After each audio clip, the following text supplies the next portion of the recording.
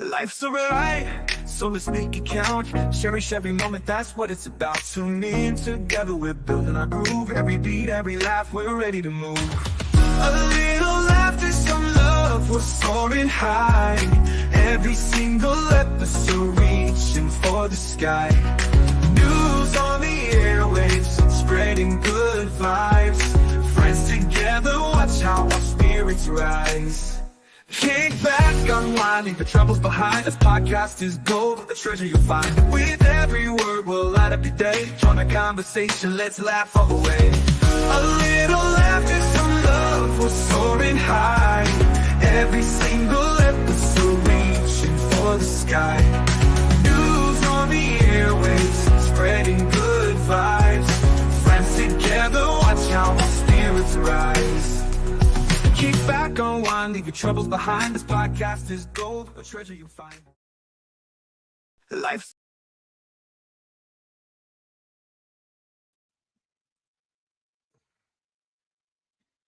Good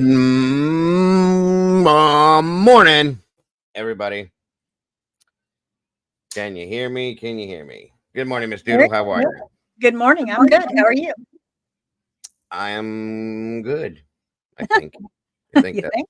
Yes, I'm okay. I guess. Yes.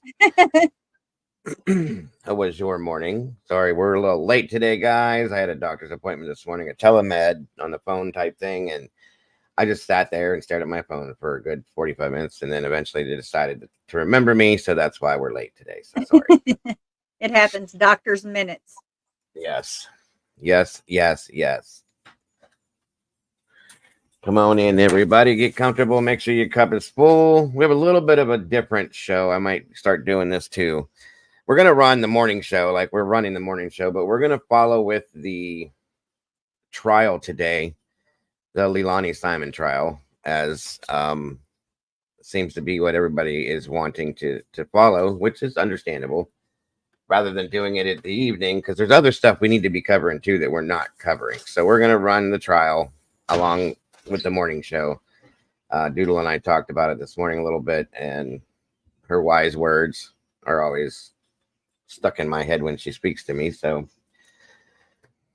that's the point that we're going to kind of feels like by the evening, everyone's kind of either already watched it or they're just tired and they can't concentrate.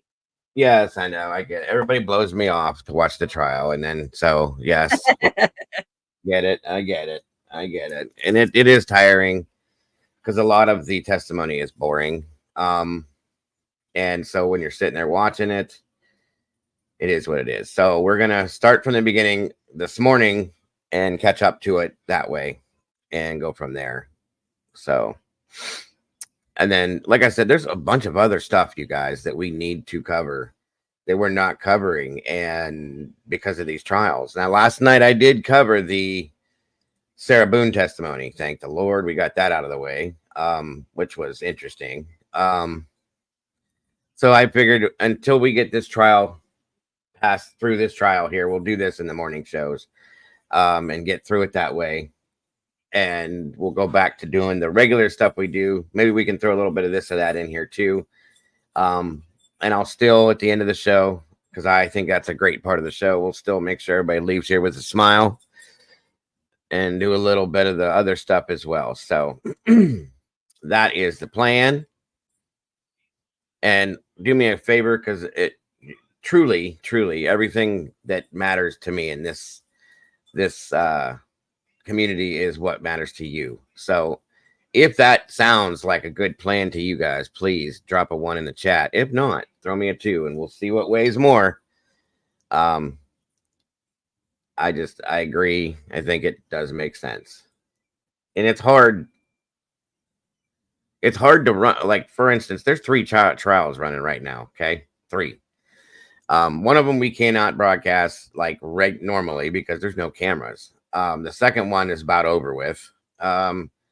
And the LEILANI trial is the one that's going to, take the longest bit of time. So I think that in the evenings or afternoons, we can do catch up on or recap on Sarah Boone's trial as well as the Delphi stuff, because that is important to me as well. So I think that's what we're going to do. and follow this during the morning show. What do you think, Miss Duty? I think so. I think that, in the evenings, people, if they're just getting off work, they're so tired and they just can't concentrate. And during the day, I think they try to be here for our morning show, but they're curious about the trial. So I think it would work out better. But I mean, that's just my guess. I don't know I, for sure. I understand. I agree. Like I said, I notice people are bouncing back and forth, and I get it. I would blow me off for a trial too. It's understandable. So no big deal. I It's don't no. think it's blowing you off as much I'm as just just trying to. teasing. I'm just teasing. Okay. I was like, don't feel bad. I think it's just they're just trying to get their justice for Quentin. Absolutely. No, I'm just teasing. 100%. I know better, and you guys know better too. So, let's see who we got with us today. It looks like Moonmit's in the house. Welcome back to you. Miss Cheryl, faithful mom Cheryl's in the house. Back to you again. Good to see you. Mystic Butterfly, welcome back. Great to have you here. Ray Baldick, welcome. Great to have you. Plus ones, hello and welcome back to you. JC Ann, good to see you, dear. Alicia J, great to have you here. Miss Cass Ermagerd, hello. Great to have you here. Brandy B, the OG's in the house again. Good to see you today. Miss Lynn, hello and welcome back. Let me see here. Let's see. Leslie and Billy's in the house. Welcome back to you. Great to have you here.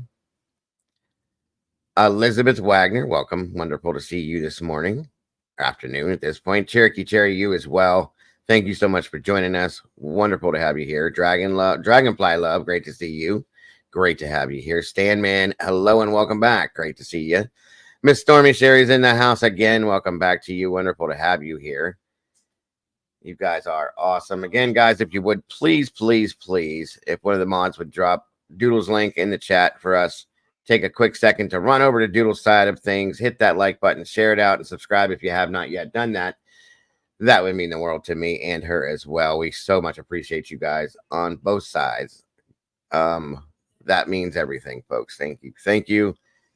Good afternoon, Steven's Adventure. Good to see you today. Thank you for joining us. Miss Krista Williams, hello and welcome to you as well.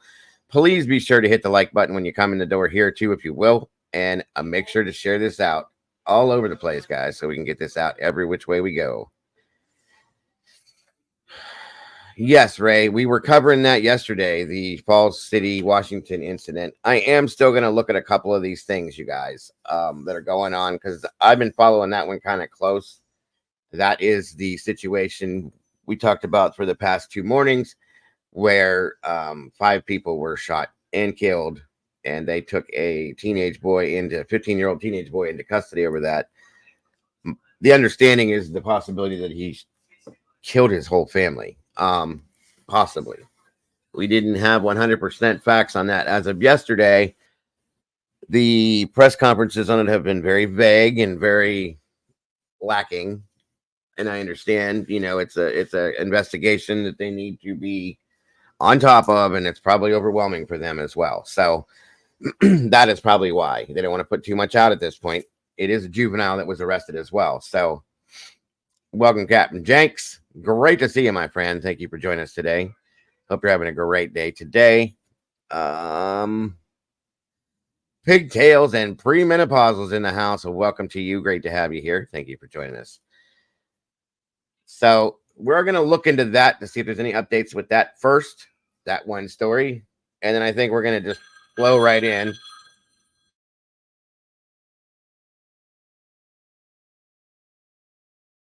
To the next story. Give me one moment.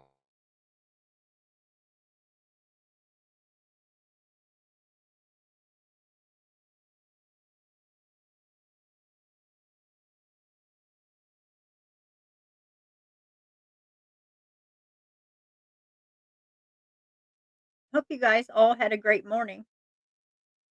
I've just been cleaning. What y'all been doing?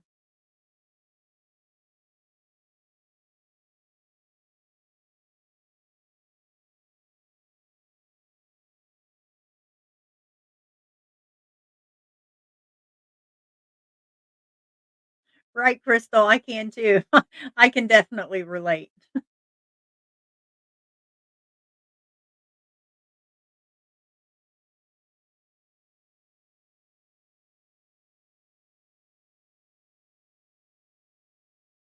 Randy, I hope you're having a good morning. You deserve to have one.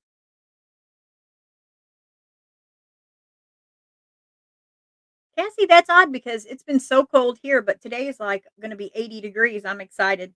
Hi, Cap. Good morning, Victoria.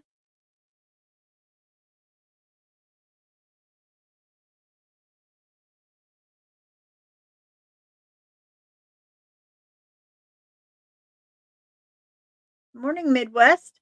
Good to see you.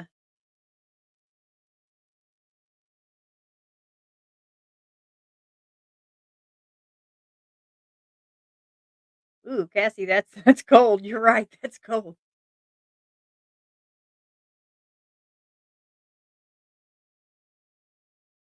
Thank you, Darcy. I am. I'm feeling a lot better now. Thank you.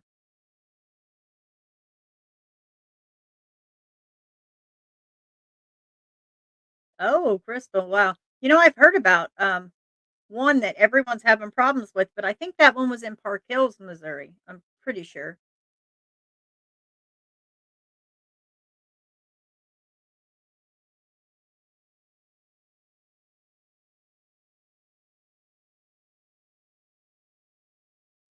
Wow, 80 degree. Wow. Is that normal for you guys, faithful, in October?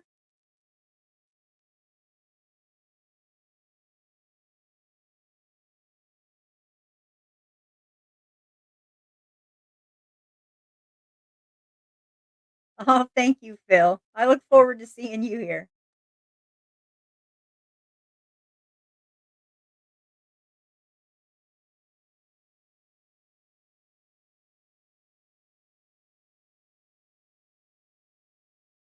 That's why everyone's sick. Some of these mornings have been like 40 to 50 degrees, and then by 3 or 4, it's 80 degrees. It's crazy.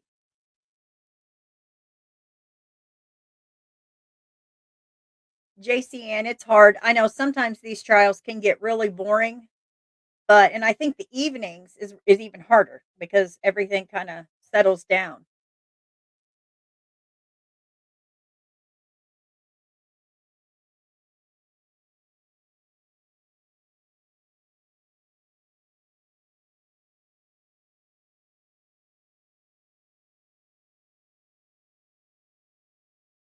I bet that was Mrs. Dago keeping him in check.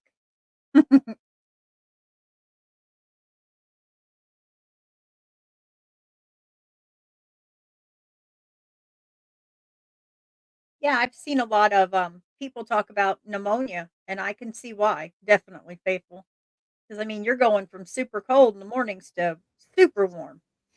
I see how it is. Just take over the show. Well, I Fine. I'm mean, leaving. dead, Bye, dead y'all. air. Dead air is so boring, so I'm just chatting away. I told you guys I'm her co-host. I told you. She's got the most beautiful voice for this and everything. Why would you want to listen to my dead ass since we're talking about dead air? I'm just kidding. Anyway, thank you so much, Doodle, for keeping everybody company. You're welcome. And again, let's see, Miss Darcy Miller. Welcome to you, Chaz D. Welcome back. Great to see you this morning. Uh-oh, Phil's in the house. Good to see you, Phil. Philip, Phyllis. Which one is it? Reminds me of that. Remember Pat from Oh my SNL? god. I was just thinking about that last night. It's 'Cause Pat. Pat, I mean, what was she? Was she male? Was Was she it female? he? Who was it? What is it, Phil? Of course, that wouldn't be. I don't think SNL could do that skit anymore. It definitely wouldn't be politically No. correct. But Yeah, definitely would rustle some feather or uh, ruffle some feathers. 100%. Anyway, wonderful to have you back, Phil. It's great to see you this morning, my friend. See, I can't even say ma'am or sir because I don't know. In Yeah, and Stitches it's is in always the so house, peaceful. They won't tell us either. and that's part of their whole thing. I get it. Oh, I love it. Liberty said, "Morning, Dado." She's so cute. I swear to God. Yesterday, Oh, when you were in there for a little bit, when we were having the Discord meeting, yeah. and she finally said, she was like, "Hi, Dado. Hi, Dado." It was Oh, adorable. I love it. and she is so pretty. Oh my goodness. She's a mini Cassie. I mean, she's a identical twin to Cassie. If you look Yep. at Cassie, you see, Liberty and vice versa. So I don't know. I see a lot of with Liberty, like you see both. but then her little boy, Link, it's like you see Cassie. Yep. 100%. I see them both, truly, but she's stuffy, but also has she's so sweet. She really is. She's a beautiful little girl. I say SRB is a lucky grandkids. I mean, grandkid, I am too. You are too. Our grandkids are amazing. I'm telling you. Oh yeah. I think she looks just like you, Cassie. Looking at your baby pictures, the same thing. I swear she looks just like you. So, Oh, I bet. yes, I'd agree. Again, Darcy Miller, wonderful to see you. Crystal Williams, Midwest is in the house. Good to see you. Uniquely Twisted Crime. Hey, all. Hope everyone's doing well. Love and respect, Dago and Doodle. As always, I appreciate you, Unique. It seems a new channel, but I appreciate you so very much. She does with the faces she makes, right? Those are mine. Get your own snack. Let's see. D&D in the morning. Dunkin' Donuts. I could really go for a Dunkin' cake donut that has the peanuts on it. You know what I'm talking about? Crushed up peanuts. Yes. Oh, yeah. Yes. Arctic Fox in the house. And I didn't do it. Damn it. I'm slow. Sorry, guys.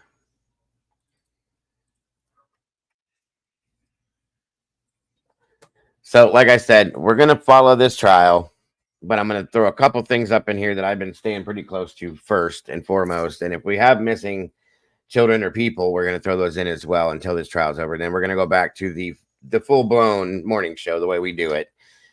Sergeant Smellgood in the house. I smelled you all the way over here, brother. Thank you for joining us. And I hope you're doing well and being safe out there, officer. Thank you for everything you do. And thank you for keeping the streets safe, sir. Get a look-see's in the house. Welcome back to you. Good evening. Where are you at? Sergeant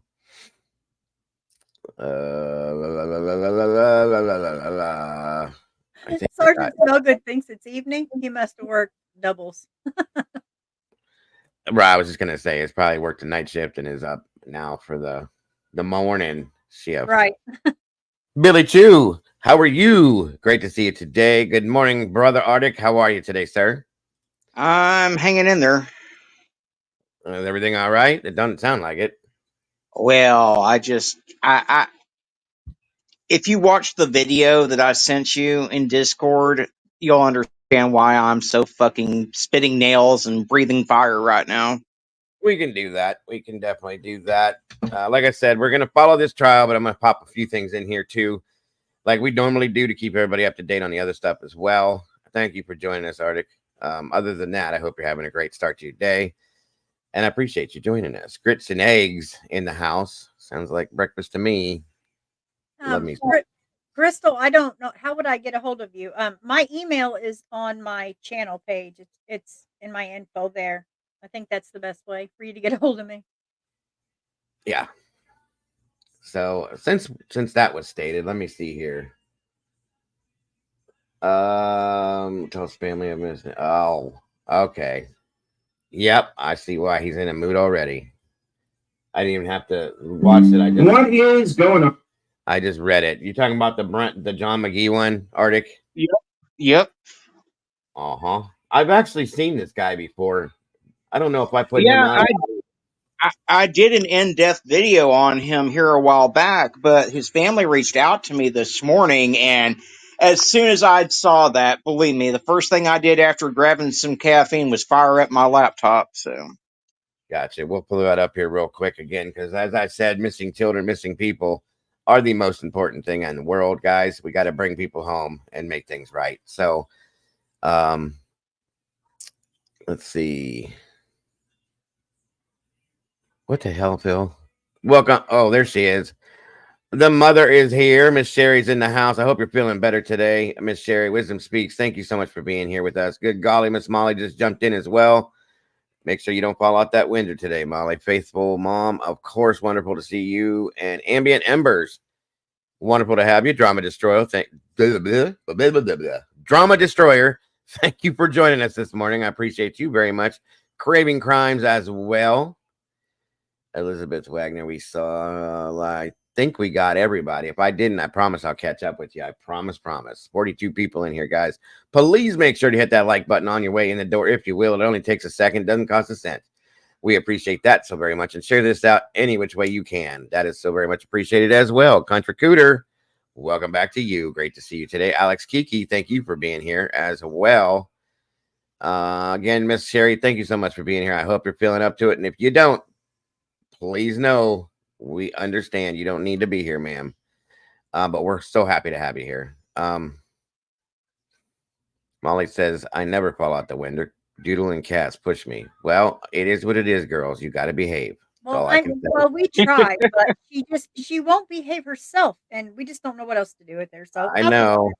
I don't want to have to put you guys in the corner now. Come on. I keep snacks in the corner. I'm okay. As long as you got snacks, the world is right. That's all there is to it. Yes. All right. Let's see here. I think I did hit everybody. If I didn't, please don't take it personal. Honestly, guys, my chat is so weird. It pops up and down. People are in and out. I see now it was so peaceful in here. I thought we reached the end of the rainbow. Well, then Dago came back. I'm so sorry. I didn't mean to break up. Oh, no. My goodness, Bill. It's like if God showed up at your party. Oh, hi, God. Good to Jesus, Bill. Okay, then. Oh, Lord. I was worried about you this morning, Dago, because I kept looking for the live this morning. And so I went ahead and started recording stuff. I didn't know if you were going to do a morning show this morning or not. Yeah, I was supposed to be done at a certain time. I had a telemed doctor's appointment this morning. Doctor's appointments are a pain in the doo-hoo. I'm just letting you guys know. I hate sitting and waiting. Hurry up and wait. That's all I hate. And you sit and wait, and I'm sitting here on my phone, doodle. I could have started this shit and probably been through it before they come in. Finally, 45 minutes later, oh, hi there, Joe. How are you today? I'm fine, great. And it was literally a 10-second appointment. That's all it was. I waited all that time for that. So that's why we're late today, and I'm sorry about that, everybody. I really am. Thanks for the compliment there, Phil. Appreciate you very much. I don't know. I haven't heard from Paula in a couple days, and I hope she is okay. I know she's been busy, but she's okay. She's got a friend that's sick. She's taking care of him. She's got her mom she takes care of, and then she's raising her granddaughter who has several things at school for basketball. So she's just really super busy, but she's okay. Okay. Good to hear. And I did hear, I'm going to ask everybody, if you will, for those of you that do, to keep, if you remember Miss Glitter forever, or Glitter is forever. I'm sorry. Keep her in your thoughts and prayers. She hadn't been in here in a while. And as you guys know, when I don't see you, I go looking for you. And she's been having some struggles in her family and in her personal life, stuff like that. So she does miss this. And she was very happy to see that I checked on her. But she just needs a little extra thought, a little prayer in her life from the rest of the community. If we could do that, please, I would definitely appreciate that. Brandy, I said hello to you twice. You need to clean out them ears, my dear. Oh, absolutely. I'm sending my prayers out to everyone right now. That's 100%. Just like Dragon. I'm sending prayers out to everyone right now, because it seems like every time I turn around, another one of us is coming down with something. Or somebody they're close to. 100%. It is not good. So I appreciate that too, buddy. That is facts. Krakow, welcome back to you. Good to see you. 2 days spent in the ER. See, that's what I'm saying. And Mystery has gone through some stuff as well with her family, which is horrible to me. And I'm just, all of you guys, I just want to put a blanket out there and cover everybody out there with love and our thoughts and our prayers for all of you and any one of you that is going through anything. And even if you're not, there's a possibility you will be. So that way you're covered, and everybody knows in this community that is exactly how we feel about that. Once you're in this community, you're part of this community, you're part of this family. We're all behind you. We got everybody's back in here. So amen. You're never alone. That is one thing I want everybody to remember. And that's what Glitter is forever. Felt completely 1000% alone, she said. And I said, you're not alone. Once you're part of this community, you're part of this family, and that's just how that works. So, but she is okay. She's just struggling right now, and that's why I wanted to put that out there. And I appreciate all of you guys being that way too. Sorry, guys. I'm trying Yeah, to I throw see out. several here saying that their allergies are going crazy. I think all of our allergies are going Yeah, nuts right now. I washed my car yesterday, and it wasn't even parked for 30 minutes, and it was yellow again with pollen by the time I went outside to go do something. So, it's crazy too. Like this time of year, I never had allergy issues ever. And I'm telling you, I've been wheezing and all sorts of crazy shit. It ain't been fun. So yeah, it's weird this year. Which makes me wonder, are we gonna have a bad winter? Does this lead to that? Maybe. I hope not, and I'm praying not. I mean, it'll be okay because I'll be here with you guys either way, but I just don't want to have to deal with no snow other than 2 days for the whole year. Other than that, I'm good. All right, I dropped those extra notifications there. Let's throw this up here real quick that Arctic brought us in and see why he's got his eggs in such a tussle. And Dane Crawford, welcome to you. Language warning. Okay. Yes, folks, there's a language warning coming up here, so please be prepared. And thank you for that, sir. Absolutely, Miss Cheryl, and we appreciate that. And not everybody is a praying person. So when I say that, you don't have to be. I don't want anybody to be offended, and that's okay. I just want everybody to keep that person or those people or the whole community in your thoughts. That's all I'm asking, if you can. Nothing more, nothing less. Mama Bear is in the chat as well. Good morning, our lovely Mama Bear. Appreciate seeing you in there, and I hope you're doing okay. I'm sorry that you're back where you are again, but I hope everything is good for you, and we're happy to have you in here. I haven't been feeling all that great myself. I'm tired all the time. When I try to do something, the room starts to spin. I have to sit down before I fell down. Well, that ain't good. You need to go get checked out, Miss Brandy. That doesn't sound good at all. So first off, make sure you're eating, okay? And go hit a doctor, if you will.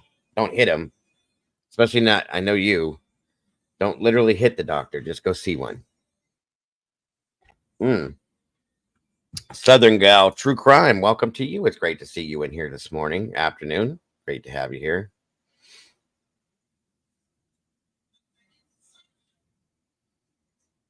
Let's see. All right. Captain Jenks, good to see you. Good to see you. All right, guys, let's throw this up here. Again, according to Mr. Arctic, language warning.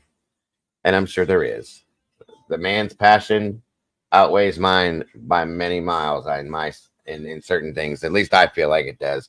I'm very passionate, but he puts it out there, guys. I'm telling you right now. So thank you for putting this together, by the way, Arctic. I appreciate it very much. no problem. On guys, this is Arctic Fox. Welcome back to the channel. Now today I am covering a case that I've previously covered on the channel, and that is the case of John Brent McGee, who is missing out of Leachville, Arkansas. Now, this isn't an update as such, but something that's been brought to my attention that I really wanted to kind of cover here, because this family has been running into issues in trying to find their missing loved one. Now, for those unfamiliar with the case, Brent McGee has been missing out of Leachville, Arkansas since the 11th of July, 2024. He was last seen wearing a light blue t-shirt, khaki-colored cargo shorts, and Hey Dude shoes. He has loyalty tattooed on his chest, along with additional chest tattoos. He has B tattooed on his upper left bicep and Carpe Diem on his left forearm. He also has a Punisher skull tattoo colored as an American flag on the backside of his left forearm. Anyone with information is asked to contact the Leachville police. And of course, there's a lot more to this case. There is a video that I've previously done that goes into all the details of the case, and I'll put a link to that in the description of this one. But why are we here today? Why am I coming to you today? Well, the reason why I'm coming to you today is that the family has been told that while they're out searching, which they shouldn't be having to do their own searches, that should be on law enforcement to do. But they have been told that while they are out searching, if they do come across bones during their searches, that they have to get them independently verified by 3 qualified medical professionals. And if all 3 of these professionals say that the bones are human, then they will come out and retrieve the bones and send it to the state crime lab. Authorities will. Now, as many of you know, I've got my degree in criminal justice, and I have never heard such bullshittery in my life. In fact, We're going to stop that there just for a quick second. New word. I like that, first of all, bullshittery, because it is absolute bullshittery. What do you think, Arctic? Like, what's the deal with this? First off, Well, I think if law enforcement had enough research skills to even use Uncle Google, they'd have been able to pull up the fact that in these cases, a medical examiner is supposed to be called to the scene, and they can determine pretty much right away whether the bones are human or not, unless it's just ittle bitty fragments. But if it's actual bones, yes, they should be able to determine that right there on the scene. agreed, agreed. And that makes no sense. And as I said, real quick here, I'm calling it A for what it is. A bullshit. Oops, sorry. A bullshit. Sorry. A bullshit. Yeah, sorry. A bullshit. Sorry. A But sorry. bullshit. Yes, that's all. This is one more time that I've got to call the bullshit on this. This is crazy. This makes no sense, and I see why you're pissed off. I don't.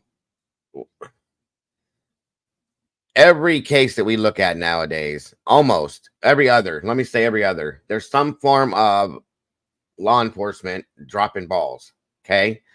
No pun intended, but literally dropping the situation is a joke. They're not doing what they're supposed to do. What is going on within law enforcement? I'm not saying all law enforcement, please don't get me wrong, but why are there so many agencies now that have become lazy, or they're making these mistakes? It doesn't make sense to me. In my This is opinion, this yes. is when it started with the defund the police. Uh-huh. So many started just slacking and not doing their job, and not to mention their pay. I think that they look at it like, I don't get paid enough for this, which is sad because people Yeah, still need justice and they don't look at it that way. right. It's crazy.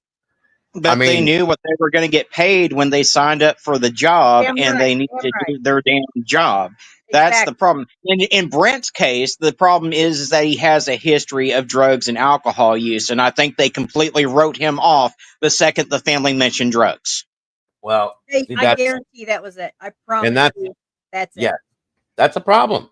If you're involved in drug use whatsoever anywhere in your life, or you're a prostitute or have been involved in prostitution, you don't exist. You're not important. That's bullshit, folks.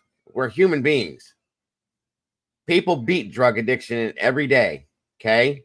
If all they need is a little help here. So just writing them off and ignoring the fact that they go missing doesn't mean that Yes, they're not. that even includes family. How many Yes. families do you see that someone has an addiction and they just like disown them? They don't offer them help. They don't try, like they just stop loving them because they have a problem. That's not And okay.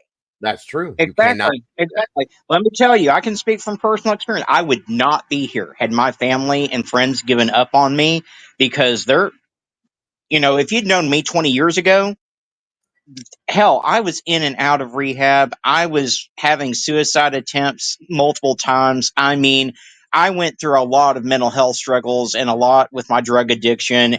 And you can turn your life around. But the thing is the person has to make that decision for themselves. No amount of pressure by family, no amount of pressure by friends is going to cause them to make that decision. But eventually, they can see that light at the end of the tunnel. They can flip that switch. They can get the help that they need, and they can get off of the drugs. It's Yeah, out there, guys. The book. Yes. Yeah, go I ahead, agree. Doodle. I'm sorry. And don't give up on them. Like so many people, I've seen so many people just give up on them. It's like they're your family. Offer them help. Yeah, it's going to be hard. Yes, they're going to fight it. But if you love them, don't just give up on them. Try, keep trying, because that It, one every, one person could make a difference. here's the thing, folks, and let me put it. I've always said it like this. Okay, it's a disease. It is a disease, and I don't care what anybody says. It is a disease. Alcoholism, drug addiction, all of it is a disease. Okay. Exactly. And let me tell you, a lot of this addiction wasn't a bad choice that these people made.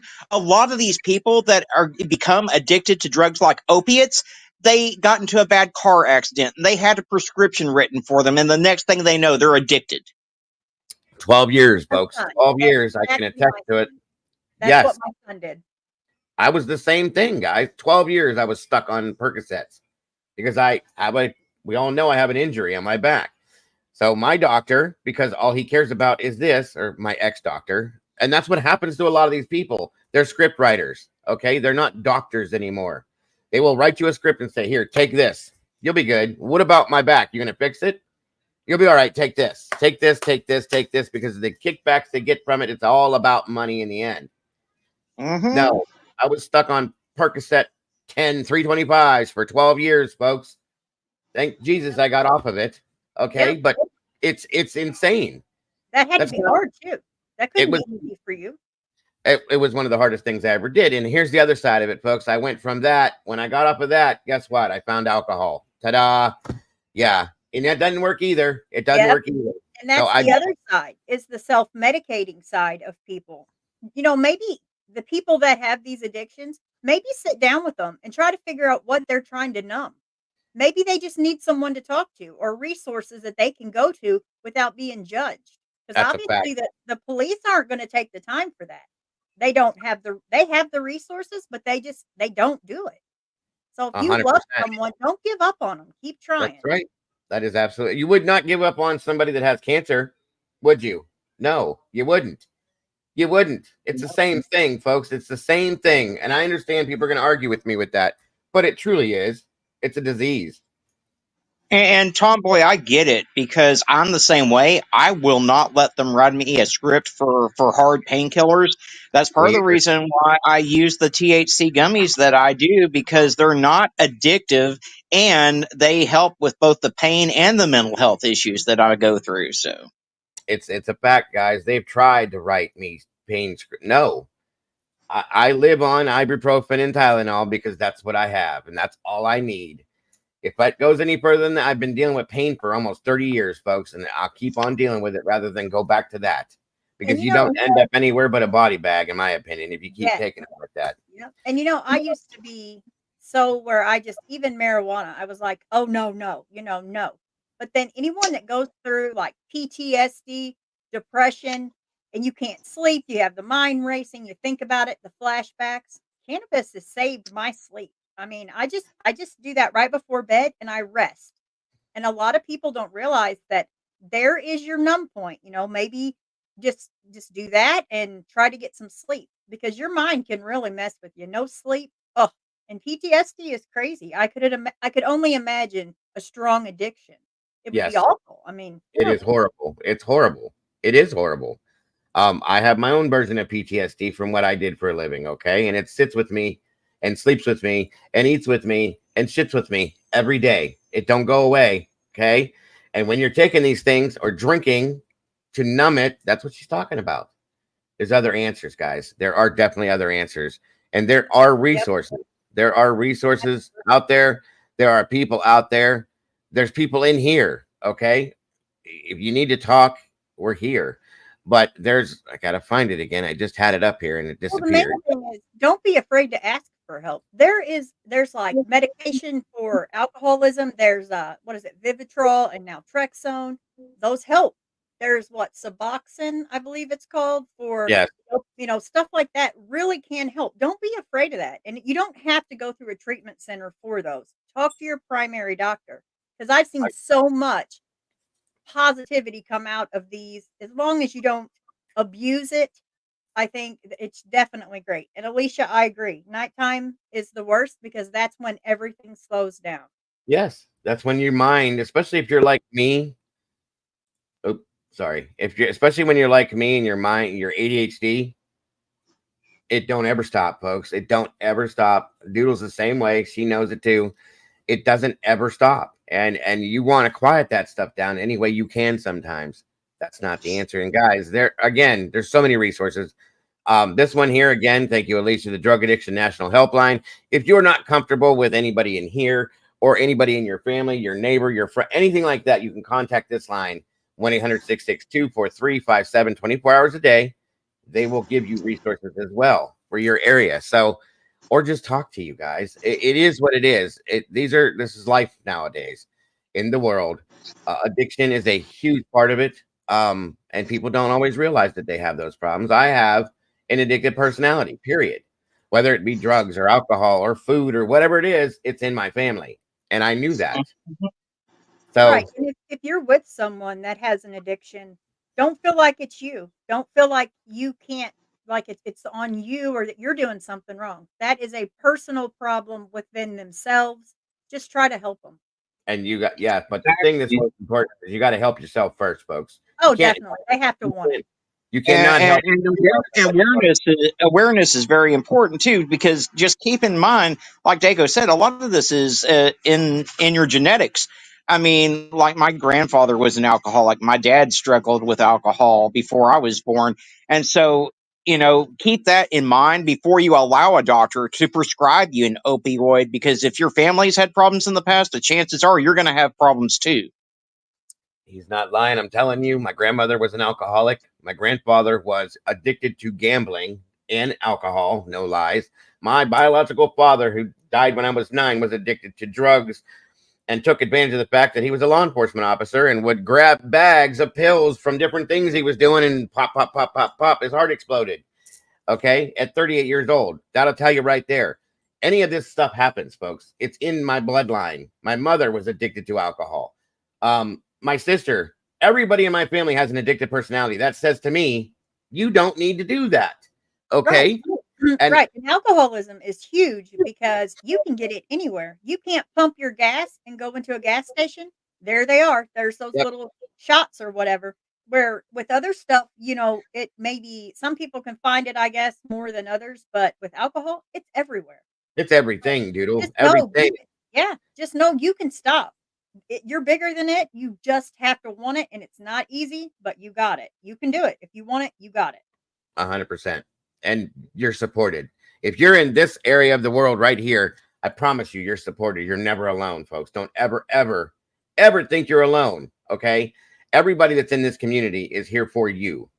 Okay. The 3 of us that are up here right now are here for you. Right. And I'm well, telling you. with alcoholism though, if you are really, really bad, I wouldn't just try on your own, No, and if you know someone that is really, really bad, because that is a very hard withdrawal that, people have lost their life from that. So if it's really yeah. bad, treatment centers may be the way to go with that.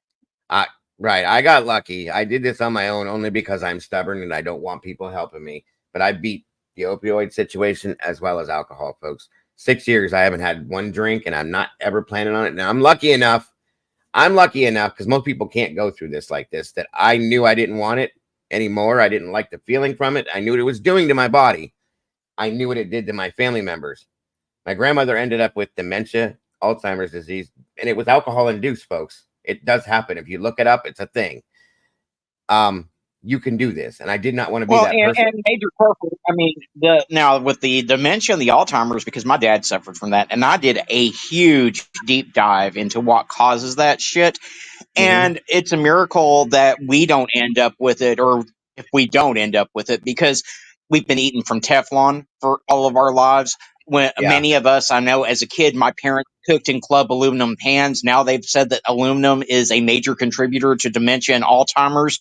So, you know, and our environment, and then 3M and DuPont, they dumped PFOAs into our water supplies all across the nation for years. So even if you get away from Teflon, and they're materials that don't break down within your body. Once they're in you forever. So absolutely. That is fact. I'm glad you know that stuff too. That's awesome. Very true. But like I said, there are different versions of the dementia and Alzheimer's and stuff like that. I never knew that. That was when my grandmother was diagnosed with it. That's when my mother stopped drinking, because my mother, same thing. And they had the propensity to be addicted to it. We all realized this is something that's not going to be good for us in the future. You Right. got to figure it out. And I got lucky, like I said, with the alcohol side of it. I put it down one day and I never went back 6 years ago. And Never went back. sometimes it takes your partner, your friend, whatever, to actually bring that to light for you. You know, Hmm. for me, alcoholism has been was a problem for me with trying to numb thoughts and numb, PTSD crap. But then sometimes it takes that one person that never gives up on you, that says, "Hey, you're better than this. Cut this shit out." And before Agreed. you know it, you care about that person enough, you're gonna stop. You are. Exactly, because you are important, folks, and you are loved by everyone. Okay. Please don't think you're not worth it. Please don't think that you're alone. Please don't think that you can't do this, because you can. I And the don't want past you. never defines you. The past, leave it there. 100%. 100%. It is not worth it. It is not. Okay. I mean, it's fact in for the three of us sitting right here are absolute testimony to the fact that it can be done. And here we sit doing what we're doing right now today. Okay. Every one of us have had our own addiction issues. Every one of us have been through hell and back. I can promise you that. Okay. Here we sit, as positive as we can be, and doing what we're doing to try to bring awareness to all these other situations, guys. It can be done. You just need to do it. And you the need main thing is to never want you guys to ever have to go through the hell that we did, I guess. For me, no, that's how I feel. Like, I don't want anyone to ever feel like they have to no. numb everything around them, because that's not living. It's not. Jesus Christ, Walt. You're insane. I swear to God, Walt Harris. Or, I told him can't- that explains so much, knowing that he drinks paint thinner. yeah, and then he says, Alicia, you ever tried quitting root beer? Even more difficult. Walt, what the hell is wrong with you? I swear to Why? God, this dude. What's up, Phil? But truth, folks. No, all jokes aside, truth. These are actual truth facts, okay? True facts. I'm sorry, not truth facts. True facts, and it's what it's all about. Okay, I will drop everything I'm doing right here and now. If somebody needs me to talk to me about a situation like that, I'm telling you right now, because it's that important to me, for everybody. Right. And Because That's most of us were taught that an addiction is so wrong. You're a bad person. How dare, you never want to do something like that. You're ashamed of it. You know when you're doing it, whether it's alcohol, whatever, it's wrong, but it's taken over you. it But does that. you just exactly, have to exactly. put in your head that you're worth it and you can beat it. Because no one that's an addict or has alcoholism, whatever, feels good about their self. I promise you. You're not a bad person, though. That No, doesn't no, make you're you a not. bad person. No, no. And all of us on panel are here for you if you ever need anyone to talk to. If you're going through something, I mean, I know my email's in my description, in my channel description. I've got a Facebook page, Arctic Fox True Crime. Dago always puts his emails out during the chats and the lives. Doodlebug is easily able to be gotten a hold of on Facebook. All of us are here, so if you ever need anything, don't hesitate to reach out to any one of us. Right, because we're not going to judge you. We've lived Never. it. We know the hell. So if you need help out of your hell and we can help you, here we are anytime. Absolutely. And you guys know I love every one of you people. I am a very compassionate person, and I love people. That's my biggest downfall, is I've always been that way, and I give everybody the chance. I see the good in everyone. I always will, regardless of situational stuff. Okay. I'm always going to be here for the people in this community and more. If you don't think that, if you have somebody that from a different community or just in general, that bring them here. I'm telling you, we're here for everyone. Okay.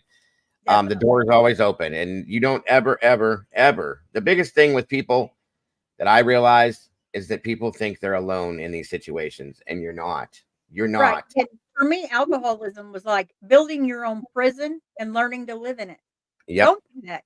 You can be happy. You can get rid. You can do this. You can beat it. I promise.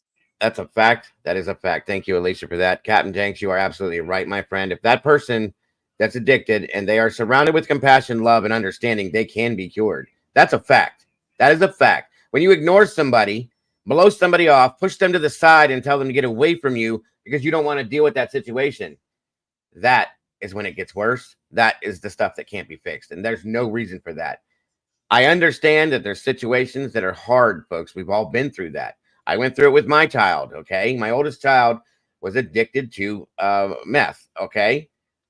And I couldn't have it around my other child or my grandchildren. And I had to do it from arm's length. But what you do then is you build other people up around him that you know can help him. That's how that works, guys. There's other ways to do things. So I understand there's different stories, different circumstances. There are still ways to do this, 100%.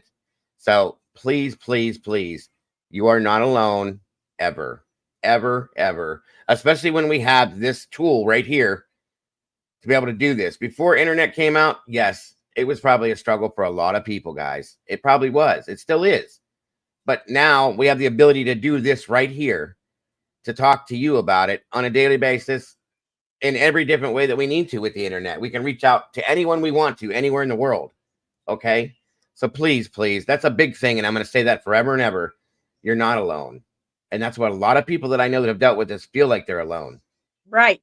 And I just ask that you don't just give up on them, just because sometimes for some people, you love that person that never gave up on you more than the addiction, and you want to fight to get rid of that addiction for that person. I mean, you Yeah. just don't know. You may be that person that can change an addiction for someone. You may not. You may have to cut ties. If they don't want it, you can't make them. You may have to cut ties, and that's healthy too. But Amen. if they want to, please help.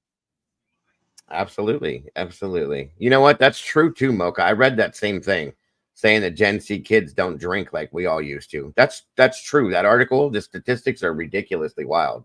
They don't drink like we used to, okay? And that's good.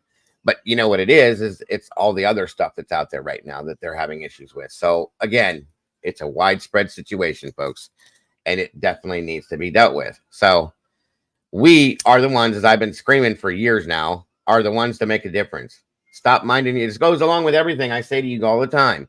Stop minding your own business. Please stop minding your own business and do the right thing. That's the problem. Everybody has always minded their own business. And it's not my problem. It's not my business. I'm staying out of this. Don't do it. I'm asking everyone to stop doing that, whether it be child trafficking, drug use, alcohol abuse, any of that kind of stuff. If you see something, say something, please.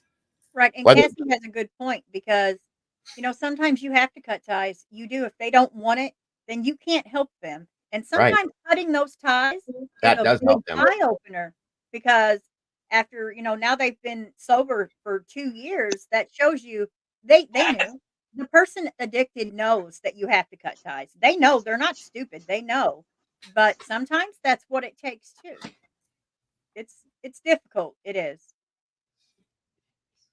Yes, ma'am. Yes, ma'am. I'm gonna say one more thing, you guys, and this is hard. I've done this before.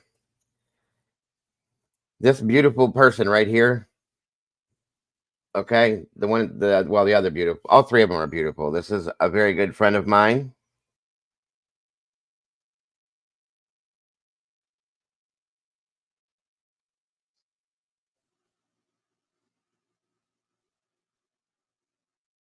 I think you're muted, Dago. You're muted. Can you hear me now? Yep, much better. You didn't hear anything I just said. Okay, so once again, these three right here. This is a very good friend of mine that is no longer with us. She's gone. This one in the middle is my beautiful wife. And this one here was my best friend of 42 years. Her name is Angie. She's my heart, folks. Okay. 42 years. And she's gone. She died from cancer. She was a functioning alcoholic. 100%. Okay. Every day I spoke to her on a daily basis. Every day I did something to try to get her to stop drinking. Every day I reminded her how important she was in our life, to my children, to myself, to my wife, to her family, to all of it. And it didn't stop her from drinking. Twice in our relationship, I walked away from her and said, I can't do this anymore. I had to cut ties from her, hoping that would change things for her. And it didn't. Okay. It made it worse for her in that situation. But to the very end, to the very, very end, when she got sick and realized she wasn't going to make it through this, which is very hard to talk about, she told me at one point, I wish that I would have listened to you and I would have had more of a life with you. Do not let those things, these addictions, take your life away from you anymore, because there would have been so many more things that Angie and I and Brandy, my wife, could have done together if Angie didn't have the problems that she had. She was the most high functioning person I've ever seen in my life. You would have never known she was an alcoholic, but she woke up, started drinking to the time that she fell asleep at night every day for 32 years, folks. Every day. Okay. It doesn't make sense to me. And she started drinking when she was so very young. And it was because of her family. You know, they were addictive as well. I Yeah. regret I mean, a lot of. Go ahead. a lot of it, a lot of the drinking and the drug use starts as a coping mechanism because of the fact that the mental health resources aren't necessarily always available. I mean, it was, for me at least, personally speaking, it was self medication. I was going through a lot. I was dealing with a lot. I was coming to terms with a lot of things, and I tried to talk to people. I tried to tell my family that there was something wrong, and they wouldn't listen. I mean, so it literally took me almost dying before people took me seriously about something being wrong with me. It's fact. These are facts. um, you can't ever give up on the people you love, folks. You can't. I'm just saying you can't do it, because that sometimes we are all that they have, period. Her situation was a little different. She came from a very ethnic family. She was Greek, and they don't believe in doing certain things or getting certain types of help, so on and so forth. And I regret not doing other things, okay, to help her. She's not with us physically anymore. I know she's always going to be with me in my heart, okay? Just remember situations like that when it comes to stuff like this, that you don't ever know. Tomorrow's never promised. What's going to come to you the day after you feel like doing certain things. Making decisions is what I'm trying to say. Okay, you just never know what's going to come the next day. Do everything you can to help the people you care for, and then some. Okay, that's all I'm asking. That's all I'm saying, because in the end, there's regret. You don't want any of that, folks. Like Doodle said earlier, nobody should have to go through the hell that three of us have been through, and many, many more people have been through. Okay, do everything you can. Keep your hands reached out. Okay, so that somebody can always grab a hold of it. And use the resources that are here. Okay, that's why I started sending these numbers out through my live streams, all of that.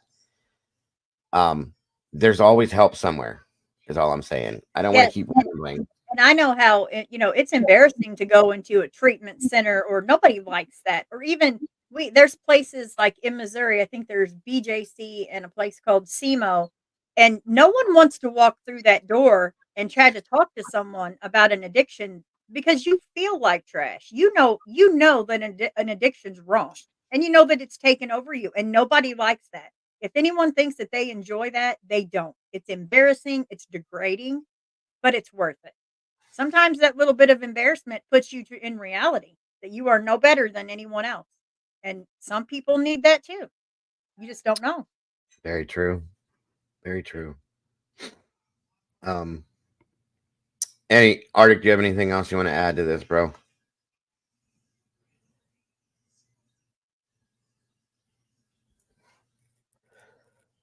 Yes, Like, Cap. Cap, that's a fact. And you know what? Captain Jenks says it's like throwing out a life preserver over and over and hope they finally grab it. And here's the thing. You can't ever stop throwing out that life preserver. That's the one thing I'm saying. That's what we're all saying. You have to continuously do it. One of these days, they will grab it. They will grab it. Sometimes, because if that life preserver ends up taking you down and they're not grabbing it, sometimes you might But have to you go back. But you don't have give up. you have to know that difference, right? Agreed. Thank you, Dragon Fly. I appreciate that. Good afternoon, SR BBBB.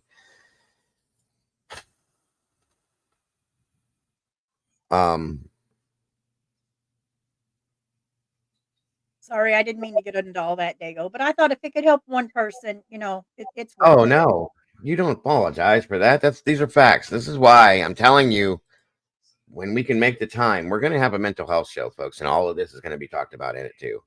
It's something that needs to start happening regularly for different reasons, but yes, Miss Sherry, you're probably looking at whose chat are you in, Miss Sherry? You're in Doodlebugs. That's probably why you don't see everybody that's in Oh, mine. yeah. Yeah, it's so confusing. Once this trial's over, I mean, this, free trial through StreamYard, I'll probably not do this. It's kind of a No, learning thing for me so I can figure it out. It's helped a lot. I understand, SRB.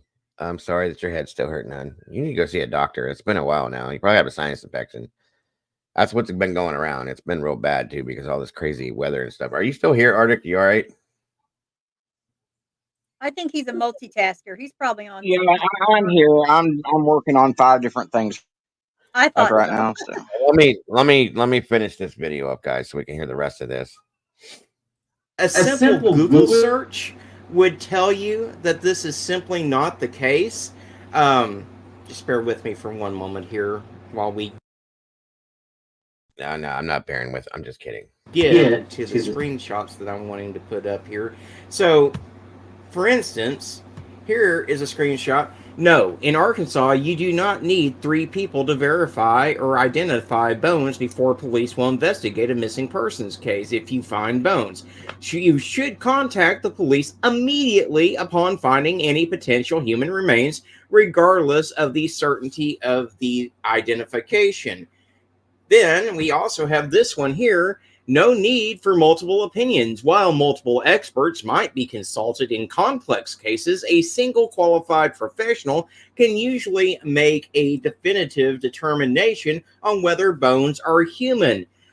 Here's the deal. Anytime you're out searching or are involved in a search for a missing person and you come across bones, you contact law enforcement. What they are supposed to do is send the medical examiner out who can immediately determine whether or not those bones are human.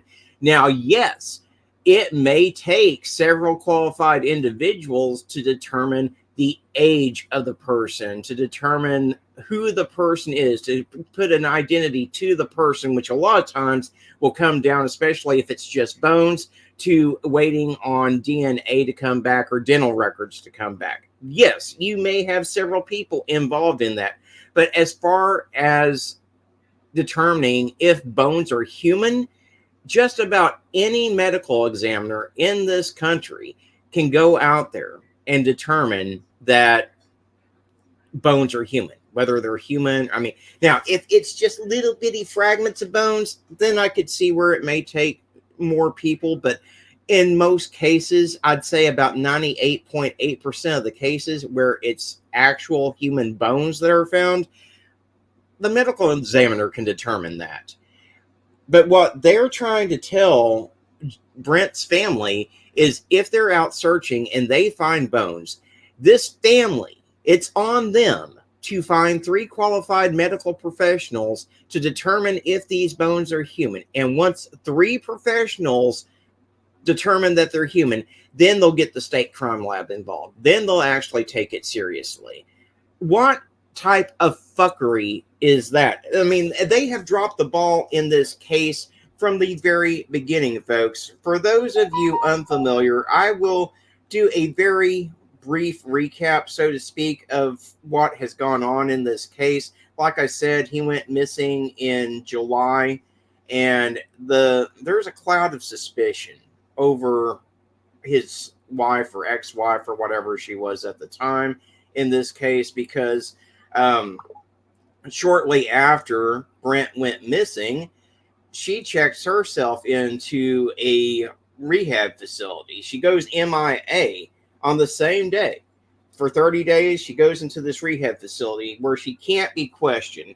And when she is released, she gets arrested for old warrants, but then moves in with another man and shows zero concern for her husband until after 54 days of him being missing, and after the facts that dogs come in and pick up Brent's scent and follow his scent to her new boyfriend's house. And then the scent disappears. Brent's still missing, and there's no reason to believe that there is reason to believe that Brent's body may have been dumped at an old sawmill or in a river that runs along the sawmill. And the family can't get the local authorities to help in the search. Brent's mother has private detectives, and they're still not getting anywhere. And so, you know, I was asked to get involved in this because they need national coverage. And now this family who already has for all this time been having extreme difficulties with law enforcement, even assisting them in trying to search for Brent, has now been told, hey, if you happen to come across bones on your search, don't call us. Get yourself 3 independent experts to come verify that those bones are human. And then once you have done that, then maybe we'll come out there. Maybe we'll send the medical examiner out. Maybe we'll send it to the state crime lab and determine if it's Brent or not. That is the biggest bunch of bullshit that I've ever heard in my fucking life. Now, I want everyone that is listening to me today to get on the phone and to get in contact with the authorities there in Leachville and tell them what fuckery this is. You can reach the Leachville Police Department at 870-539-6604. Again, when I got, and I wasn't just reached out to by Brent's family, I had 2 or 3 different people reach out to me this morning with this information about what the family was told. And when I saw that, I was so fucking heated, guys. I can't even begin to tell you. The first thing I did once I had a little caffeine in my system is I fired up my laptop to do this video. I need everyone to contact the Leachville police and to tell them, A, start taking Brent's disappearance seriously, for one. Start helping this family with the searches so it's not on them. And 2, stop with the bullshit. Stop telling this family shit that's just simply not true.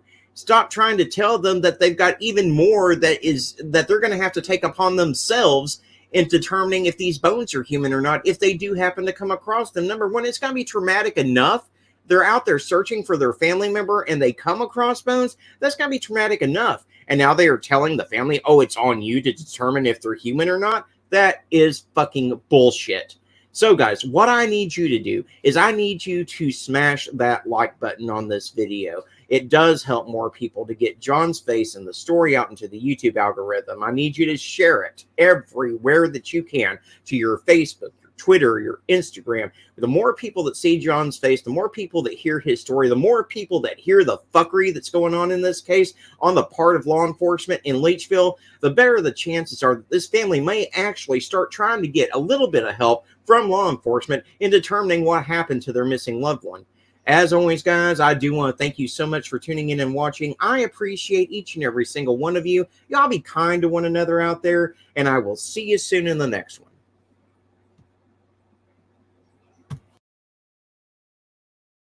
Thank you, Arctic. Thank you, Phil, for gifting that membership. That's very much appreciated. And again, guys, as he said, contact the Leachville Police Department at 870-539-6604 and say, hey, what the hell? Okay, this is bullshit. And this is another reason why we have the situations that we do, you guys. It's unbelievable, the things that happen. It's enough. It's enough. It's out of Arkansas, Captain Jenks. Leachville, Arkansas. I have never heard of this. I have never even. No. This is crazy. And you've worked in law enforcement. I've worked, in firearms. Never heard of these types. Yeah. How the hell can they do that? It's not their responsibility. Come on. 100%.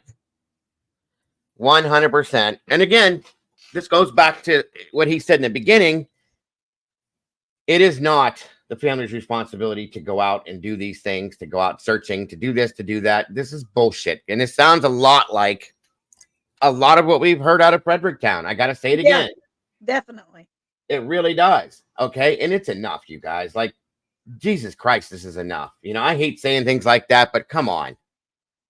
When is everybody going to be fed up enough to the point where they start saying things to the people that are causing these issues? Okay. Law enforcement is law enforcement, and we support it wholeheartedly. 100%. Okay. This is not acceptable. I'm sorry, but it's not. and it Well, cannot and why aren't more bigger creators covering shit like this instead of going on and droning on about the same two cases every single day on YouTube? This is the agree. shit that needs covered. Yeah. This is the corruption that needs to be uncovered. Yes, That's sir. right. They want to help. This is the type stuff to help.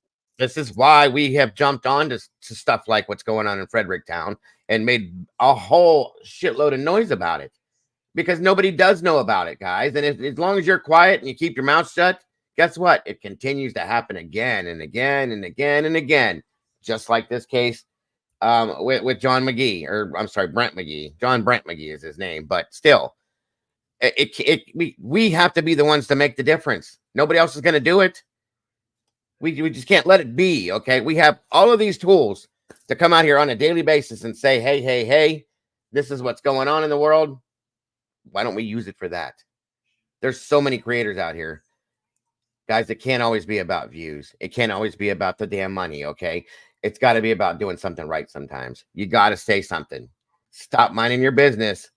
Start making a difference. And when does the family have to start paying for all of this and finding people on their own? Why do we have a justice system? Come on. Thank you. Exactly. I mean, it's just like Barbara having to go out and pay $5,000 for an independent autopsy on Timmy. She should have never had to do that had a qualified individual done the autopsy correctly in the first damn place. Exactly. And they're 100%. not going to reimburse that either. You can bet. They're not going to reimburse her for anything. No, that's all on her, and as it always has been. And now she's spent every dime she's had, okay? Every dime she's had on all the materials that she needs to get everything handled to get justice for her son's case. Yeah, we're working on an Amazon wish list for her. Yes, She's got to yeah. figure out how to do it. And I We'll think get it that's working. best for her address wise. I think that's the best way to go. I might just offer to get her like a P.O. box because they can still give her a slip to pick up the items. That way it's Right. not like her direct address. If she wants to do like a selling the bracelets or something like that. But as far as Amazon, they wouldn't see her address anyway. Right.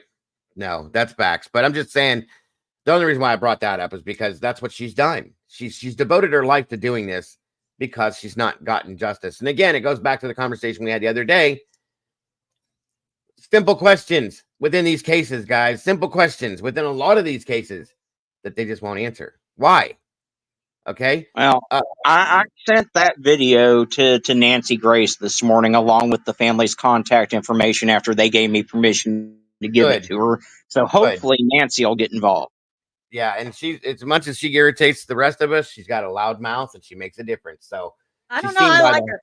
I like her. That's why I like her. I've spiciness. actually started to like her. Yes. Yeah. Thank you for that, Arctic. That's a good reason to be in an uproar, I should say, right now. Sure, JC. I guess you can join us today. Absolutely. Thank you, Phil, for that membership. I cannot tell who got it at this moment. Oh, wait, I can. Hold on a second.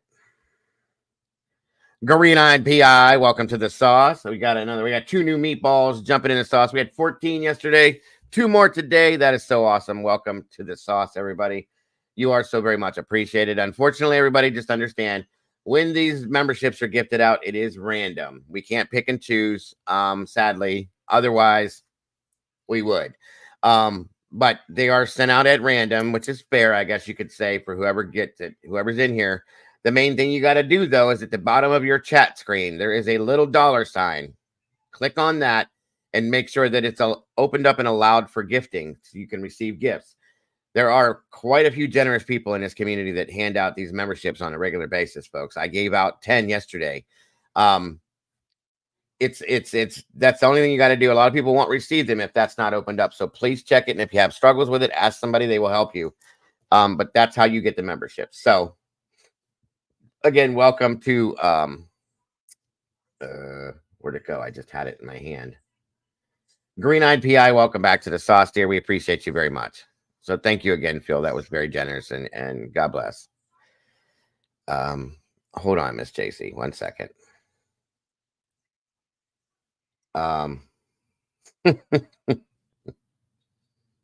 Let's see here.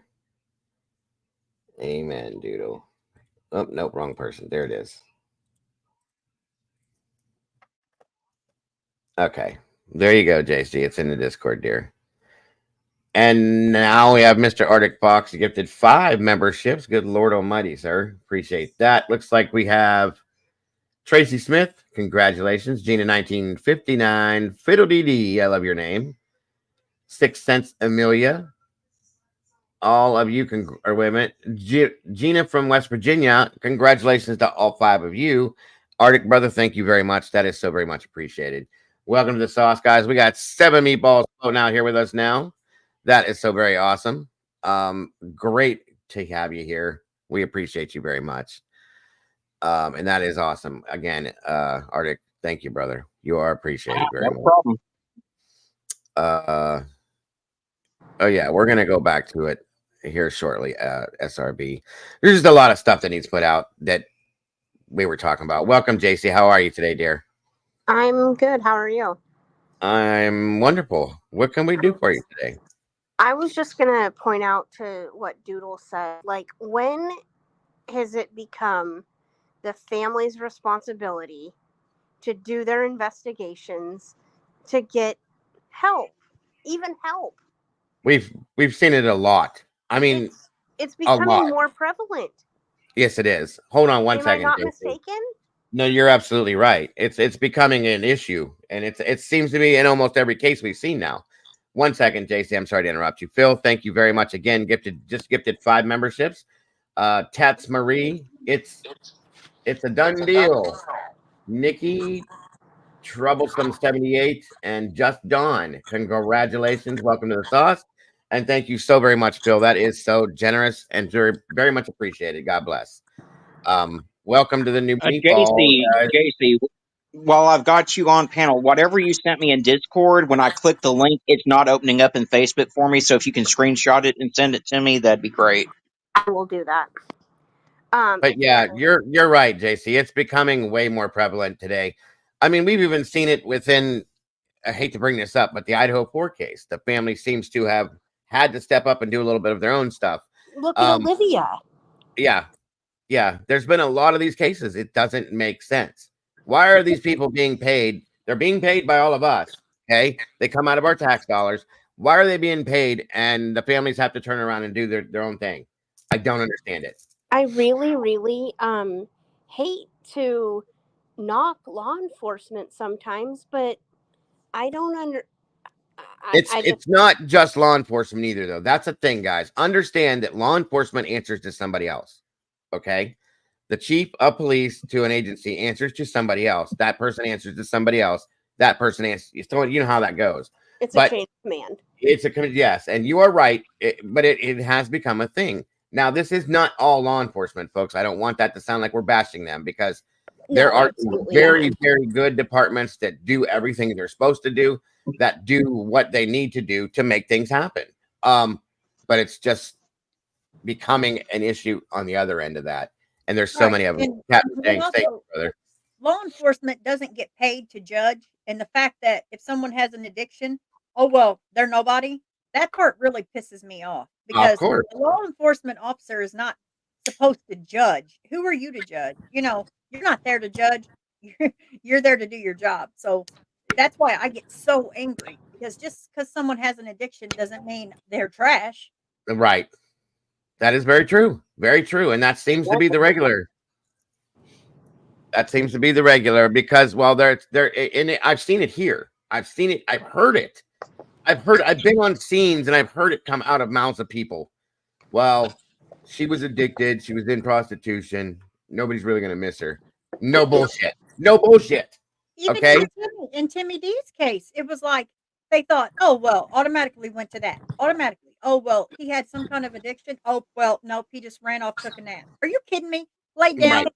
No. Okay, I have a question, and Doodle, you might know this. 1 second, real quick. Captain Jenks, thank you so much for that super chat, brother. You are appreciated. Go ahead, JC. I'm sorry, hon. Nice. Is it? I mean, I would like to think that Florida is a role model state, because they, like Mom said, like they are trying to, be a role model, and they have the sunshine law and like all that. But lack of worse in some states than others. I mean, Well, yeah, I mean, definitely because it depends on their funding too, how big their department is. Is it a small town? Is it a big city? so All of it's that not together. it doesn't just fall on the state, it falls on like the commute, like the Yeah, size of the the departments yeah, as well. like yeah, and the education of the department. A lot of Yeah, these small towns are not trained for huge homicides or but in these cases, right. they have their training, they're just not following through with it. They're like, "Oh, well, let's leave it to the family." Like they're done with the case. They don't care. And that's they're not there to not care. No, that's a problem. That is a huge problem. I mean, because I remember when I was in my small town that I'm from, we had a boy in the community that was a known um, mischiever. I don't Hmm. know. He was known to get into mischief, okay? Right, right. And he had been like robbing place, like, okay, so I guess he knew that there was some pizzas the in the basement of the church, okay? And I don't know, but I think they like said that they thought someone was breaking into the church and robbing the pizzas or something. And so, the department, are small, maybe one or two police officers were, looking into it. And one night, um, the police chief went into this bar that was abandoned and it had been, vacant for months, and found the kid there. And the kid had a weapon. And so the police officer fired at him, Mm. told, you know, commanded him, told him to put it down, like whatever, thought he had a weapon on him, what looked Hmm. like a weapon, shot at him, killed him. Um, Jesus. and as much as I didn't like the police officer because he was just an arrogant ass, but this happened, and by golly, if he didn't end up getting on paid suspension and then like whatever, and then got on uh, unpaid suspension for months, and then ended up having to go back, because That's when he proper was, though. That's a proper investigation. You do that yeah, yeah, anytime Right. there is a shooting, you have to go through a whole bunch of channels, a whole bunch. yeah, and he ended up, being on unpaid for months, and then ended up having to go back to the force that he didn't want to because of the treatment that he got. Ended up having to go back for so long to get his back pay. Mistreatment. What do you mean by mistreatment? Like how was that? How was he mistreated? Um, he was just, I think that I can't really explain it. Like he was just, it should have been. I think he should have been able to go back as like soon as he could, Oh, but Hmm. for see, some reason, legally, but legally he couldn't.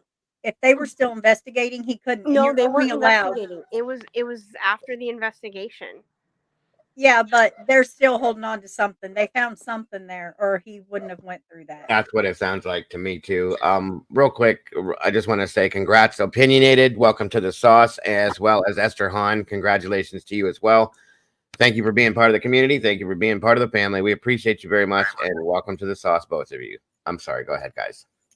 But yeah, like he just got so, like, he didn't want to go back because of the scrutiny that he faced from the community, and it was just awful for him. I mean, absolutely awful. And Well, he ended up going back, and I mean, everything was fine, yeah, but that goes back and forth though because I know, of course, it was awful, but like it's just part of it. The investigation alone is going to be horrible for him. So, yeah, but that is proper protocol. It really is. yeah. Yeah, it sounds I like mean, it.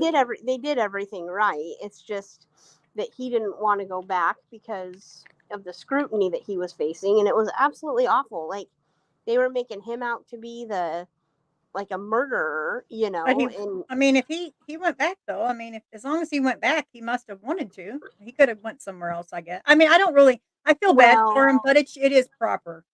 yeah. That's definitely what goes on from my understanding here. And Is what I honestly, that's a good thing because that stops you from pulling that trigger unless you have to. That's why they do this. Yeah, Mm. for sure. But it was a very traumatizing thing for the entire community. I mean, it was like I don't know, there was a bunch of hoodlums there, and you know, this guy was just, and he was an arrogant person, but in this case I think he was pretty correct. Do I feel bad that, but then they all like made this kid out to be just like a saint, and I'm like, you guys, like, he was a known criminal, like he was in Well, this stuff all the time. how old was he again, JC? He was, I don't know, 14, 15. That's why everybody looked at it as a 14-year-old child. You don't see the criminal side of it. You just see a child. So Yeah. that would be why people are doing that. Truly. Yeah. Welcome, girls. Good to see you today. But yeah, that's truly why it is. So, and I'm sure that the guy himself feels like, garbage. I'm Oh, sure. yeah. That's a horrible feeling. I can imagine. So that's probably punishment enough in that sense for him to himself. Yeah. But I'm just saying, this group of kids was causing trouble all the time. right. I do understand completely. Let me see something here. Let me show this real fast, you guys, because this catches everybody up on what we were talking about with that other situation.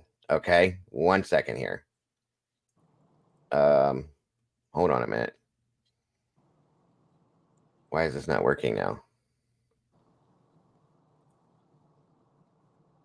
Can you guys see this on the screen?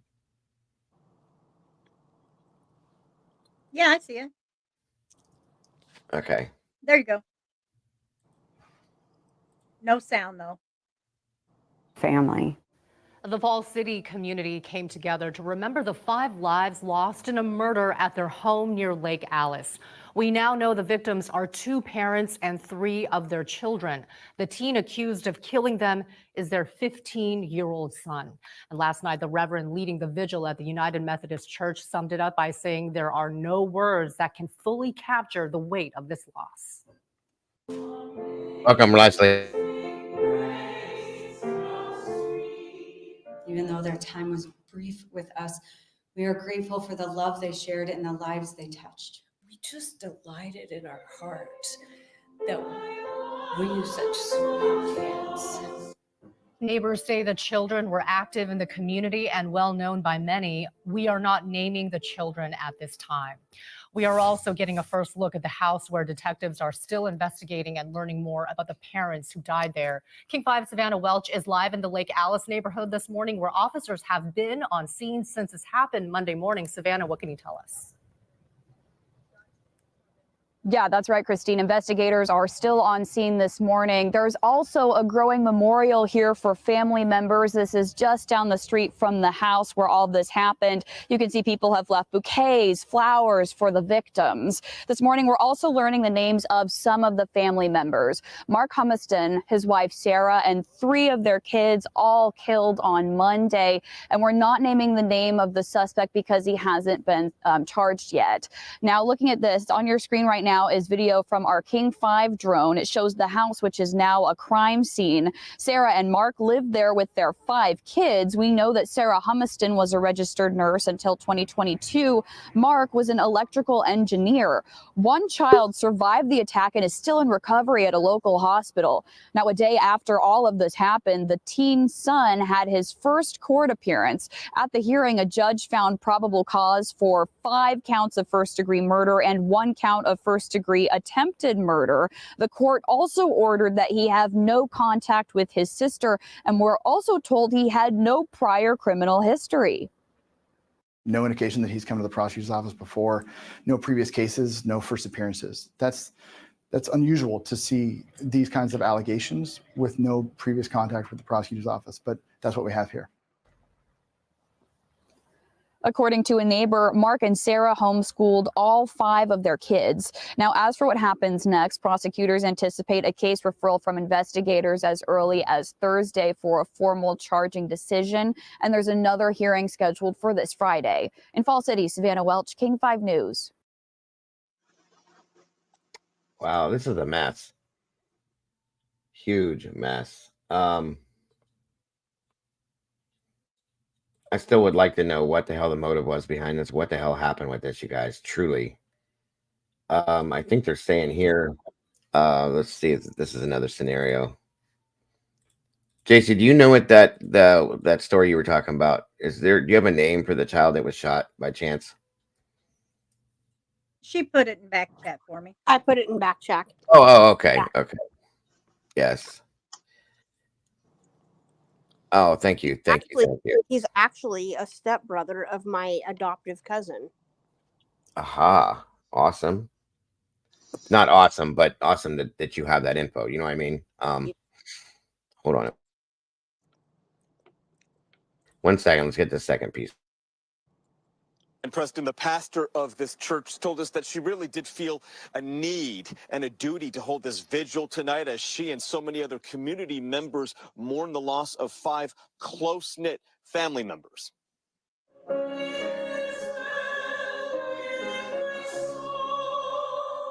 Songs of Serenity. You know what? Barbara says, when I was missing Timmy, I went to church one night and told this lady at my church that he was missing. She said, oh, well, he must be hanging out with the wrong crowd. This is what I'm talking about. People's mentality is just bullshit anymore. Okay. Whether he's hanging out with the right crowd, the wrong crowd, the in crowd, the out crowd, I don't give 2 fucks. He's still missing. He's somebody's child. Good God. I hate people that do this. I'm sorry. Sorry. Barbara, you know I love you, dear, and that I hope that you don't ever let that stuff get to you because it's just bullshit, and you know that. People that don't go through these situations don't care. Some people, they don't get it until they have to experience something like this. So please don't ever let them kind of people bother you, Barbara. We love you, and I know that that's hard to hear stuff like that because it's not the answer to the issue. So, like I said, good crowd, bad crowd, in crowd, out crowd, it doesn't matter. They're still missing, for Christ's sakes. Damn. I don't understand people. Jesus. It marked the start of a very raw, very real grieving process. It's one of those cliche things, like everyone says on the news, like, you never suspected this, and it's true. A harsh realization under the most horrific circumstances. According to friends of the victims, 2 parents, along with 3 of their 5 children, were killed, all of them seemingly tight-knit. Being homeschooled in itself, you do everything together. You do Bible study together, you're schooling. Maria Robinson was the soccer coach of one of the victims. She confirmed to us that the parents were Mark Humiston and his wife, Sarah. Dad worked so hard, and Mom was the most dedicated, loyal mother you could ask for. Given that the other victims were minors, Como is not yet naming them or listing their ages. They were very strong Christians. They loved God, you could tell. The suspect in this case is said to be a 15-year-old who lived with the victims, yet his exact relation to the family is still unclear. And among the unanswered questions in this case, why these murders even happened in the first place. It doesn't matter if we're given an answer because I think we can all agree it's not going to be enough. As we've been reporting, there was one sole survivor of that attack. She is now at Harborview in stable condition. Coming to you live from Fall City tonight. Ryan Sims, Come On News. Good. I'm glad the little girl survived. Maybe she'll be able to give some insight as to what the hell happened here. I don't understand this motive. I don't think anybody does until this little girl can speak on this, maybe. So, absolutely. Anyway, that's horrible, guys, and I'm gonna continue following this until we can come up with a motive for the situation, truly, because this is unbelievable to me. Yeah, this sounds crazy to me. Oh, Right. Art's back. Hey, buddy, can you hear us? I'm here. Okay, good stuff, bro. No, yeah, that's another situation all the way around. It is crazy, completely crazy, and I got a 15-year-old kid to go through and kill his entire family.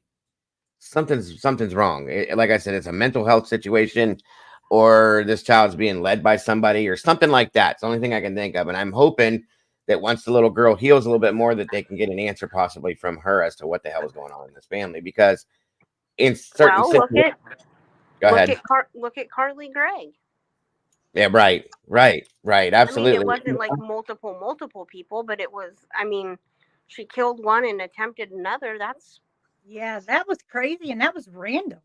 Yeah, well, this seems to be too. That's what I'm saying. Like, you know, it's nonchalant, you know. The thing that gets me about that, though, is that she scored a 30 on the ACT as a 13-year-old. See, that's the thing, though. Just like what's her name that we just covered? Somebody help me here. What's that case of that little girl, the 11-year-old that killed her mother? Oh my God. Gregg? No, that's the one we were just talking about. Yeah. No. What the hell's the other one? There, we saw the video of her in the kitchen hiding the gun behind her back and all that stuff. Yeah, that was Carly. What'd you say the name was? Carly. Oh, yeah. I'm sorry, I misheard you then. But yeah.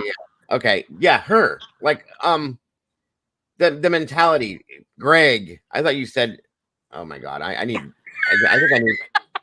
think I need ear things now too, with my long glasses. I'm deaf and blind. Yes, Carly Gregg, you guys. That story when we covered that one still blows my mind. Dago, you ain't 50 yet. No, it's coming. I think the day I turn 50 is going to be like, okay, now we need everything. I'll be on crutches and everything. Jesus, guys. Yeah, Carly Gregg's situation was insane to me. Still is insane to me, and her IQ was very high, which is a dangerous situation when you have something like this going on. To be that smart, to be able to figure out situations and work through these things and create a narrative and all that other shit, it's insane to me. So Yeah, she knew what it she was can be doing. very dangerous. Yes. Very, very dangerous. So, all right. Well, let's see here. If you guys would excuse me for about 30 seconds, I'll be right back. If you want to talk amongst yourselves, and we'll get things rolling. I really wish that my phone charger would keep working, but it's going in and out. So if my phone dies on me, guys. Oh, okay. That's what happened. I understand my charger will not stay in the port to save my life. So my old phone did that, and I used a finger Band-Aid, and I would I would put it around the charger and like tape it to my old phone. It worked. What I have now is one of those 10-foot long cords, and they don't always work the greatest. I think you got to have it in the slot just right for it to get a charge sometimes. Do you have an iPhone? Honestly, I think that has more to do with the charge brick than it does the cord, depending on what that brick's wattage is rated for, as far as how well it charges your phone, from my experience. That could be it too. My brick is old. I can't believe new phones don't even come with a brick. I mean, what the hell what do they want you to do? Spend another $100, of course. Yeah, that's crazy to me. I was so mad when I got my phone. I was like, it doesn't come. What? The hell? Yeah. Lots of things, not just phones. You'd be surprised. I bought a hair trimmer the other day that's one of those little battery operated ones you can recharge, and it didn't even come with a brick. I was like, oh, that's some bullshit. So I sat there and ran through my house trying to find a brick to charge the damn thing so I could use it. That's crazy. Well, they want you to spend more money on stuff. That's what it is. Doesn't that piss you off when you can't even get a damn block for the charger? That's bullshit to me. And they want you to spend $25 for a stupid block. That's bullshit. Yeah. Highway robbery. Bullshittery. Bullshit. Yeah, it's always about money. Everything is. Pro tip: you're not supposed to plug your phone. Yes, I learned that a long time ago. Yes, I know you're not supposed to, Mocha, but when you're on your phone 24 hours a day, practically like I am, that's a little hard to do. It is. Absolutely. Mine never stays charged. You guys hear how often my phone rings? It's crazy. It never stays charged. I'm getting messages and emails and everything nonstop. So even $10 for a stupid block is expensive to me, Alicia. Come on. This should be something that you could buy at the Dollar General for $1.25. Just saying. But it's Yeah, not. now you have to have those stupid C ones that are like double in price. It sucks. Yep. Yeah, this whole scenario here, if you got that in this included, you're paying $35, $40 easy. If you go to one of the like the Apple store, good luck. Forget that one. All the Oh way yeah, around. I will not do Apple Store. That shit's way too expensive. Nope. All right. Let's see here. Where My we were. 4-foot cord works better than this one. I should go get it. There you go. I have a 17-foot cord, and I'm thinking I have a couple different cords, but my son bought that one time for us because of where our living room setup was 17 foot. And I'm thinking, Jesus Christ, this is not going to work. That's too much, too much of a path to travel for that power to work. And I'm telling you, it worked very good. So I was impressed with that one. But 17 foot, yes, it was interesting. All right, let's go. Now, I'm telling you, just like I did yesterday, with some of this stuff in this trial, I'm going to skip through some of this stuff that I think has nothing to do with what we want to hear. Of course, based on what you Did you guys think yesterday that they were going to have her get in the suitcase? Oh, you talking about with Sarah? Yeah. I kind of thought about it for a minute, but then I realized how ridiculous it was going to be. It was enough that she did what she did. And with Sarah's situation last night, I appreciate you guys joining us to watch that. She is such an idiot. I just complete. Yeah, I just cannot even. She thinks she's going to beat this, guys. And I'll She tell you really right now, she really does. what they did yesterday, that defense attorney, he kind of knows what he's doing, because if anything is going to get to that jury, those pictures and that's talking about that abuse is definitely going to be the thing that gets to them. I'll say that much. So they knew what they were doing with that, but you got to look at everything else. Arctic is still here. He's right here, SRBB. Yeah, I'm sorry I'm being so quiet. I'm doing research for a case I'm trying to cover. I'm trying to be here too, so. No, you're fine, bro. You're fine. You never have to apologize for what you do. Plus one's good to see you. Trying out the drama. His Welcome ADD to you. is kicking in. He's always got to be doing something. Missed the end of the show. First time I passed out for the end a long time ago. I have to go back and watch. Oh, you missed everything, Alicia. Everything. A car drove through the inside of the courthouse to deliver pizzas to Sarah because she had ordered pizzas for the trial. And she didn't like the pizza. She didn't like the pizza, so she didn't wanted like to the talk to the pizza. manager. Right. And then they all at the end, they all had beers and shots and they cheered, and that was the end of it. So Yeah, and she like did a little jig. It was weird. She was dancing around. Right, exactly. Yes, I am. Leslie says, Dago, we're almost at mom. She's 85 now. We came to winterize her home and yard for her. Oh, God, help me. She's so mean. So if I miss you all, just remember I love you and we'll be safe. Oh, that's okay, Leslie. Be careful. Be nice to mom. I understand it. But be safe out there, dear. We appreciate you very much. Okay, Miss JC dropped off. All right. Where we go? Welcome back, Miss JC. Okay. All right, back to the Quaker Oto. So, God, do you know how hard it is for me to watch this trial, folks? It's no lie. I've never had this many problems watching a trial, only because I have to look at her ugly face and the faces she makes and just the personality she shows during this trial with no emotion whatsoever. She's not human as far as I'm concerned. So let's get this rolling. Like I said, I'm going to ask you guys through certain parts of this testimony if you want me to play it, if you don't, to get through it faster. and so on and so forth. So let's get to that point too. The faces that she makes is what really gets to me. The smugness, the ignorance, it's just all there. Welcome, Blue Circle. Good to see you today. Thank you for joining us. Hope you're having a great day. Again, I want to welcome all the new meatballs to the sauce. You guys are so amazing. We appreciate you so much. And thank you to those of you that donated those as well. Okay. Let me know if you guys hear this okay. Oops, sorry, JC. And again, if there's any questions or problems or anything, let me know.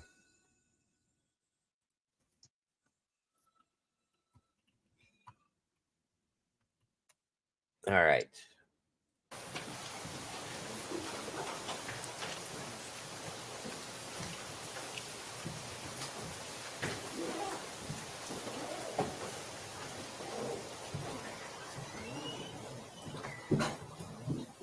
I will say one thing. I love this judge. This judge is awesome to me. She's so sweet and so kind, but at the same time, you can tell she ain't playing nobody's bullshit either. So I like her a lot. I wish it was Judge Judy myself. That would be great. She almost reminds. Oh my God, that would be great. Oh Yes. my gosh, ever someone deserves Judge Judy imposed upon themselves, it's this bitch. Yep. Could you imagine? Could you imagine how Judge Judy would be with her? The day that they came out and the prosecution called her out for making faces and wording swear words and stuff like that, Judy would have crawled up inside her asshole and went cleaning. Period. Just saying. It would have been lady great. right here is the judge. Yes, ma'am. Okay. But she's a very good judge. She's no nonsense. She's a very sweet, calm, very respectful type lady. But at the same time, you can tell if something's starting to go wrong or somebody's acting a certain type of way, it ain't gonna happen in her courtroom. Period. So She's gonna have Oh, order. I would never want to be in Judge Judy's courtroom. I would get contempt of court so fast. right, and the same with that other woman that took over for Judge Wapner on People's Court. That woman, she ain't no joke neither. So, Barbara says, "Look at that judge's face. She can't wait to get a hold of her." She's like, "Yeah, I got you. I got your number." I think she does too. I've seen some of the faces that she makes when LEILANI is telling her lies. So just saying. LEILANI. That's the right name for her too. LEILANI. That's her name. That is her name. LEILANI. And she lied.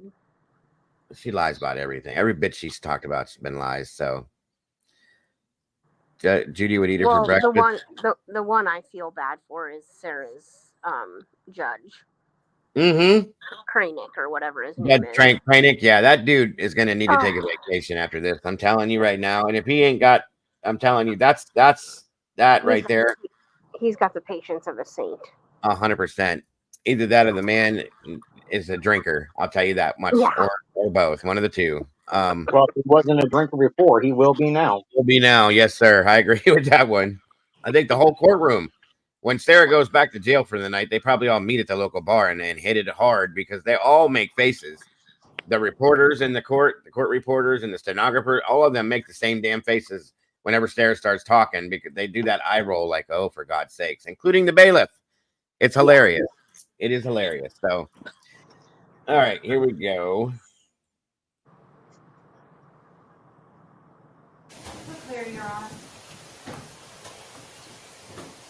Thank you, Smith. And ladies and gentlemen, welcome back. Please have a seat. Good morning. So we're going to launch right into testimony this morning. We are probably going to have an earlier than usual lunch and probably a little bit longer period of time, but that's just a matter of witness scheduling and that. Leslie just said, I used to do drugs with Judge Wapner's son, Brian, was his name. That's interesting. He was cute. Okay. Interesting. Judge Wapner. I remember Judge Wapner. Oh, yeah. People's Court. You can't miss Judge Wapner. Yeah. Little dude with gray hair. I watched hair. him all the time when I was back home. Of course. That happens often in a trial. So just to give you that heads up, but now the question, have you all been able to comply with the court's instructions? Have you avoided conversations and discussions about this case? Have any of you been exposed to TV stories, internet stories, any media in any shape or form? Okay. Thank you very much. The state may call its next witness. Sherry Fentress.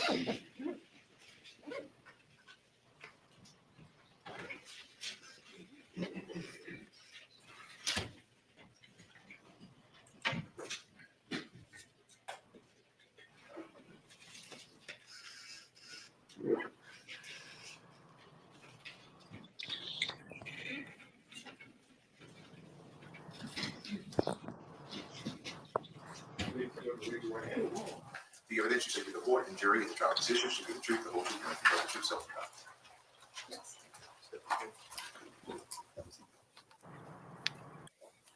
Good morning. Mr. Dean. Good morning. Good morning. You're here because you conducted some DNA analysis in this case, is that right? Yes, that's correct. Could you please introduce yourself to the jury, spelling your first and last name? Yes, my name is Sherry Fentress. The first name is spelled Sherrri. Last name spelled Fentress. What is your profession and where do you work? I'm a biologist forensic examiner for the FBI Laboratory DNA Casework Unit in Quantico, Virginia. And how long have you worked there doing that type of work? I've worked there for about 14 years. What does your work consist of there? What kind of matters do you work on? As a biologist forensic examiner, I perform primarily work on missing persons and unidentified remains cases, in addition to some other criminal casework. As an examiner, I will receive case information and determine what pieces of evidence need to be tested based on that information. I'll determine what the best course of testing is for those items, and then I am the one who will coordinate the movement of the evidence through the laboratory, directing the work of biologists along the way, and making key decisions at certain points in the testing. I'd like to ask you some questions about your education, training, and experience that allows you to perform this type of work. Okay? Can you tell us a little bit about your education first? Yes, I received a Bachelor of Science in Animal Science with a concentration in Agriculture Biotechnology and minors in Biology and Chemistry from the University of Delaware. And then I went on to receive my Master of Science in Criminal Justice, specializing in forensic science from Michigan State University. What about training? In order to be an examiner, I go through a training that's about 2.5 years. It consists of practical laboratory exercises and oral boards, as well as moot courts, in order to make sure that not only do I understand the fundamentals behind what I'm testing, but also that I can express it in a clear manner for you in court. And experience? My experience, in addition to working for the FBI laboratory, spans about 10 years prior to that. I worked for the Armed Forces DNA Identification Laboratory as a graduate intern. I worked for a private laboratory also, and then for the 5.5 years prior to working for the FBI laboratory, I worked for the state of Delaware. Have you testified as an expert witness on matters concerning DNA in courts before? Yes, I have. I've testified in both federal and state courts. And have you been admitted as an expert in each of those instances? Yes, I have. Doctor, at this time, I would offer Dr. Fentress as an expert in the internet DNA analysis for biology. She is surrendered. Okay, and Your Honor, just to clarify, it's not Dr. Fentress. I have a master's, but not a PhD. Pardon me. Thank you. Thank you for the I just figured all of that. Thank you. Okay. Were you asked to conduct something called a kinship analysis or kinship comparison in this case that we're here for today? Yes, and a kinship analysis is just an evaluation of relatedness between individuals. And what did you receive to conduct the kinship analysis in this case? In this case, I received a number of bone and tissue specimens. We would term those questioned items because we do not know where they came from or the individual that they came from. And I received reference samples from 3 individuals, Billy Joel Howell, Henry Moss Jr., and LEILANI Simon, to compare to these unidentified remains. And what is it that you're trying to figure out in the kinship analysis? As simply as you can put it. In a kinship analysis, I'm just testing to see whether the relationship that's proposed could be supported by the comparison of the profiles that I obtain from the evidence. So in this case, I want to see if the unidentified remains could be the child of LEILANI Simon and Henry Moss Jr. And how do you go about conducting a kinship analysis? What do you do? So in order to conduct that, we first need to test the items to recover DNA from them. And that involves a sequence of steps in the laboratory. We first take a small cutting or sampling from each of the items. We then will isolate the DNA. And then in the next step, we determine about how much DNA we were able to recover in that first step. And based on that, we can optimize the remaining steps where we do amplification, which is where you make billions of copies of targeted regions of the DNA. And then the final step where we determine exactly what is the profile of each of those locations. And just to clarify a little further for the DNA casework unit, we look at 21 different locations that are expected to be different between individuals with the exception of identical twins, in addition to 3 locations that will provide information as to whether the individual who provided the DNA is male or female. Now, was the technique you used in this case, is that something that can be tested? Yes, it's something that can be tested for validity, yes. And has it been subject to peer review and publication? Yes, it has. Are there standards controlling the technique? Yes, there are standards called the quality assurance standards that are issued by the FBI that define everything from what personnel qualifications are required down to handling the evidence and what types of laboratory procedures should be performed for each type of evidence. And has it attracted widespread acceptance within the relevant scientific community? Yes, it has. Okay. When you conduct a kinship comparison or kinship analysis, how do you phrase your ultimate results or conclusions? What does it sound like? So when I conduct that kinship comparison, like I said, I'm comparing the profiles against each other. So what I would say is that based on the comparison of the DNA profiles, the results are however many times more likely if the individuals are related as stated than if they are not related. And I'd like to draw your attention specifically to 2 items that you tested in this case. Do you see in front of you a document marked as States Exhibit 79? Yes, I did. And how many pages is that document? It's 2 pages. Now, these are bones that had already been examined by the forensic anthropologist, Dr. Christensen, before they came to you, is that right? Yes, that is correct. Okay. And we've heard testimony from her that she'd already identified these bones as human bones. What are the images that you're looking at? What are those from, and what do they show?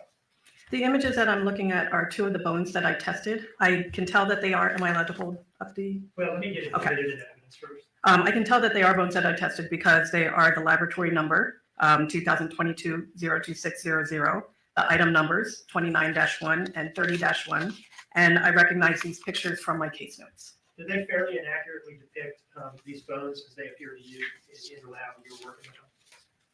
Yes, that is correct. Your Honor, I would introduce this as State's Exhibit 79. No objection, John. Now, can you, I don't want to put this on the screen, but can you hold that up and walk the jury through what it is that you're looking at there? Yes, so if you can see, this is the item 29-1 bone. If you see there's a square taken out of the center there, that was the cutting that we took in order to do the processing. And then on the next page, this is a little harder to see, but it's item 30-1, and it is a small bone right there in the center. Because of the size of the bone, we had to use the entire bone for this sample. So there's no specific cut area that you will see. There's not an additional photo showing like a piece of it cut off because you had to use the whole thing. That's correct. You were able to take these 2 bones and develop a DNA profile of the person for whom they originated? That is correct, yes. And you were able to compare that to DNA samples from Henry Bubba Moss Jr. and from the defendant, LEILANI Simon? Yes, that is correct. And you were able to come up with a conclusion as to how likely it is, or the likelihood ratio, or whether your person from whom these bones came is those two people's child, right? Yes, I was able to develop a likelihood ratio explaining how much support there is for the relationship, yes. And what was your conclusion in that regard? Your Honor, may I refer to my report to state the conclusion? Yes, ma'am.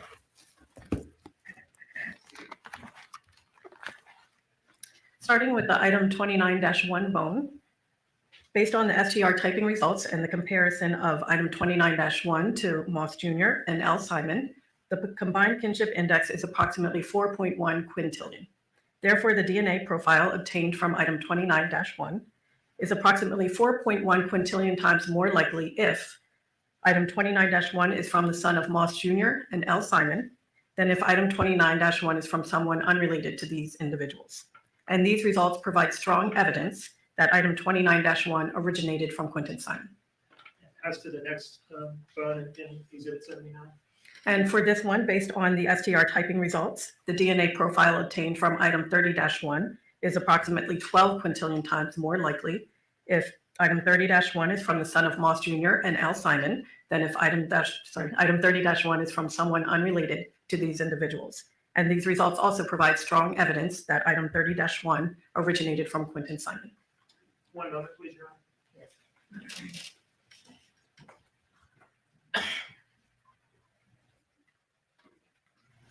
No further questions. Thank you. Any cross? I do, Judge. Good morning, Ms. Ventures. How are you? Good morning. I'm doing fine. Thank you. Okay, I don't get people like you on cross-examination very often, so I'm gonna have a bunch of questions for you that I don't know. So my understanding is a lot of people, this is really kind of unnecessary, but the next witness is the one that talks about the like the brain matter, things like that, and whether or not there was drugs in the system.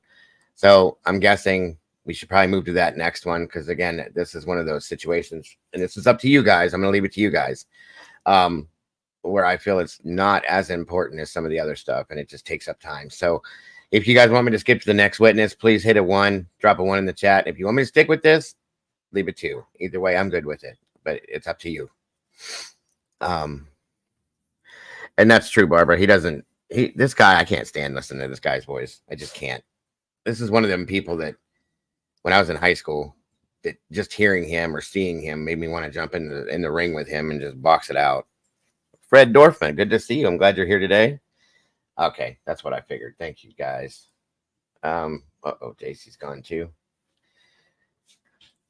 All right. Let me get to this point then. And we can watch the Quaker Oats Hoe Pick Her Nose if you want to go there. I think this is her here. Yes. Okay. She Awesome. said her phone was going dead. That if she leaves, that's why her phone would die. Okay. No problem. No problem, JC. Thank you for joining us today. We appreciate you. Injury in the trial of this issue shall be the truth, the whole truth, and nothing but the truth, so help you God. Yes.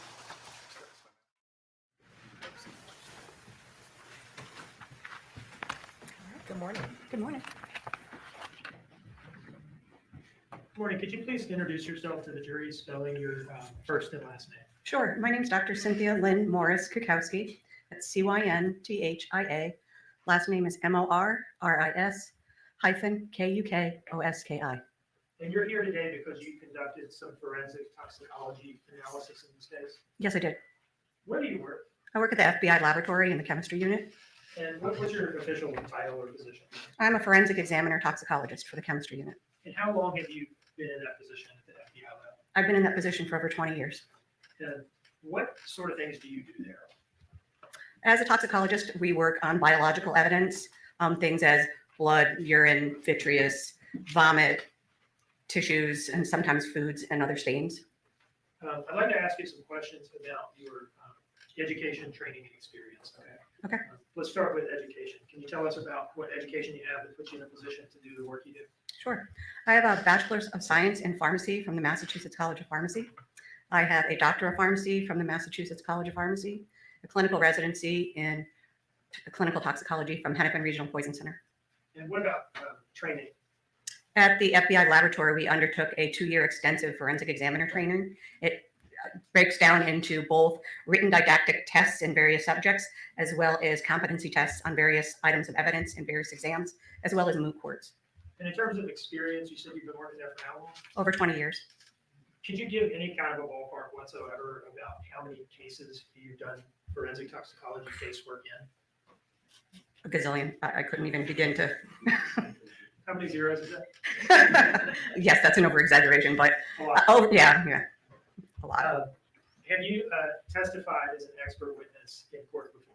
Yes, I have. I've testified in various military tribunals, as well as grand juries, state and federal cases. And in those instances, have you been accepted by the court as an expert witness? Yes, I have. Your Honor, I would offer Dr. Morris Kukoski as an expert in the area of forensic toxicology. No objection, Your Honor. The witness is qualified. I want to ask you some questions about your work in this case, okay? Did you perform some analysis in this case, the Quentin Simon case? Yes, I have. At some point, did your lab receive from the agents in Savannah here a pillow and a pillowcase? Yes, we did. And Were you asked to look at that to see whether it was suitable for forensic toxicology analysis? Yes, I was asked to look at it. And can you tell me what the results of your review of the pillowcase was? After visually looking at the pillow inside the pillowcase, I deemed it unsuitable for toxicology analysis, meaning either the debris or stain that was on there was too small and just couldn't be analyzed.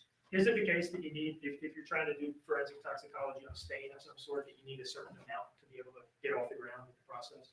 Yes, I've analyzed various stains over the years, be it urine stains from someone peeing their pants, vomit stains from being over an item after someone's had too much to drink, as well as blood stains that may or may not contain sweat stains. And basically doing this over 20 years and putting samples, putting some solution on various types of clothing or other household items, we look at the amount of volume that it takes for the particular procedure. And then by putting that on objects, I've pretty much gotten to the point where I can tell you that for most items, I need to cut a 2-inch by 2-inch square piece of material with a stain on it. And your assessment was there just wasn't enough on this pillow or pillowcase for you to do that? Correct, there was not enough. Did you also receive something that appeared to you to be brain tissue? Yes. How did you know it was brain tissue? I went down to talk with the forensic anthropologist after I worked with my chemist to check in the clothing and articles from the house, and had asked her what she received in the case. And she had said that she found and had some debris that I might be interested in that was found within the frontal bone. And I've worked with brain specimens over 20 years, as well as other tissues and organs. And it actually has a very unique smell that you cannot miss. Now, the forensic anthropologist you were talking to about this, who was that? That was Dr. Christensen. I'd like to approach with what's been admitted into evidence as States Exhibit 78 and identified as some images from Dr. Christensen's bench notes. And I'd like to see whether you could kind of indicate to the jury here on the third page of States Exhibit 78 what this this bit of brain tissue that you're describing, what it looks like in this picture. Where is this picture? Can you tell us? It's this mass right here. And this was received, Dr. Christensen did a hand-to-hand transfer. This was inside a Ziploc bag, which was inside a paper bag. And then I took it up, put it in the refrigerator for secure storage overnight, had my chemist check it in the next day, and physically put eyes on all of the layers that were there with the tissue. Now, just for the record, you've indicated towards the dark mass in the top center of page 3 of that exhibit. Correct.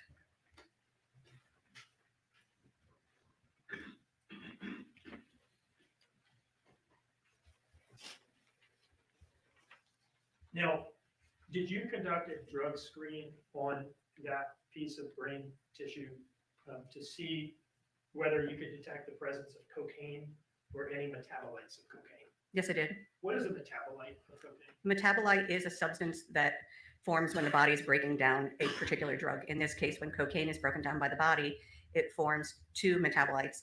Ethylene, if you were using or taking cocaine in conjunction with ethanol or alcohol, and another metabolite, ecgonine methyl ester.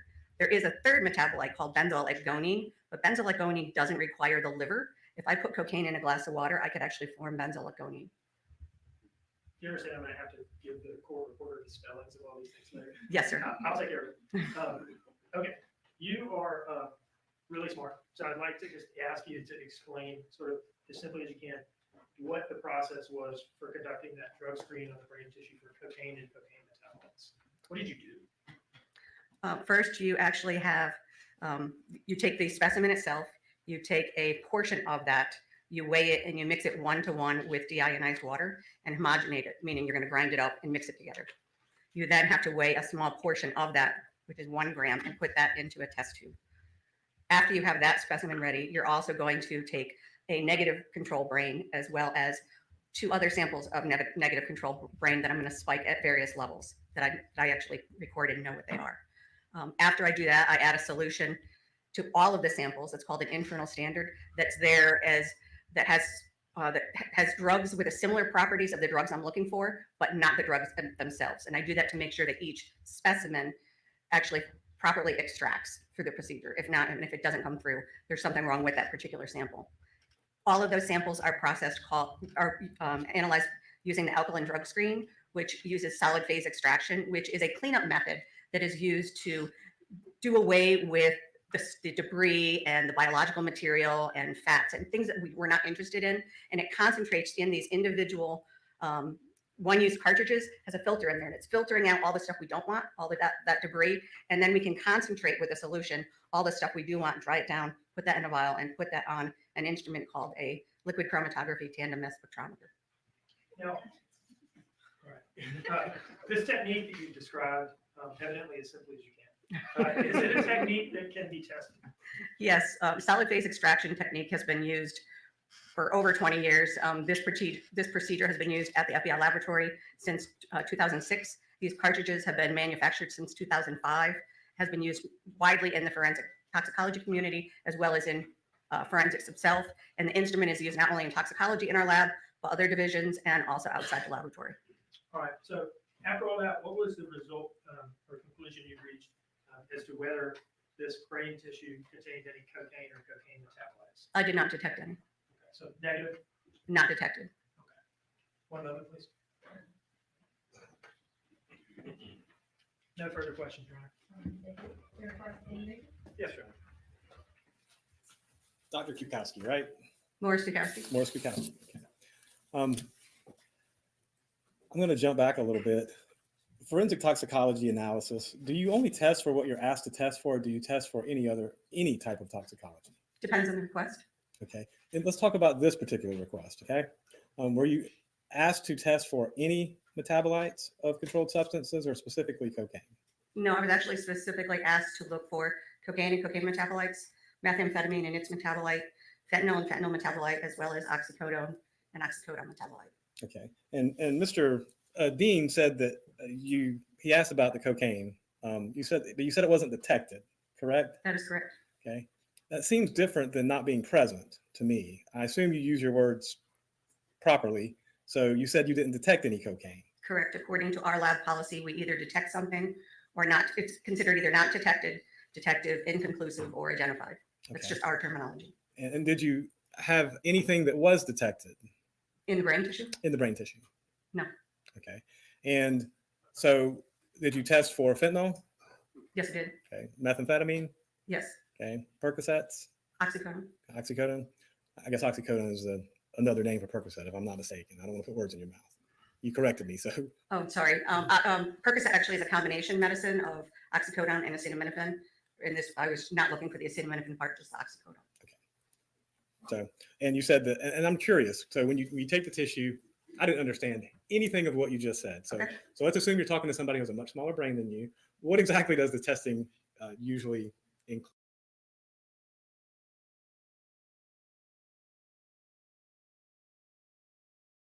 He hit the nail on the head right there. That's for sure.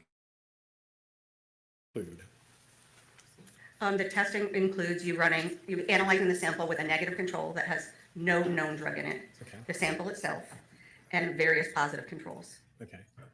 All right. And with regards to, you'll tag us to the biological tissue, you'll take it and you will Process it. Process it. What's involved in processing it? That's that solid phase extraction where you're removing and filtering out all the stuff you're not interested in, and then concentrating the stuff that's left in that cartridge filter to put on the instrument. Okay. And how big of a sample are we talking when you do this? It's a 1 gram, 1-to-1 homogenate. So 1 gram containing of 50-50 water and tissue sample. Okay. So when you say 1 gram, I assume the total weight's 1 gram. Correct. Okay. So it's like half water and half tissue. Correct. Okay. I just don't understand. So I'm trying to make sure I'm not misstating it. Okay. And then I guess you'll put that in that big long word thing you were talking about, the mass. The instrument, yes. The instrument, let's call it that. Okay. Yes. And then what does that do? Does that use some sort of, is it light, gas? I mean, I don't know how that works. So how does the instrument actually work at detecting things? Okay. The instrument has pumps with fluid. The fluid then gets mixed and put through a column. The column then separates things out based on the chemical properties, and then goes to an instrument called a mass spectrometer that will actually tell you the mass of what drug you're looking for, and then will fragment it and look at the chemical fingerprint of that particular compound. Okay. And when you say the mass, I guess is it some sort of light deal or some sort of chemical atomic weight deal? I mean, I don't Yes, understand. it's the chemical formula. So you could take the formula of cocaine and add a hydrogen. It will give you the mass of cocaine. All right. So I guess it's looking for that particular chemical property. It's looking, yes, for that exact mass and the exact retention time. So as I said, things come out in a column and get detected in order. And each one has their own time that they come out with their own molecular weight and their own fragmentation. And that being said, you said that there were certain standards, and I don't understand the standards, so I'm just asking, to either be classified as detected, not detected, or inconclusive. Or identified, correct. Or identified. Yes. So, and what are those standards? Because I didn't hear that. So what are those standards and how do they relate to this? Okay, not detected means you analyze the specimen as you saw fit. You added the internal standard, which is that solution with very similar properties that was detected in your sample, and you did not see the compound of interest. That's not detected. Okay. And detected, detected means you tested it once and you may have seen something, but for some reason you either didn't have enough specimen or something happened that you couldn't repeat the test. Inconclusive means that you tested it, and when you tested that particular chemical and added that internal standard that has similar properties, if that particular compound did not come through and you could not see it, that's considered inconclusive, because if you can't see something that's very similar in your analysis, you can't say that you potentially saw or did not see what you were looking for. and just to draw conclusions from this. So in this particular case, having the sample that you tested, all you got the result, and I assume it was not a very much because I'll look at the picture if you have it. You have the picture that Mr. Dean showed you?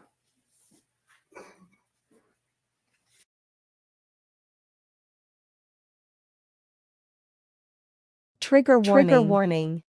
Content may include sensitive or violent content not suitable for all viewers. Feel free to step out if needed. I don't know what's coming, folks, but I just don't want to take a chance. So just a little bit of a warning ahead of time, just in case. I didn't see. If you would show me I guess this was the item. Was that the item or was this the item that you showed me? Okay. And so that was the item. It states Exhibit 78, item number 3 on 78. Thank you. So that was the piece that you tested, and A portion of it. The reason why this is important, folks, okay, like SRB just pointed out, is that now we know there's no drugs in Quentin's system. So he didn't die from that. Okay. So that has been evaluated and taken off the table. In turn, guess what? That leaves this thing here. Okay. Just saying. Yep, definitely. And with regards to that, I think that's all the questions I have, because I think you've explained everything to me so that I understand it, but I'm trying to make sure. You weren't able to test the pillow or pillowcase, correct? You were able to get enough testing material for this, correct? For what, sorry? For the item 78 that I just showed you? Yeah. The brain tissue? That's item 29. It's, I don't know what your item number would be, but oh. Yes, I think. Yes, item 29. Yes, sir. Okay. And were you given any other samples to test, or were those the only samples you were given? No, I was also given a pink washcloth, a shirt, the pillow that we talked about, pants, and a towel. Okay. Did you perform any testing on those or no? The pink washcloth was considered unsuitable for analysis. The towel was considered unsuitable for analysis. And I did test stains from the shirt and the pants. And I'm just curious, when you said not detected, it means it just wasn't detected in that sample, correct? Correct, in that tested portion. That's all the questions I got. Thank you so much, doctor. Boy, the defense was reaching hard on this one.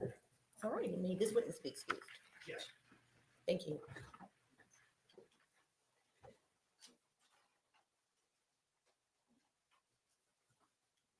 She's so immature. So immature. Wow. All right, so that is the last witness that will be called for now, correct? Okay, so ladies and gentlemen, it is 5 till 11, so this is going to be an early break. We're going to begin and resume at 1 o'clock. So I'm going to ask that you be back at 12:50. All right. Again, do not discuss the case. Don't let anyone discuss the case with you. Don't watch any news. Don't do any research. You know the drill by now. All right. Have a good break.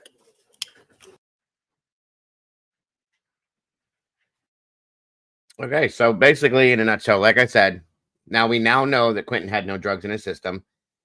There's no other answer to what happened to him for the defense to try to roll with at this point. Welcome, Bam Construction. Good to see you. Bam, bam.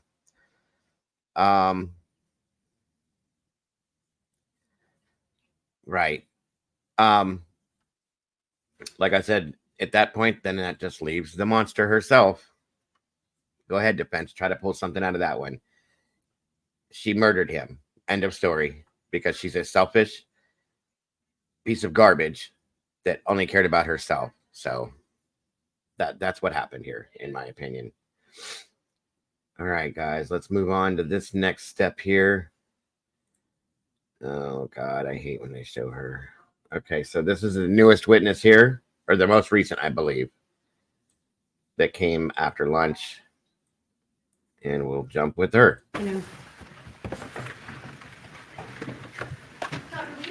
Amen, Mocha.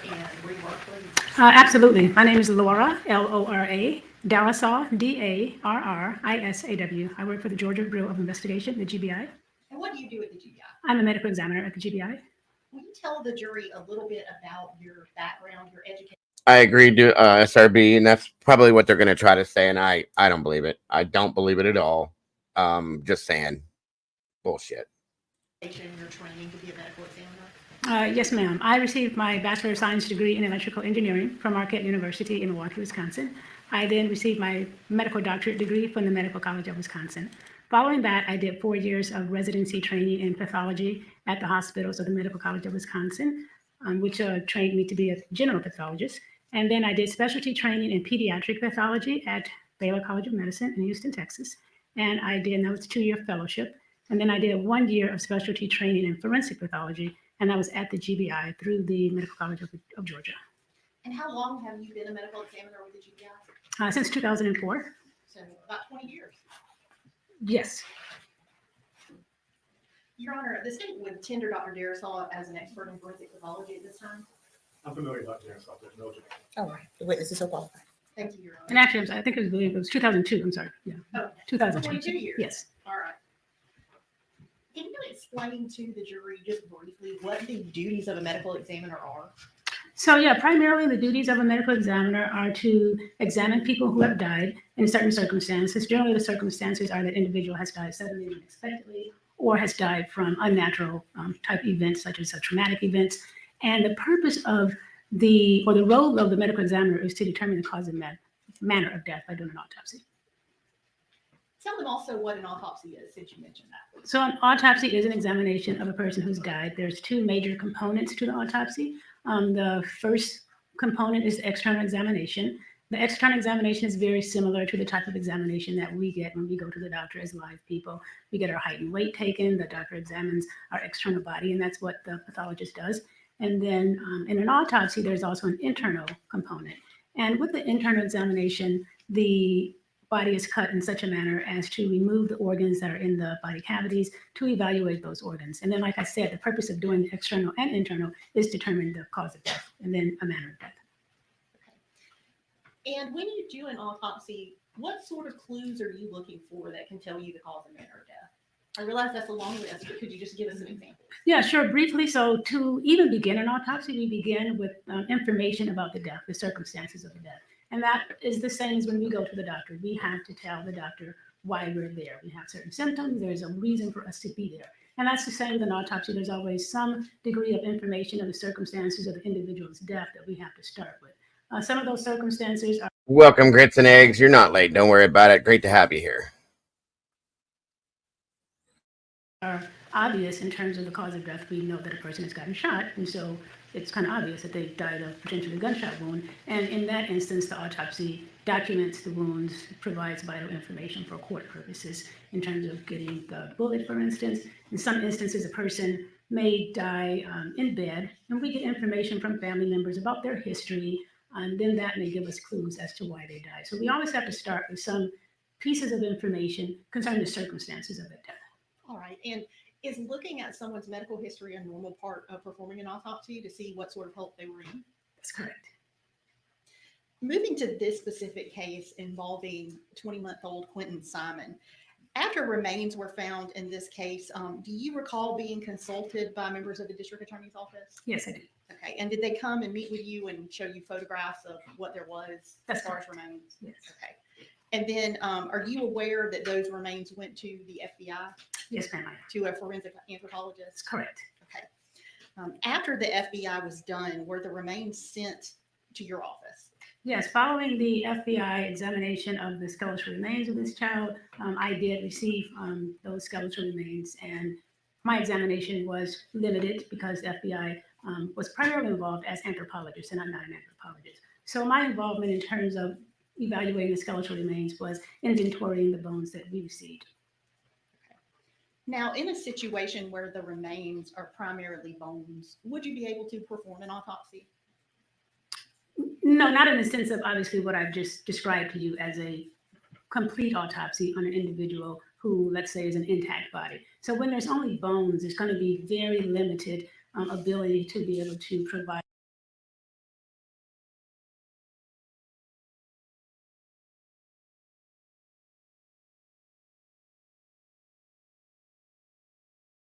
enough information to say. Sorry, I didn't unmute. Critical consideration, second coming. There was somebody else that I just saw. Welcome to you. It's wonderful to have you here. Appreciate you very much. Critical consideration. I'm sorry. BAM Construction. Second coming and Grits and Eggs again. Blue Circle. There you are. Welcome to you guys. I appreciate you guys being here so very much today. Thank you for joining us. Say how a person has died. And so is it normal in the situation where the remains are basically bones for a forensic anthropologist to be consulted? Yes. I would like to talk to you about one specific potential cause of death, and that is what is commonly known as sudden infant death syndrome, or SIDS, as people here call it. What is the medical term for that? So SIDS is sudden infant death syndrome. That's the acronym for SIDS. And SIDS is actually a definition of a death. It's not anything that one finds in a child. So it's a very strict definition. SIDS is defined as a death in a child who's 1 year old or less, whereby the autopsy doesn't identify any specific cause of death. The autopsy doesn't identify an infectious disease process or trauma. So we call these negative autopsies. And so the autopsy is negative. In addition to that, the definition of SIDS also requires that the investigative information doesn't reveal any suspicious circumstances surrounding the death, or the investigation doesn't reveal any, for instance, in a sleep environment, not an unsafe sleep environment that may cause a child to asphyxiate or suffocate. So it's very strictly defined as being a negative autopsy in a certain age, 1 year old or less, and no suspicious circumstances.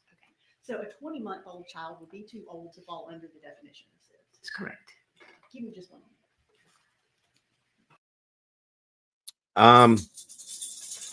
Welcome, Yo Baby. I can't remember who gave you the membership, but Yo Baby saying thank you to who gifted them. It might have been Phil. Yeah, I think it was Phil. I think it was Phil. Thank you again, Phil, for the gifting the memberships. Yo Baby, you're absolutely welcome, and you know that we love you here and appreciate you being in the sauce with us. So thank you for joining today.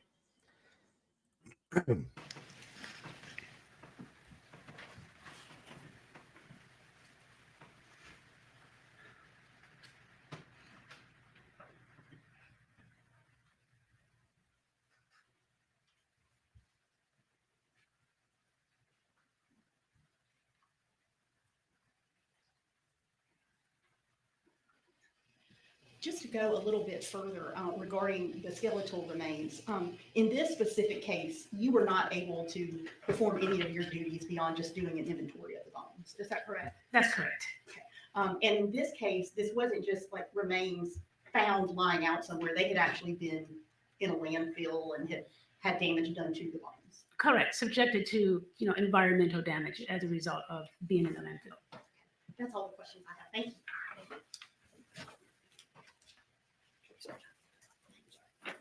Good afternoon, Dr. Daryl. How are you? I'm good. Good afternoon. So when you received the remains, you weren't able to conduct the normal autopsy, so you couldn't remove any of the organs or tissues or anything like that because you just didn't have them?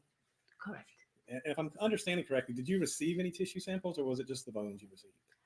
So in the inventory, everything came to us from the GBI, packaged in bags and multiple bags. Mostly everything was bones.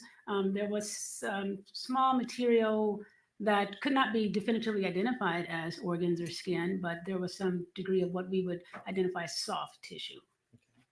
So there was some soft tissue then. Yes. Okay. And did you perform any testing or anything on that? I did not know. Were you asked to? No, sir. Okay. And I was just curious. You said that, of course, in this particular case, when you say you perform an external examination, I assume that means you would look at the body in its normal state in a normal autopsy, correct? In a normal autopsy, yes. Right. And that wasn't possible here, right? That's correct. Okay. And same thing with the internal examination. Again, you'd see a normal body and you would be able to, not trying to be graphic, but you'd split the ribs and the cranium and be able to pull the organs and tissues out as needed, correct? Yes, we make the routine cuts to gain access to the organs in the body. And again, you weren't able to do that here. Correct. But you also mentioned the other thing a minute ago to Ms. Parker, that you were told the circumstances surrounding the death. I'm curious, were you given any of the circumstances surrounding the death, or were you just given the bones and the tissue sample? No, I knew the circumstances surrounding the death. Our office was initially informed of the death in October of 2022, that the child had been missing for a period of time, and then the skeletal remains had been, or some of them, the whole body was never recovered. Skeletal remains had been retrieved. I got the bones to look at. Basically, my looking at them was limited, and that was in March of 2023. Okay. And you mentioned one thing, Ms. Parker, too, was talking about asphyxia or suffocation. We understand 20 months old is a bit old for SIDS, correct? Correct. But it's not too old for us to asphyxiate, correct? It depends on, asphyxia is a very broad term. So asphyxia can be choking on a foreign object, for instance, either a food object or a toy or something like that, or a child can be intentionally suffocated. So asphyxia is broad, and a 20-month-old is not too old for then let's break that it in down. the broad sense. Then let's break that down. What's the definition of asphyxia, so we can start there? Asphyxia basically means a lack of oxygen for a variety of different reasons. You may not get oxygen because of a certain position you're in, where your nose and mouth are obstructed. You may not be able to get oxygen because something is obstructing your airway. If you choke on a piece of food or something like that. So it's very broad, meaning a lack of oxygen to the brain. Basically just means a lack of oxygen. Correct. It can be because you're choking. It can be because something lodged in your throat. It can be because somebody's strangling you. It can be for any of those reasons, but that's all asphyxia means, correct? Yes, sir. Okay. So, and would it be, do you think it would be important for you to know that and you said the other thing you investigate when you're talking to Ms. Parker was about the sleeping area. Would that be something you would need to know for a 20-month-old death? Not less important in a 20-month-old, because a 20-month-old is able to turn around in bed and move around. They're not as immobile in a sleeping environment as a younger infant. And let's talk about that. At 20 months old, what is a normal 20-month-old's capabilities? Generally 20 months old, they're able to walk. They're able to roll around in bed and turn from side to side and lift their head. So those are things that they can do. Okay, so they're ambulatory. They can move and they have their own mind about things, correct? Correct. All right. So in this particular. So what he's probably going for now is that he could have climbed out of his playpen and done this, that, or anything else. That's what this is all about. I can't stand this guy. Particular case, would it have been relevant to you to know that there was vomit in the playpen where the child was sleeping? It would have been a piece of information. If I had a autopsy to perform on an intact body, the information about the scene itself would be information that we would see, that we would take into account. Was that information was passed along to you or no? I'm not aware of that. I'm not sure. Okay. All right. And that being said, I think that's all the questions I have. Thank you, Dr. Darrison. Sure. Can you redirect? No, Your Honor. Thank you. May she be excused? She certainly may. Thank you, Doctor. Thank you, Your Honor. Get ready, Walt. Your girlfriend's coming back. If you're still in here. Okay. The state may call its next witness. Marion Lemons.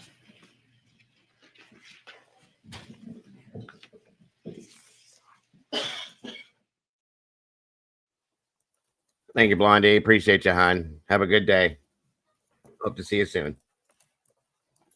You should join us on our Paranormal Fridays if you can. Friday nights, baby. Yo, baby. I appreciate that. I think you'd love it.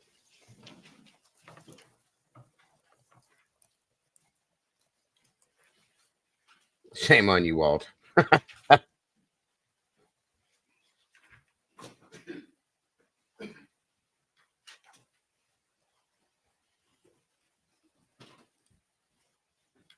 I think when we left off with our last fact witnesses before we moved into the expert witnesses. Where we were at is that That would be awesome, yo baby. I think you would really enjoy it. We go all over the place with the Paranormal Friday night, so I think you would absolutely love it. I'd love to see you there too. It would be awesome. Again, have a great night or a great day, yo baby, until we see you again. Miss Cheryl says, yeah, the lower pictures no discussed. Yeah, exactly. Exactly, Cheryl, exactly. the team had found Quentin, right? Yes, And that was what day? that was on November 18th. In the days following November 18th, was the defendant interviewed one final time? Yes, she was. Before we get to that, I want to ask you kind of a few miscellaneous questions about some things. Okay. The first is a question about venue, and I may have hit this, but I just want to make sure. Have you reviewed the indictment in this case? Yes, I have. Have you seen that it alleges a number of false statements on a number of different dates? Yes, it does. Are you aware of all those statements and where they were made? Yes. And were they all made in Chatham County? Yes, they were. That's for every false statement charged in the indictment. Correct, yes. There has been an. Thank you, Miss Doodle, for gifting that membership.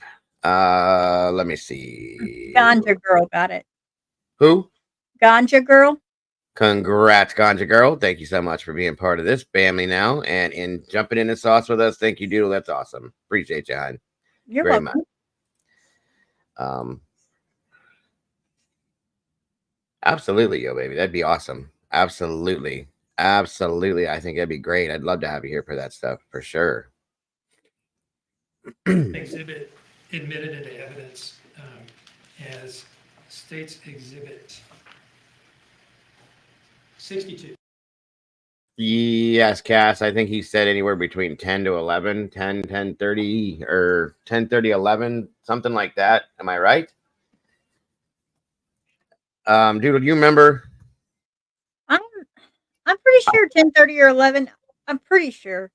I think that's when he said 10:30, 11 o'clock that night is when he was.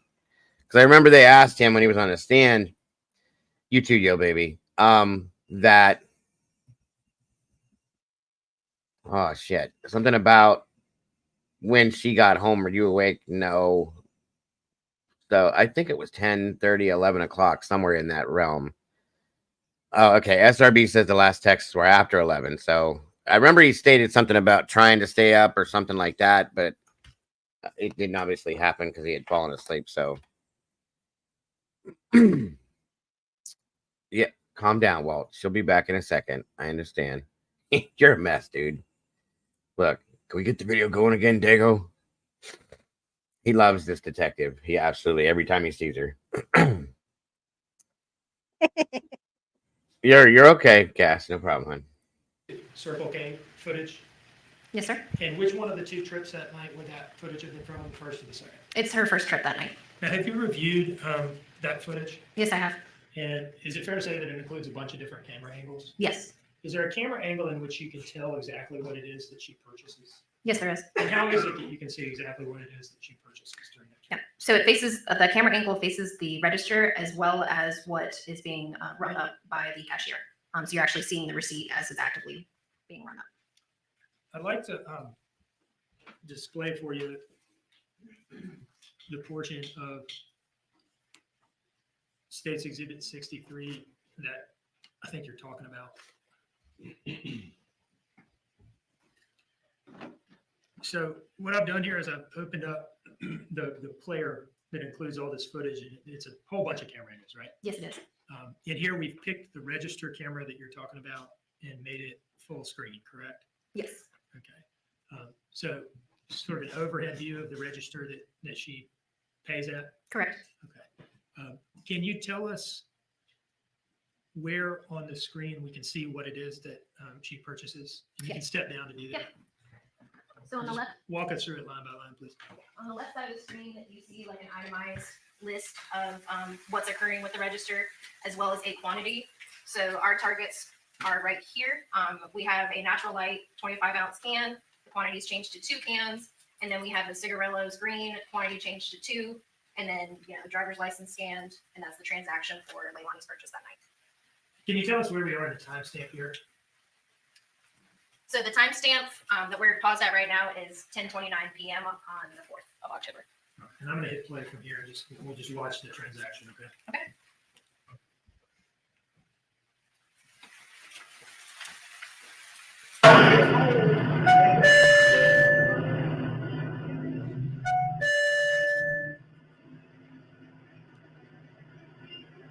Welcome, Brutally. Good to see you tonight. Today, good to have you here. If I block out her face, Barbara, Walt's gonna have a stroke. I can't do that. She is. She's very pretty. I agree.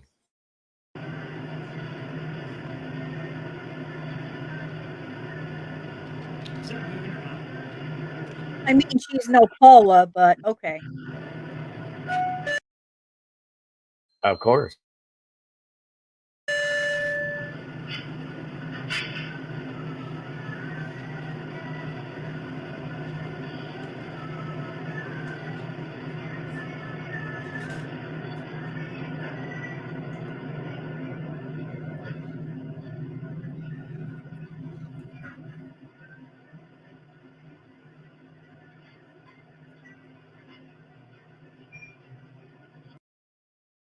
Oh, hell no. I thought you were talking about the detective.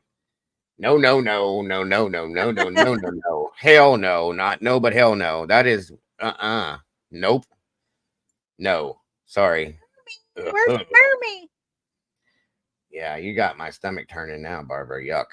Cucka. That is poo-poo. Poo-poo. Poo-poo.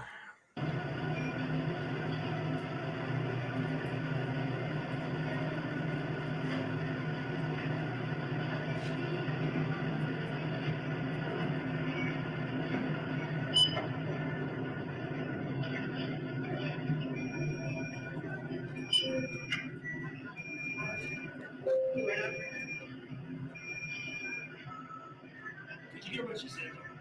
I believe she asked for Rellos or cigarettos.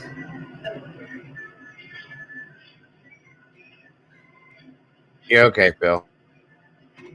Yeah, Mocha. She looks like she has a blanket on. She's too stupid to put a jacket on.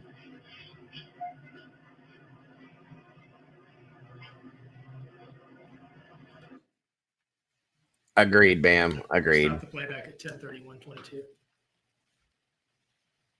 Take care, Blondie. We'll see you soon, hon. Now, moving on to another miscellaneous item. Do you remember hearing Officer Schenker of the crime scene unit or forensics unit talking about the substance that was found in the back of the Dodge Journey? Yes, I do.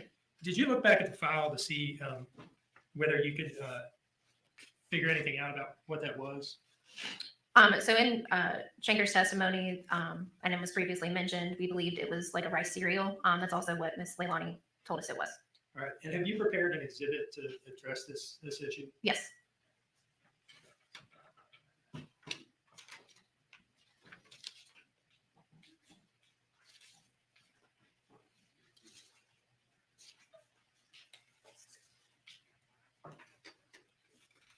I'd like to approach with what I've marked as State's Exhibit 94A and 94B. Okay.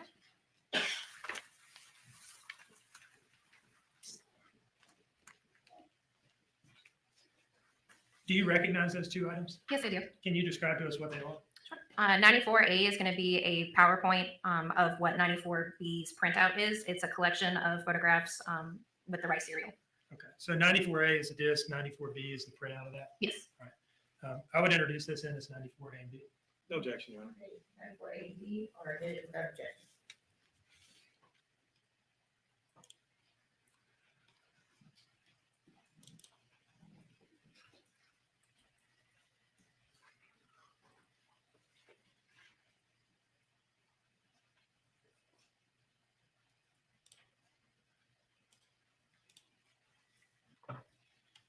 Yes, Cassie. Big time.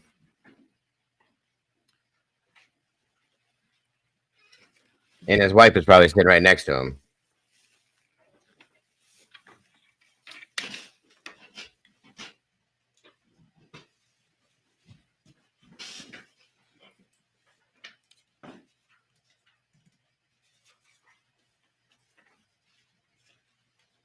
Just need a moment here, Your Honor.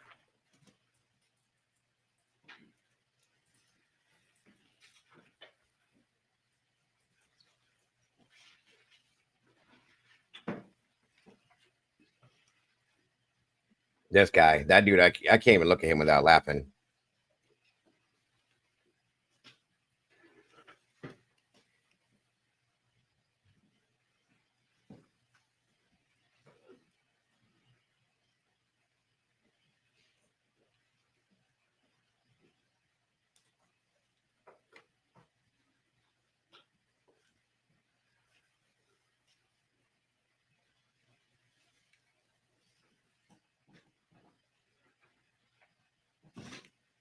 All right. Okay, guys. I think I've got this working right now. The next step here is the FBI interrogation room, I think. What is this first slide here show? So this is a photograph of the back of the Dodge Journey that was taken on 10/6, and it's kind of just displaying the rice cereal in the back of the vehicle. Appears to be pretty evenly and widely distributed. Yes, it is everywhere. Moving to the next slide, what is this that we're going to see here? This is Okay, so I guess this is where we need the trigger warning. I think. Probably by the looks of her face there. Trigger warning. Trigger warning. Content may include sensitive or violent content not suitable for all viewers. Feel free to step out if needed.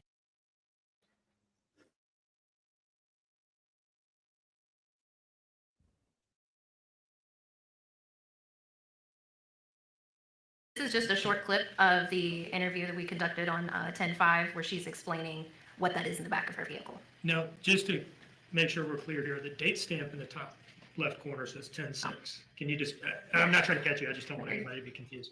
Yeah, it's the 10/5 interview, but it's early in the morning on 10/6, so technically it's the next day. Almost 5 minutes after midnight. Yes. Okay.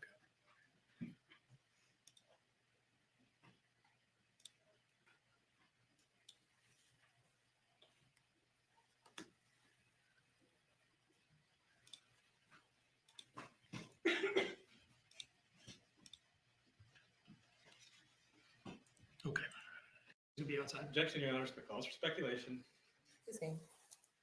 No further questions on this exhibit.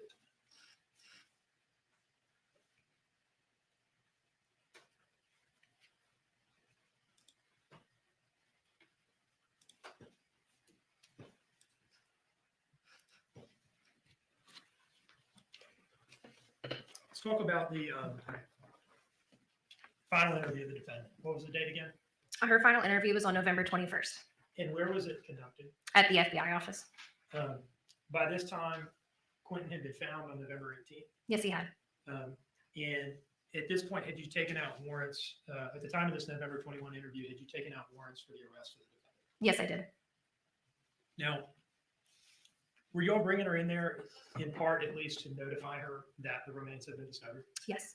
And did she know that before she entered the interview room with y'all and was told that? That the remains were discovered now. Did she know before the interview began, though, that she was being arrested? She assumed so, yes. Okay. And y'all, who did y'all correspond with to get her in that day to the FBI office? Mind you, guys, this was the buildup. We had all this buildup when we were covering this case. Up to this point, everybody was pissed that this trash can hadn't been arrested yet and was wondering why, what the hell was going on. Okay, so remember that if you can as we covered this case. So at this point, this was redemption for a lot of us. So I'm just saying it took a long time. It seemed like forever it took to get her in jail. Knowing the whole time that she did what she did. So just so you guys know the build up to get to this point. And from understanding the interview here, it's going to be a little rough to hear, but it's definitely important. So. Yep, her mother, Billy Joe. And she had been told that the defendant was being arrested that day, right? I don't believe we told Billy either. I believe they both just assumed that's what was happening that day. Okay. Where in the FBI office did the interview take place? It's in the interview room, which is in like the front corridor area.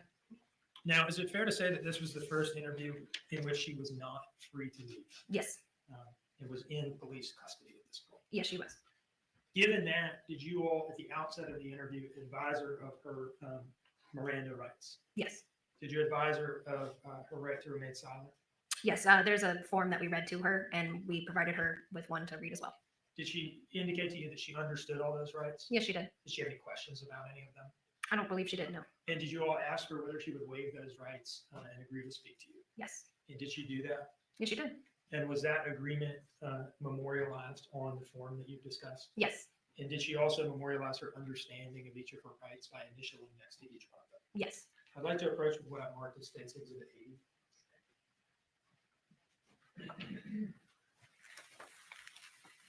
You recognize that document? Yes, I do. Can you tell us what it is? It is the FBI's template format for advice of rights. This is the document that I believe Agent Solomon read to her and explained prior to this interview. And were you present for that? Yes, I was. I would introduce this as State's Exhibit 80.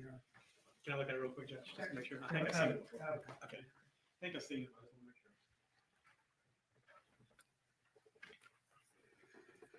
No objection, Your Honor. All right, 80 is admitted. Now, how long roughly was this interview in its entirety? Almost 3 hours. Not gonna watch the whole thing. No. right? Did it, like some of the other interviews we've heard about, start with this kind of long period of rapport building? Yes, it did. And eventually, did you all get into the substance of that? Yes. Have we prepared a disc containing a few excerpts from this interview? Yes. And do those excerpts capture essentially what her story was for that day? Yes, it does. I'd like to approach with what I've marked as State's Exhibit 81.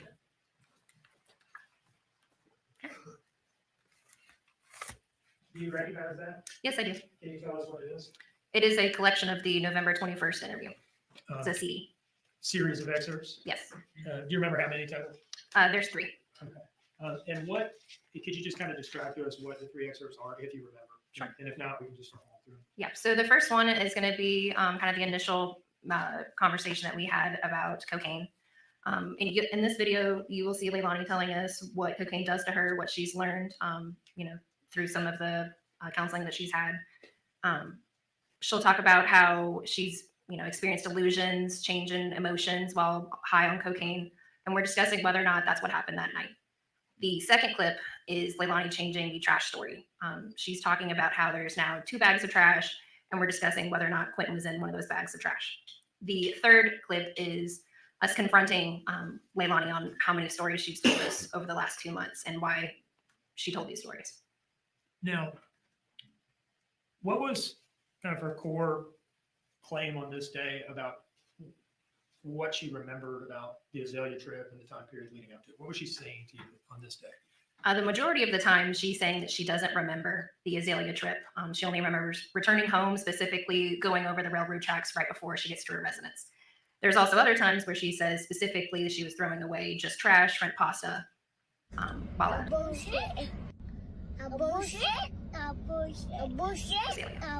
Did this claim that she was making to you about just not remembering anything from like 11 something to when she was driving home from Azalea sometime around 1:20 onward in the morning, did this to you conflict with things she had told you before? Yes, and in the same interview. Okay. Do the clips on this disc fairly and accurately depict the portions of this interview that you're describing? Yes, they do. Other than it being excerpts cut out of a larger file, has it been altered or modified in any way that you know of? No. Your Honor, I would introduce this as State's Exhibit 81. Can we approach on this exhibit real quick? I just Yes. wanna Put something on the record.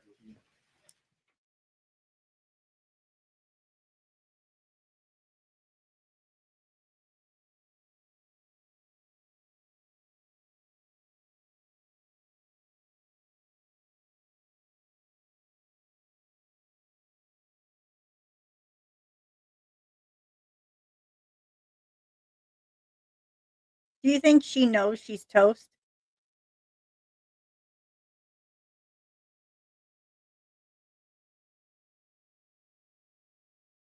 I think she knows. I really do. Okay, we are back on the record. No objection, Your Honor. All right, thank you, Mr. Hilliard.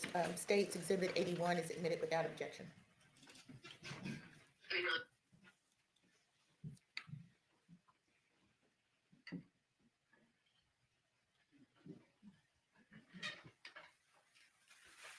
Right, but where are you in here?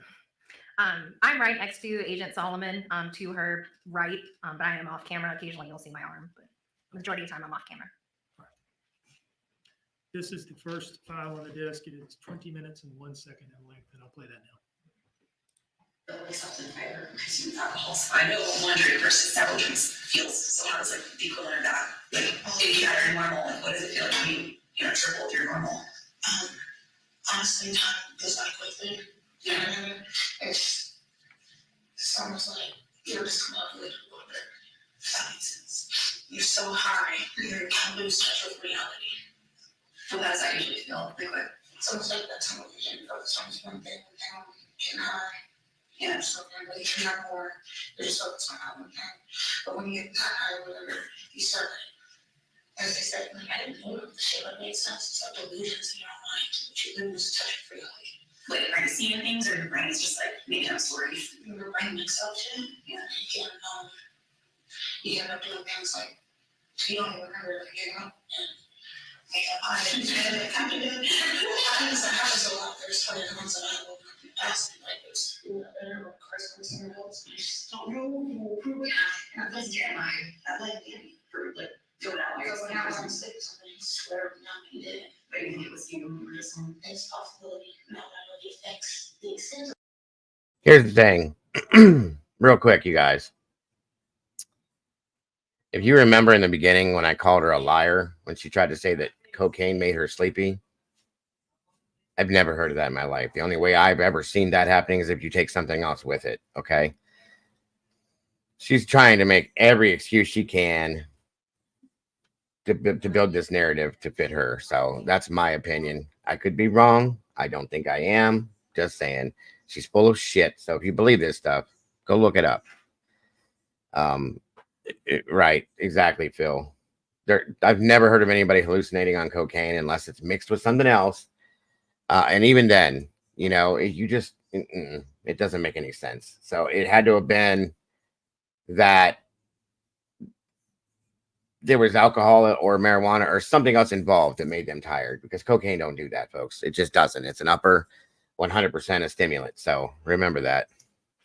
The effects that it can have on your brain and souls to your brain. How long is that last? Like that particular feeling. Absolutely. It's hard to like it's not just 15 to 30 minutes or how long what is that this combo do? Makes you very energetic, very numb feeling. And you know, having a lot of racing thoughts. Sometimes I hear things like it's not true. Right there. Sometimes you see things it's not there. But there's times that they don't eat like shadow people. You know, there's times that they're like for days on it. I'm not sure if I'm a kid. Me too, kid. And honestly, I didn't tell you what I should have said. How I didn't have to even tell you what I should have said, you know, during those times. It's like, Hang on, it's hard to hear. Make sure that these are here. Okay. It should be on, hopefully. it's all a mixture of things, so I can't tell you what was going on. Will it come back later, or is it just like, it's almost like a dream. You might get bits and pieces here and there, but you know, folds in the time. So not like a dream where you work at home. Yeah, you get bits and pieces in there, and then you never get the full. You're not so sometimes that you do this and run away. Yeah. Same thing happened when you get so high. So it's like you just don't know. It's almost like the light is on. You know, you're not about it. Yeah. So like in hindsight, how do you think that's what happened? I think it's a possibility. So I was still crying a lot when they mentioned that, but some people get so high that their brain kind of shuts down. They open about it. Yeah. Yeah. Because I went to class and saying they just start crying and she just like, what's wrong? And I was just like, I just don't know what to think anymore. And I'm actually just so glad you guys obviously. Very true. Yeah. Because you, I mean, it sounds like at least by like 1:30, you were pretty, at least to learn how to drive safely, you know, and all that. So it's kind of been very long if you did consider it like that, right? They say that there is a loss between up to an hour to 2 hours so that you can move and function like you're home. You can never get home, but you're not. Yeah. Yeah.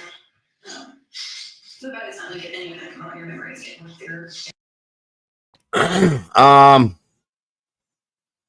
I was kind of hoping she'd get the death penalty, but For some reason, they've never spoke of that. I don't know what the deal is with this. I don't know. Doodle, what do you think she could get for this? I mean, at least life, I would think. But considering that this malice, that's what I think. I think it is. if it's malice, there is a good chance she could. Now that's completely up to the judge. But with malice intent, there is a good chance she could. Well, they haven't brought it up not once. Typically, Yeah, we so I hear don't. about it. Yeah, I was getting ready to say, but they haven't said anything about it, so I Right. don't know. So there's definitely malice, and I could pull premeditation out of this too, but that's me. If nothing else, Cap, I'd say at least life. At least life. I think they're gonna throw if she gets found guilty, I think they're gonna throw it at her hard. Truly. Because she deserves it. She don't deserve to get out of jail ever. Ever, ever, ever.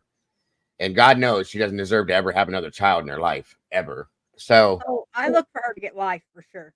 I hope so. At least 25 to life, I'm gonna guess. I hope they do it with no parole, but that doesn't work when you have it like that. Parole, yeah, hopefully. The original indictment said malice murder, I believe. Yeah, I thought they changed that though, SRB down the road at some point. I might be wrong. I don't know. Phil says that is why when she said it just makes her sleepy. I knew she was taking, either that or street grade heroin. 50. Yeah, no, that makes sense. I don't know, Phil. What is your thought? What do you think she'll get? Just out of your opinion, and you know why I'm asking you. So. Yeah, I can't remember.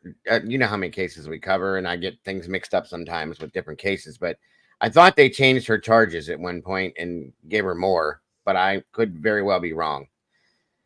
At the very minimum, I think that it'll be life. I hope, and that way she can sit. But again, as I stated before, that's why I wanted the death penalty with her, and I'm very shaky with the death penalty, guys. It's not like I want that to happen to people. Somebody like her, though. You could say I would say certain other cases that I would want people to sit in prison for the rest of their life and think about what they've lost and what they've done. I don't think it'll matter to her. Because she doesn't care what she did. That's the problem with this one. Okay. That's why I wished for the death penalty. Clearly malice, but you've got to clear the evidence hurdle direct versus. Okay. Got you. Welcome back, Cass. Thank you, Phil.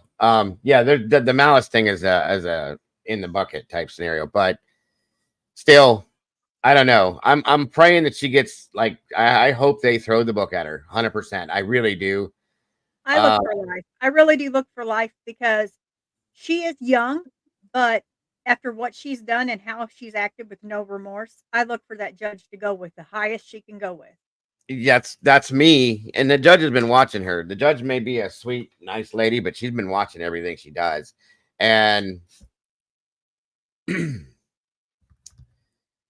I don't know, guys. I pray to God that there is no 25 to life, because 25 to life means that she could get out on good behavior after a few years, and she's so young that she'll have a life. Where in turn, Quentin never had the chance to have a life. Even when he was alive, he didn't have a life. And she deserves every bit of anything she can get. That baby deserves the most justice you could ever get from a case like this. And that's my feelings on it. It was a good question though, Cap. And then I can't believe they even contemplating Susan. I don't even want to talk about that one. That one pisses me off to no end. She's another piece of work. So back to the trash can. Sorry. Remember talking and, operating car and going to different places. It's kind of quick back in. I want to make sure so it makes sense of everything. But not care any sense of what happened before I left the house. Yeah, that makes sense. No, I don't know what's happened. Do you remember driving? Remember like that? Oh, yes, they do. I think Eileen Warnos got the death penalty. Hell, somebody that comes in here, her grandmother got the death penalty. Oh shit. Who is it that was that person that comes in here? Do you remember? I'm not for sure, but I remember her saying that. She sent me pictures. I have them, and I'm so sorry I forgot your name. I got so much in my head, but yeah. If you guys remember Eileen Warnos, the monster they called her, and I truly don't believe that she should have gotten it. I think Eileen had so many Is it stormy? Yeah, it might be stormy. Thank you, Alicia. Eileen Wuornos had such a horrible, horrible past that I felt for her after what she was doing. It was horrific. If you've ever watched that movie that has Charlize Theron in it, that she plays that serial killer, Eileen Wuornos, watch that movie. That's the one that I saw that has her in it is very close to the truth of what Eileen's story was. And then I watched a documentary where they did an interview with Eileen. It's horrific, folks. It's absolutely horrific. In this sense, I do feel that that woman had no choice to do the things that she did in some ways. Okay. She wasn't handed anything else but that life. And it's very sad. But at the same time, this here is a whole different story. Like this thing doesn't need to live and breathe the same oxygen that we do, in my opinion. She doesn't deserve to live and breathe. She's trash. Absolute, unadulterated, pure, nasty, disgusting trash. So, all right, Cap. That was a bad story. Mark Clements, welcome. Good to have you. Yeah, that's why I was saying the book is amazing.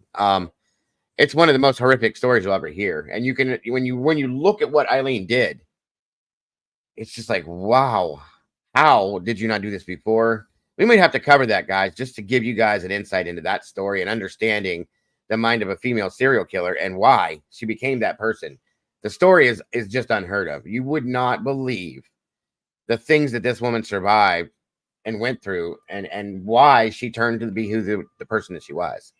It's very sad, very, very sad. I'm going back home. There's a whole other. I don't feel like you already feelings or feel a little numbness. I feel probably feels. They want your feelings, they're not suppressing. And your feelings, they don't. Just everything, your body in general, your lips, your mouth, your skin, everything's on. You got on somebody with your hand, it's like, you wouldn't later. Absolutely, Teresa, 100%. Just understand. Everything I know is the same thing. Emily, Savannah and I have been here with you from the start. How do you know that? Her and I have basically been attached to your family, and I think both of us have an emotional connection to what happened. And everyone right here wants to know.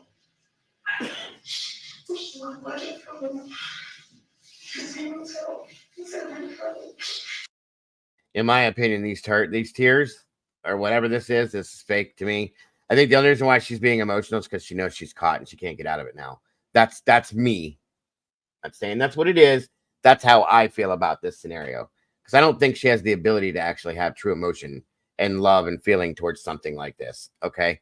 I think she's so in love with herself that this is why she's crying, because she knows her life is over. Her fun times are over.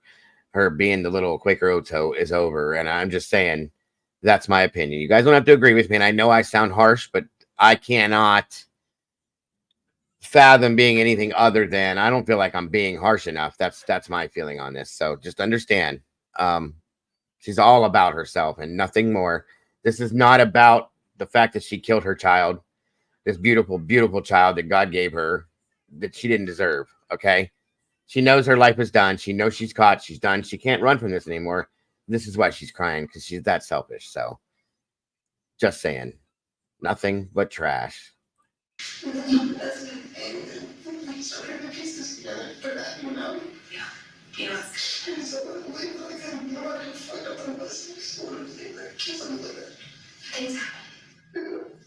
Exactly, Phil. The best way to move forward is finding out what happened. And I don't want it to come down to some bad person telling us. I don't want there to be any of us. I'm tired of the stories of the media. I'm sure you are. So we don't know what they're going to say. And we thought that we found him. You know, and we've seen how they treated you for the last, almost 2 months. And without your side of the story, it's going to be whatever they want to say. I don't remember hearing him. I don't remember hearing him. I don't remember anything like this. You better come back. I want to take that away. Yes, ma'am.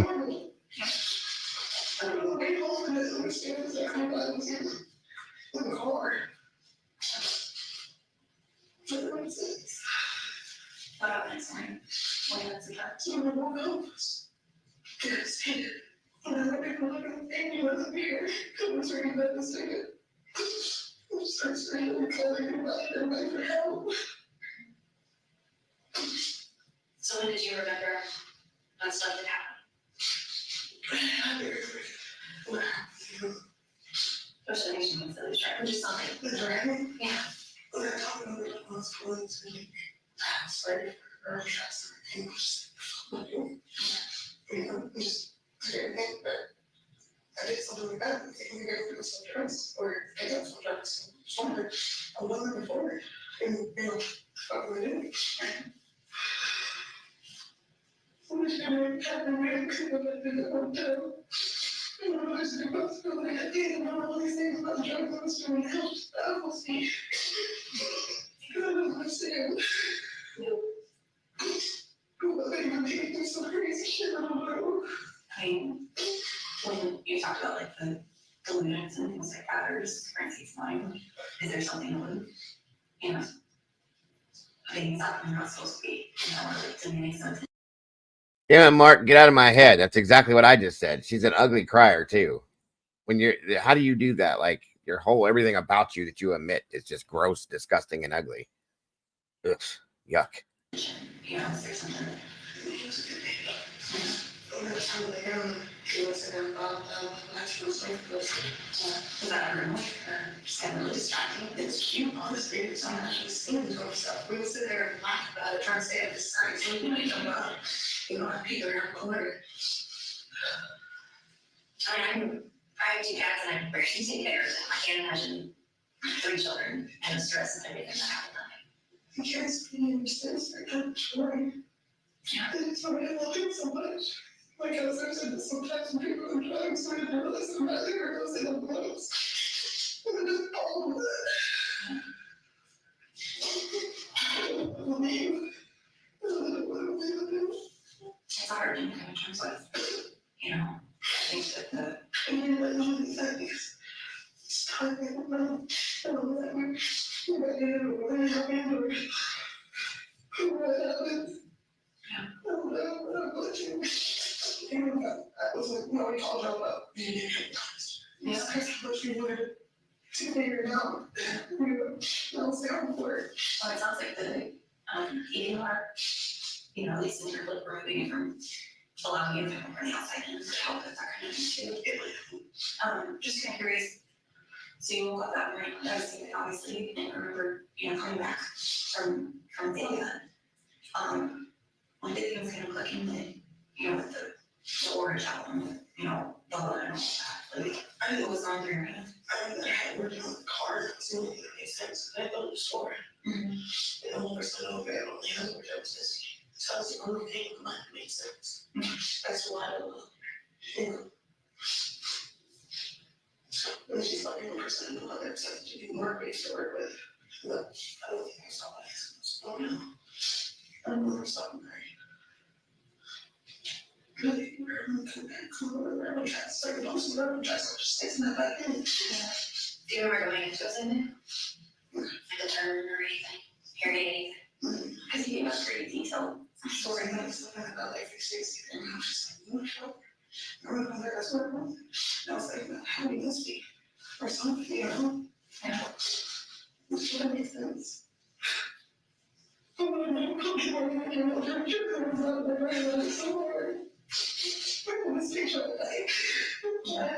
remember James and how I don't because they say some things come out of dreams. And that's just don't have dreams. See how she keeps looking at the tissue and she wipes her eyes? She got to make sure it looks like there's real tears there. That's why she's doing that, in my opinion.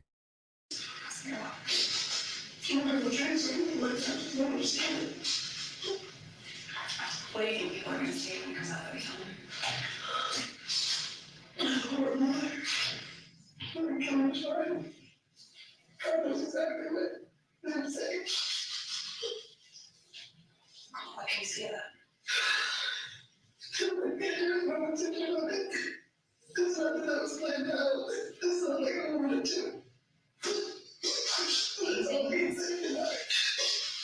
you think that you may have?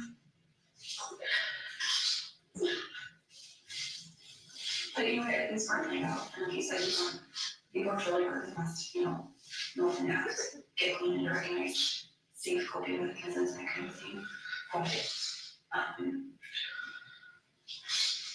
a lot of times the wrong things line up, and something happens, and you remember leaving the dumpster, which is exactly how we were. We found him exactly in the middle of where we were looking, based on what you told us about him to resilience talking in the dumpster. We went, because it was, so knowing all of that, knowing you're in a state and something happens and you try to fix it right away. And I think in some ways tried to make it go away like it wasn't real. And we woke up and realized it was real. But I mean, we know that that's what happened, and so maybe something you're gonna have to come on with, and that people have been very cool. And the YouTuber culture and all that I had never experienced or seen in person, anything like that. They're in their own stories now. And so I really hope that take a second to just kind of think about what your story would be, for yourself. And it's the only way to find peace and get yourself peace and move forward for all of you is to realize and acknowledge what happened. And like you said, there was no premeditation, there's no planning, and frankly, I think if you would plan things, it would have not gone away because it's not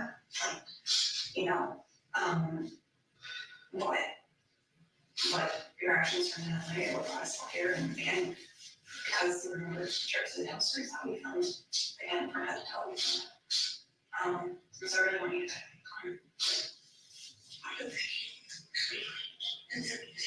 did nothing close to the light hope. Whatever possibly done, I don't know what possibly happened in the house. So I woke up and it was fine. And I'm gonna move down.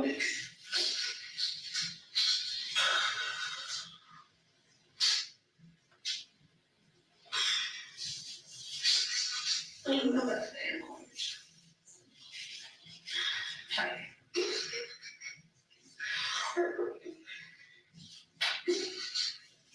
I was wrong. Because I'm going to go to the reason that I'm wishing you know that.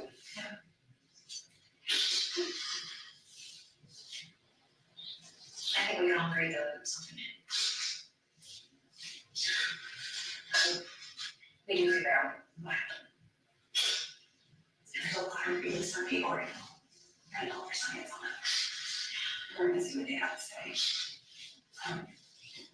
I really don't think that you want to take this step.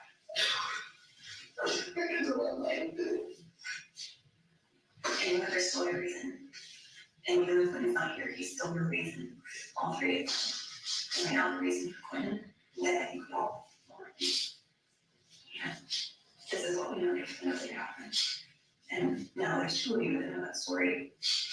And I hope you're going to be able to tell us. I really hope that you're able to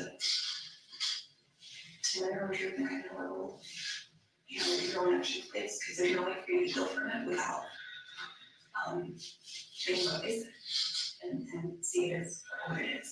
Like you said, it wasn't this long-term ocean's 11 paper of, harming your child. Nobody did harm your child, and you did. And that's just facts. It isn't under hit. No. I never lied about anything. I never said anything to you that I didn't know or back to be true. And I don't believe that you hid it. But you hid it in the dumpster because you had harmed him in some way for that. I did do something. Wasn't fair. So she went back and come out. Like, how scared is it though? You did. You have scalp. So I did it. And I asked her about she thought I did that. And she said, I'll stay if you would like help. You might quit. So if you get patience, you're just like somebody that's out of trouble. You might not. Yeah. You're just didn't process anyway. What's the last thing you remember before? Saying I'm good. And then it goes to turning back from Zoe. Did you see him in the bed right when he got home or something? Like he came home zip line and he slept. He's like, so that was like the memory from the right trip. And that's what the memory all the night, you know, and then yeah.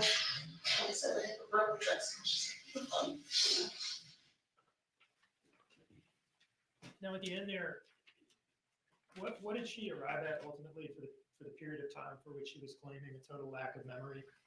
She said the last thing that she remembered was looking at Quentin and then driving back from Azalea. Looking at Quentin after the ARC ride trip. Yes, and then blacking out and then coming back to it as she's coming back from Azalea. And what was she saying in there about what caused her to start forming memories again on the way back from Azalea? Hitting the railroad tracks.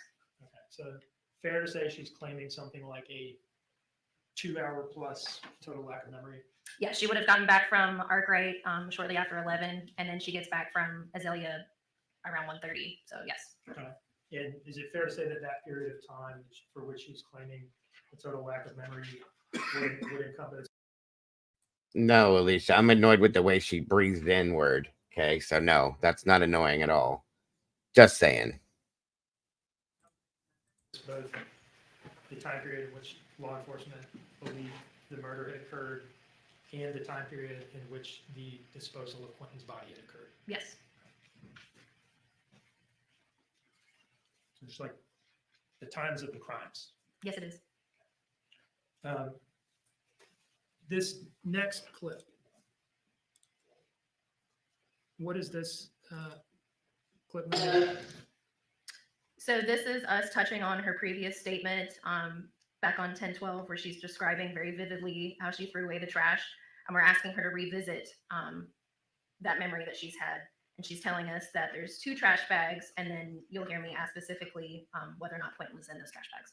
And did she outright deny that Quentin was in one of those trash bags? She does not. And this clip is later in time than the bit we just watched. Yes, it is. This is when y'all are kind of reminding her of her previous statements, which seem to conflict with what she's just told you about this total lack of memory. Correct. The story with Sam and Brad. There was another trash bag. Because I couldn't before there was like 2 bags on me. And then I can't remember. I remember there was 4 things. Anyone got trapped with them? Did you use a trash bag? I don't recall if I had a trash bag. Okay. I don't recall if I think from before I left their house or when I came here.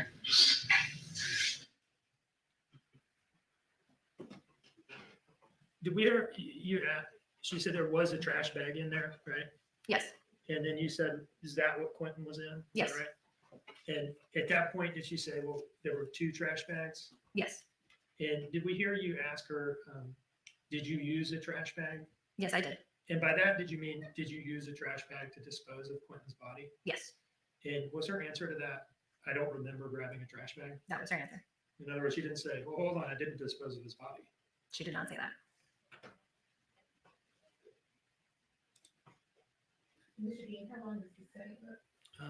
It is about 3 minutes, right? Okay.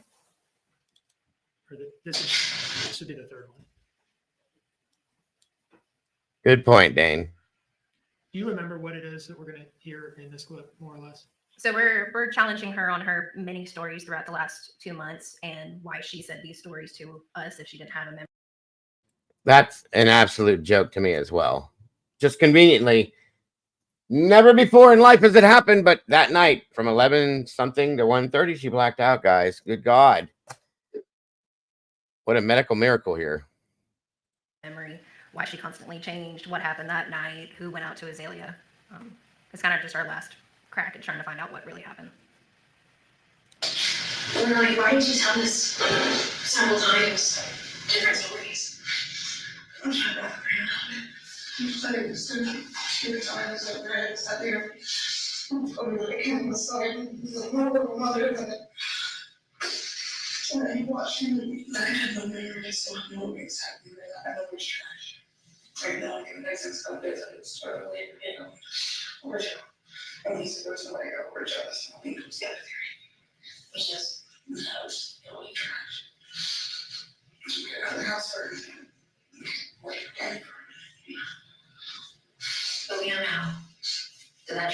yeah. Wait almost there. So go back to that scene that you made, so sitting on breath. You remember seeing the trash bag, looking into it? I didn't look into it. Tired it was. Right. So you didn't actually look into it? The only thing I could have been was one thing. You were pretty restricted though. Because the smell, the smell of like shrimp pasta. Not even the smell. Same smell here. I don't look at it for what. So you remember wrapping it up? I remember taking that clear so I could throw it in there. It wasn't heavy at all. No. Leilani, really. Do you remember him being in the trash bag? No. We know this way he was. I don't remember that. I don't remember him in a bag. I don't remember going in the house with him. I don't remember that. I don't remember that. Why did you tell us all the story about just all of these stories pretty much? I'm trying to get sensitive myself. He was the one that was the one saying, I saw you in the trash and throw it away. Let me show you something. It's gonna help with what Evelyn's asking right now. This is a very fraction, small fraction of the mountain. What that looks like at home is trash. And everything's looking like near that is trash. You see how little those people are. Do you think that we could have found him if we didn't know that you put him in the dumpster and we knew exactly where that dumpster went? Yeah. Did we hear her say the word theory at some point in there? That's what she refers to it, yes. What was the theory thing? What was she saying? She's saying that every time that she lied to us was her sharing her latest theory. In other words, she wasn't claiming that she was making factual statements about what happened. She was saying she was just kind of throwing out theories. Yes. She was describing was she describing the Oragel story as just a theory that she had proposed? Yes. And was she saying that she had only proposed it because, well, she had come to and found Oragel and was trying to figure out how? Yeah, she said she found it in her vehicle, and that's the only thing that made sense to her. And did she describe her story about throwing away trash as just a theory that she had come up with in response to Brad asking her whether she had thrown away trash? Yes. Now, I want to just ask you about a couple features of these prior stories that she's referring to as theories, okay? Okay. You talked to her on October 5th when she first launched the Oragel story, right? Yes, it did. Did this story include who she had gotten it from? Yes, it did. Did it include where she had gotten it? Yes. Did it include when she had gotten it? Yes. Did it include why she had wanted it and obtained it? Yes. Did it include details such as how many tubes of Oragel she got and how many were open already and how many were unopened? Yes. The story about throwing away trash that she gave to Special Agent Snyder and Special Agent Solomon on October 12th, did that include such details as specifically what the trash was? Yes, it did. What it smelled like? Yes. How long it had been in the car? Yes. When she first registered the odor of the trash? Yes. What kind of trash bag it was? Yes. What color the ties on the trash bag were? Yes, it was a very vivid story. An admission to having looked inside the trash bag before throwing it away. Yes, she said that. An estimate of how much the trash bag weighed. Yes. And statement about the exact physical mechanics of how many hands she used to put it in the dumpster. Yes. You had either conducted those interviews or observed them prior to this interview, right? Correct. Did any of those things sound like mere theories to you at the time that she said them? No, they did not. Now, in this interview, particularly in the first bit we watched, the 20-minute bit, was she asked at some point by you, I think we can all agree that something did happen. Yes. And did she nod her head yes in response to that? Yes, she did. Was she asked, do you think you may have killed him or something to that effect? Yes. And is it the case that she was just not able to give an answer to that or just didn't really say anything? That's correct. Was she, at some point, did Special Agent Solomon say, you harmed your child and hid him, or words to that effect? Yes, she said that. And is it fair to say that the defendant just did not affirmatively dispute that? She didn't say, no, I didn't. She did not. And separately, did Special Agent Solomon say, you hid him in the dumpster because you had harmed him in some way? She said that. And did she also fail to dispute that statement? Yes, she did. One moment, please. Welcome, Stormy.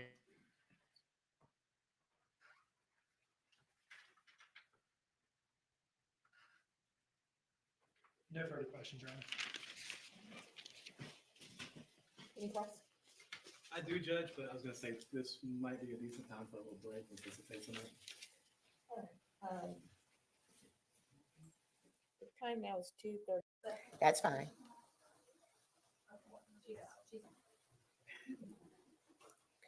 On second thought, it appears that things are working out. She must be looking around for friends that you don't have. That was good, Dago. Just saying. That's what it looks like to me. Like, is there anybody? Oh, no, that's right. Nobody likes me. All right, excellent. Wait about an hour. All right, here we go. Okay. So, ladies and gentlemen, we're going to move now to further testimony. Okay. And no one discussed the case or did any research. All right. Thank you. Mr. Hilliard. This is the first time I've really had a chance to meet, so I'm going to go way back. Speak in the microphone, For idiot. that reason, okay? Give me 1 second. I picked up the wrong path.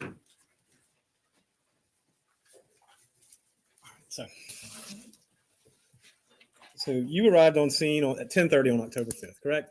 No, after 12. After 12? Okay. And how long were you on scene on October 5th? On scene, probably about an hour. All right.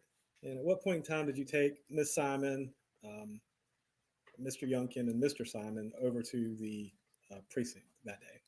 I asked one of the patrol officers and some of the detectives to have them transported probably within that hour. So probably around 1 o'clock then. Just trying to get a general idea. Yes. So on October 5th, around 1 o'clock, all three of them went over to, I guess it's the police. The headquarters? Yeah. Yes, sir. And how long were they there on October 5th? Until about 2 a.m. the following day. So about 13 hours, right? Yes, sir. And over the course of the trial, we've seen a number of interviews during this time, correct? Yes, sir. And during that time, you were also speaking with, I'm going to assume, I'm not trying to put words in your mouth, you're speaking with Miss Simon, Mr. Youngkin, and Mr. Simon, as well as others at the time, but those were the three main ones, right? That our team spoke with, yes. Yes. Okay. So that was 13 hours on the 5th to the 6th. When did you next speak with Miss Simon or have your team speak with Miss Simon? We were in communication with her for probably the next 2 weeks, almost every day. Every day? When you say ran communication, I guess that means phone calls? Yes, sir. Okay. And when was the next, I guess, in-person interview? October 8th, How long was that one? almost 2 hours. And that was at CCP as well? No, that was at the FBI office. And 1 second, I'm running out of room here quickly. And when was the next one after that? October 12th. And how long was that one and where was that? That was almost 2 hours as well. And that was at the FBI office. And during this time frame too, this is the phone call? You still having phone calls during this 2-week time frame? Yes, sir. All right, so it's 13 hours on the 5th, 2 hours on the 8th, 2 hours on the 12th. When exactly was the hotel room video and audio? What part of it? The actual time they were in the hotel room when y'all were videotaping it. The 8th and 9th. That was October 8th to 9th, correct? Yes, sir. And during the same time frame, you were wiretapping Daniel Youngkin's phone from, I think, around the same time, October 8th or 9th, for about 60 days, right? Yes. Intercepting all of the phone traffic between him and her. Yes. And just not that it matters, a rough estimate is even after you arrested Miss Simon, you still intercepted his phone calls between them, correct? Yes. So that was at least, generally speaking, between October 8th, 2022 to December 8th, 2022, correct? Yes. All right, so that's going on at the same time the other interviews are going on, right? Yes. So October 12th, I'm sorry, was the next in-person interview. When was the next interview that your team did of Miss Simon at that point? After October 12th? October 31st. All right. And how long was that one and where was that one? That was at the FBI office, and I believe that one was also probably 2 hours. 2 hours. Okay. And the next one after that? Would be her final interview when she was arrested.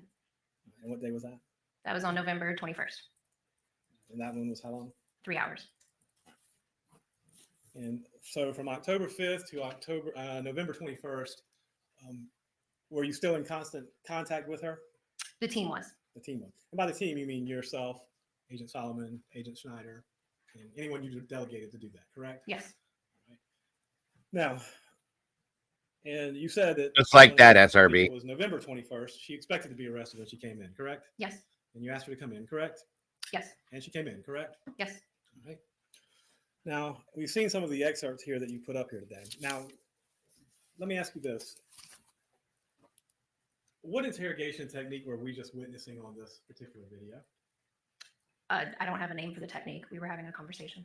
All right. Well, you said you don't have a name for it, but you've gone to the academy, correct? I have. And you were trained in interrogation techniques, correct? Yes. And what interrogation techniques were you trained in? I don't have the name for the techniques.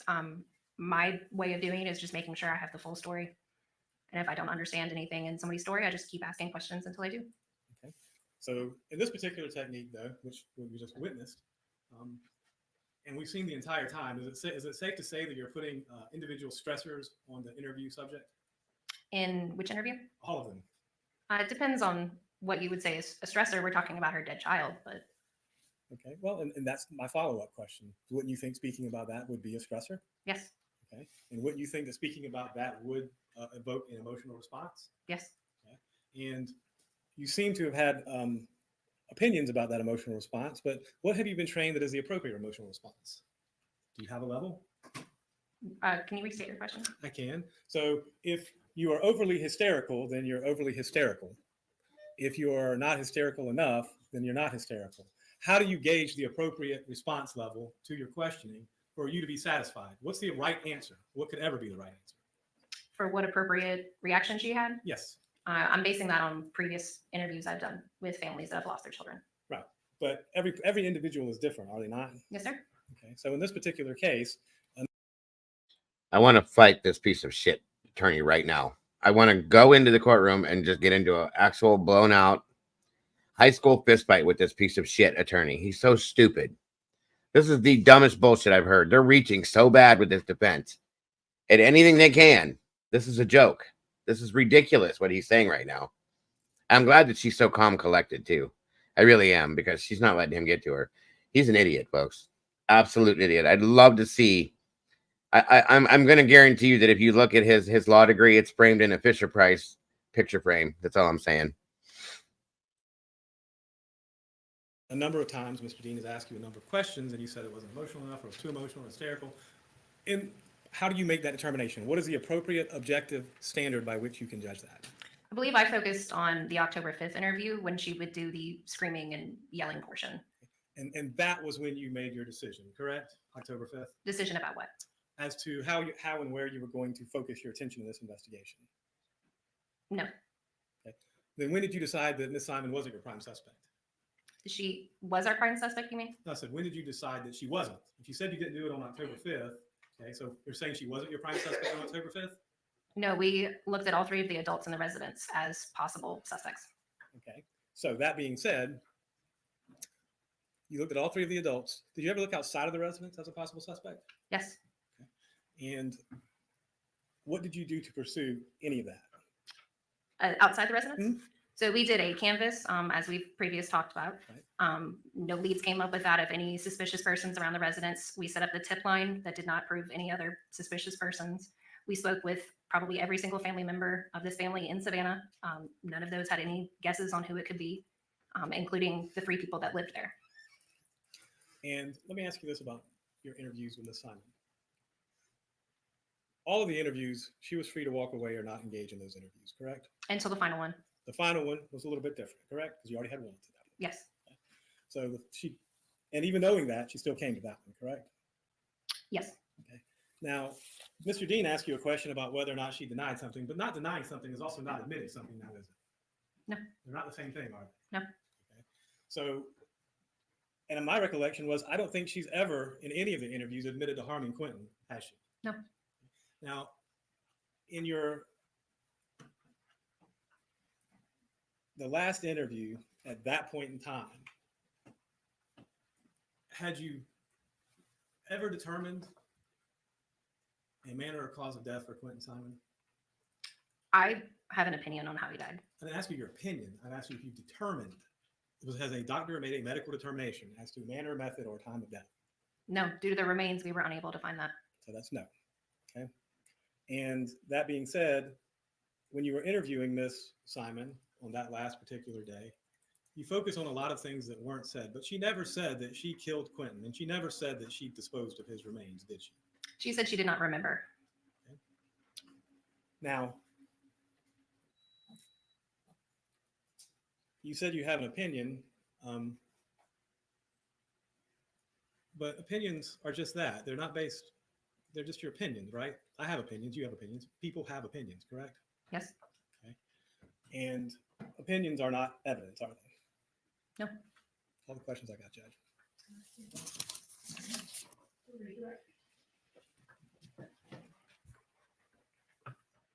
No redirect, Your Honor. Yes, ma'am.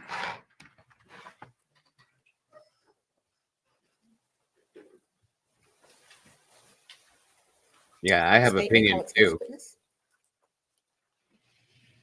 May we have a moment, please, Your Honor?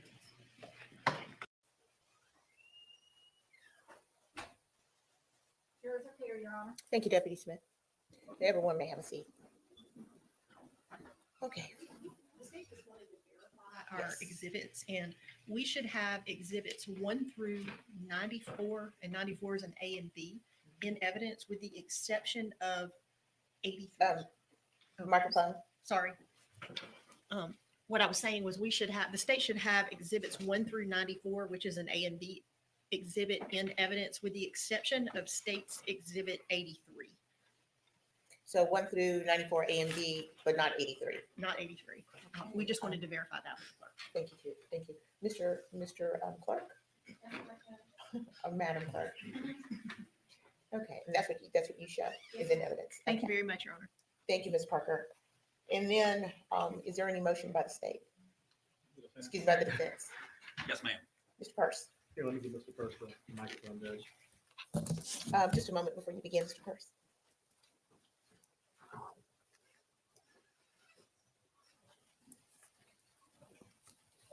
Oh, now we get to hear from Grandpa Harry Potter. Your Honor, at this time, I'm going to focus my argument as to a motion for directed verdict. Just so we're all on the same page, I'm focusing on counts 1, 2, 3, and 4. And I'm going to take them kind of in separate batches and then all together with my final thought. All right. With respect to counts 1, 2, and 3, that allege that LEILANI Simon committed malice murder and felony murder of Quentin Simon, the defendant moves for a directed verdict of acquittal. What? First, there's no direct evidence to What? support these claims. The state has presented theories and its conclusions, but has presented no direct evidence that LEILANI Simon committed these crimes the way they're charged in counts 1, 2, and 3 in the indictment. I think the medical examiner's testimony is significant. He is crazy. Oh, hell no. I'm about to break everything in front of me. I'm telling you right now. His mama needs to figure out how to dress him better. These little bow ties, not working. Yeah, he needs to go back to making his popcorn is what he needs to do. This is bullshit. I'm sorry. Oh, wow. I kind of expected this to come, but damn. The state has shown no... Oh, boy. I know this happens, but still. They... Oh, my God. I hate this trial. She expressed no opinion about the manner of death, the cause of death, the time of death, and even as an expert in her field, couldn't even express an opinion that Quentin Simon died as a result of the commission of these crimes. That leaves us with circumstantial evidence. In Georgia, and I'm quoting Official Code of Georgia 24-14-6, quote, to warrant a conviction on circumstantial evidence, the proved facts shall not only be consistent with the hypothesis of guilt, but shall exclude every other reasonable hypothesis, save that of the guilt of the accused. With respect to the circumstantial evidence argument connected to the murder claims, again, the medical examiner testimony is extremely significant.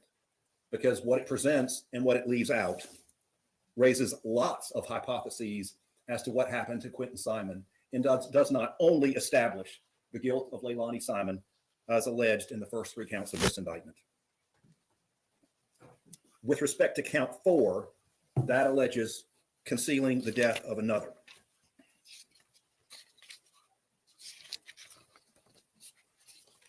Concealing a death is against the law in accordance with Official Code of Georgia 16-10-31, which provides that a person is guilty of this offense, and I'm paraphrasing the statute, when a person conceals the death of any other person and does so to hinder a discovery of whether or not such person was unlawfully killed. In this instance, the medical examiner's testimony again failed to establish that Quentin Simon's death was the result of any unlawful act. Basically, all 4 counts of this indictment, I should say, is grounded in a bunch of theories and the state's speculation and conclusions. With respect to that, in suggested pattern jury instruction 1.20.20, Georgia law provides that facts and circumstances that merely place upon the defendant a grave suspicion of the crime charged, or that merely raise a suspicion or conjecture of the defendant's guilt, are not sufficient to authorize a conviction of the defendant. At this point, the state's evidence is grounded in speculation and grave suspicion, but not on facts and not on evidence. On behalf of LEILANI Simon, we move for a directed verdict of acquittal with respect to counts 1, 2, 3, and 4 of the indictment. Thank you. Thank you, Mr. Purse. All right, Mr. Dean.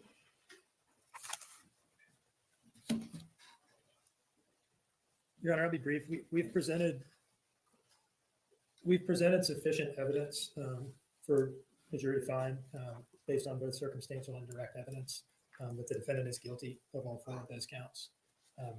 The Wyatt case is clear that when we allege that certain facts are unknown, such as manner of death or certain other facts in the murder counts, that those become material allegations that we have to prove.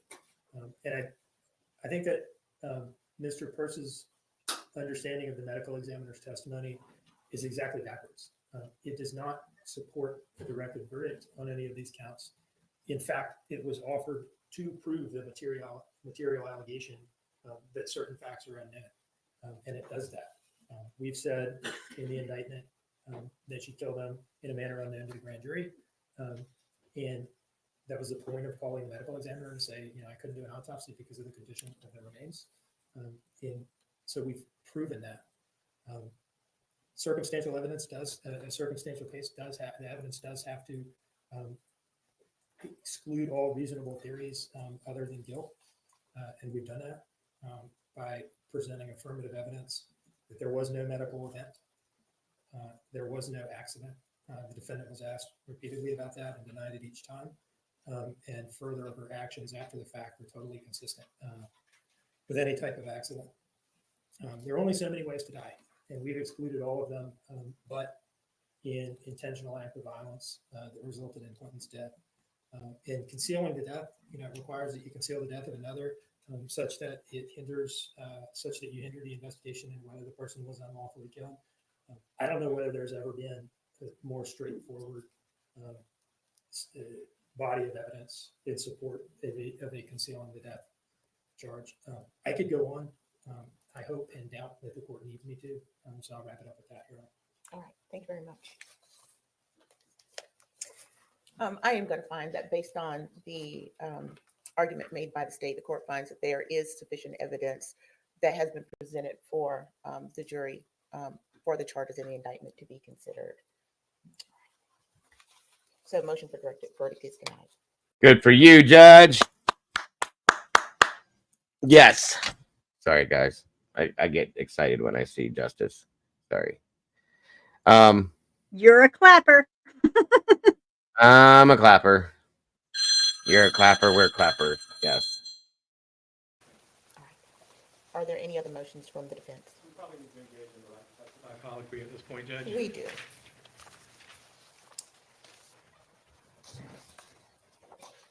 So I'm going to ask Ms. Simon to come up to the witness stand. And before going to the witness stand, if you'll be sworn. The evidence you shall give the court on the issue pending shall be the truth, the whole truth, and nothing but the truth, so help you God. Yes, ma'am. Ms. Simon, just have a seat on the witness stand, please. Okay. All right. You want me to do it? I'm going to start out with Ms. Simon. Ms. Simon, please state your full name. LEILANI Marie Simon. Okay. And you're doing the right thing, just talking to the microphone so the court reporter can get it. I think you've heard me give that instruction a couple of times. Yes, ma'am. All right. Do you understand that you have a right to testify? Yes, ma'am. And that if you want to testify, no one can prevent you from doing so? Yes, ma'am. Do you also understand that no one can make you testify? No one can compel you to testify. Do you understand that as well? Yes, ma'am. And you have the right not to testify if you don't want to. Do you understand that? Yes, ma'am. Do you understand that not your lawyer, but you personally are the one who decides whether or not you will testify? Yes, ma'am. Honestly, I did not think that they would let her testify, and I didn't think she would do it either. So this is interesting. Do you understand that if you do not testify, that upon She has that right, though. She always has that right. will instruct the jury that your decision cannot Oh, I be know. used against you? Yes, ma'am. No, she absolutely does, guys. And I just expected that she would be too much of the piece of shit that she is to either not do it or that the attorneys wouldn't let her do it because she's so stupid that she's probably going to incriminate herself somehow. Yeah, this is bad for her. You should never testify. No. And I'm probably going to end up going off here in a minute. I can guarantee you, I feel it coming. I'm already brewing like a hot cup of coffee, folks, just so you know. In fact, the court will instruct if you decide not to testify. Do you understand that? Yes, ma'am. Okay. Do you understand that if you choose to testify, you will be examined by your counsel and cross-examined by the assistant district attorneys in AUSA? Yes, ma'am. All right. Do you feel a need to have any additional time to consider whether or not you will testify? I've been given plenty of time by my attorneys, notified weeks ago All right. about this. Do you need any time to talk with him in private about this? No, ma'am. And so do you personally wish to testify or not? I do not.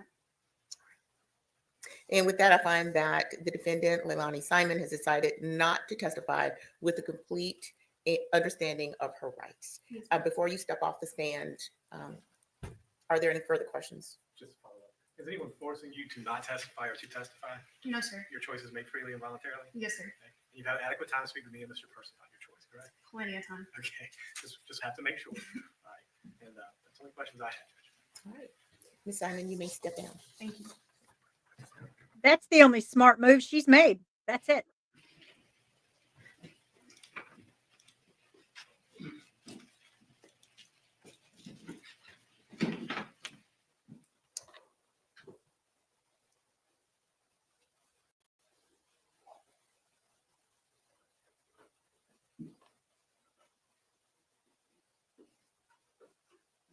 I did too, Stormy.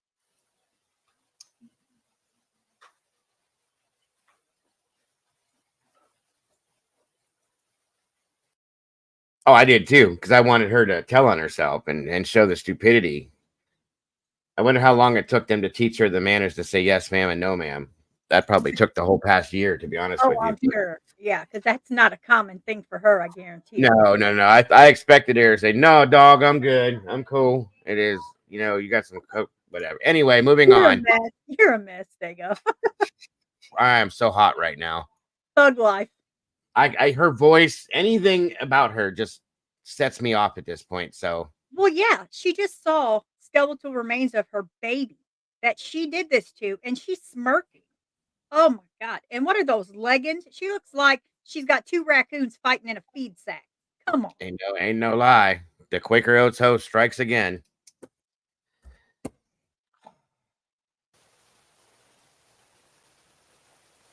I hope they beat her down like an old bag of potatoes in prison. Some time to speak with Ms. Simon in private at the table.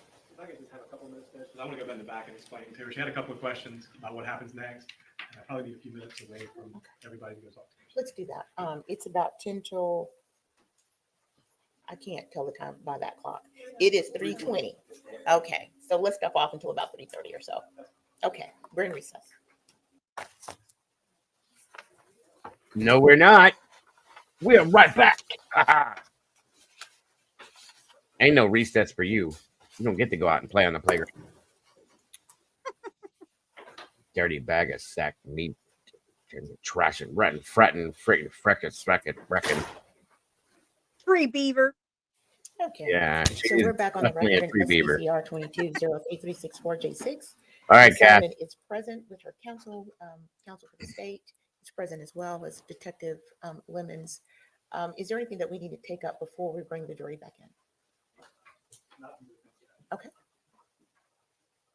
Is the plan that to bring the jury out and have the defense arrested for that? Yes. Send the jury home and talk about charges? Yes. Okay, thank you. That was so succinctly put. Thank you. Bring the jurors, please.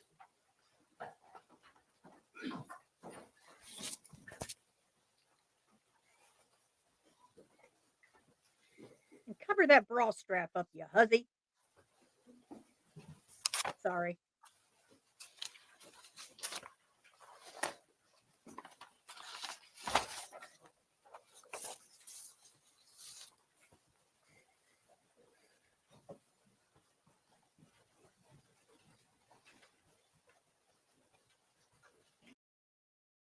There's the smirk again. She thinks this whole fucking thing is a joke. She thinks it's funny. She won't when they put her in there with nasty Sarah. I hope they do. I hope they do. I hope she is so miserable. Hey, look, guys. At least she brushed her hair this morning with the pork chop. You can see it there, all that nice greasiness. Piece of trash.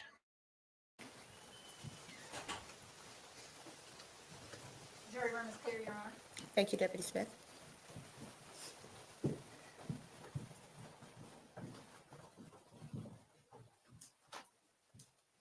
All right, ladies and gentlemen, please have a seat. There were no discussions about the case or research? All right, very well. Mr. Hilliard? Yeah, the defense rests. All right, thank you.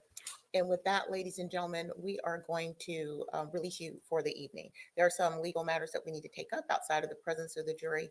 I'm going to have you come back tomorrow. At They 10 did all o'clock. that just to release everybody. Please continue to follow the court's instructions. Do not discuss the case. Don't let anyone discuss the case with you. Don't watch television shows. Do not do any separate research. Okay? Don't watch Dago on Very well. YouTube. Thank you very much. Exiting.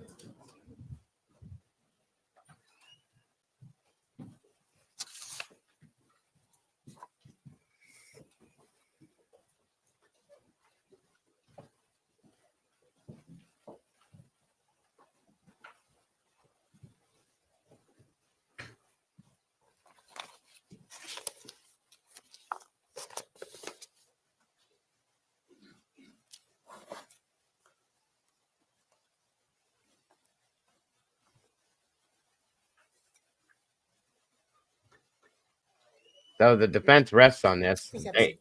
They don't have nothing. So Thank you. Thank you, Smith. Okay, so I've received, of course, the requested charge from the state and from the defense. I've had an opportunity to review both sets, and do we have a copy? Okay, so I'll have a proposed set for you to take a look at, and we can go through those and see where we stand. I'm having the jurors return tomorrow at 10 o'clock, just in case we needed to take up anything earlier than that. I expect us to begin at 9 o'clock. And it may very well be, there are a couple of the counts we had some issue with in coming up with what the charge should be.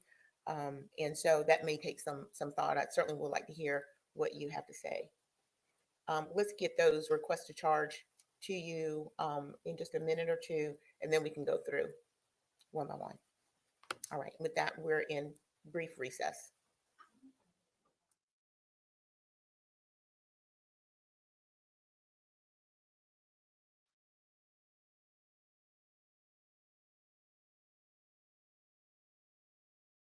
Allow the jurors an opportunity to leave.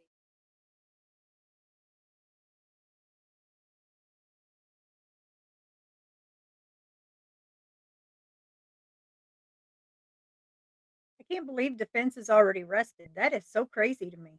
They know. They don't No, have there's nothing anything. more. There's nothing more. They don't have anything. Some people didn't hear this. I'm gonna play this part again.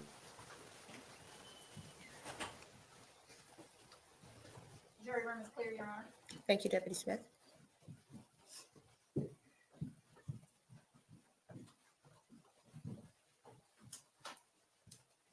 All right, ladies and gentlemen, please have a seat. There were no discussions about the case or research? All right, very well. Mr. Hilliard? Yeah, the defense rests. All right, thank you. And with that, ladies and gentlemen, we are going to release you for the evening. There are some legal matters that we need to take up outside of the presence of the jury. I'm going to have you come back tomorrow at 10 o'clock a.m. Please continue to follow the court's instructions. Do not discuss the case. Don't let anyone discuss the case with you. Don't watch television shows. Do not do any separate research. Okay? All right. Very well. Thank you very much. Jury's exiting.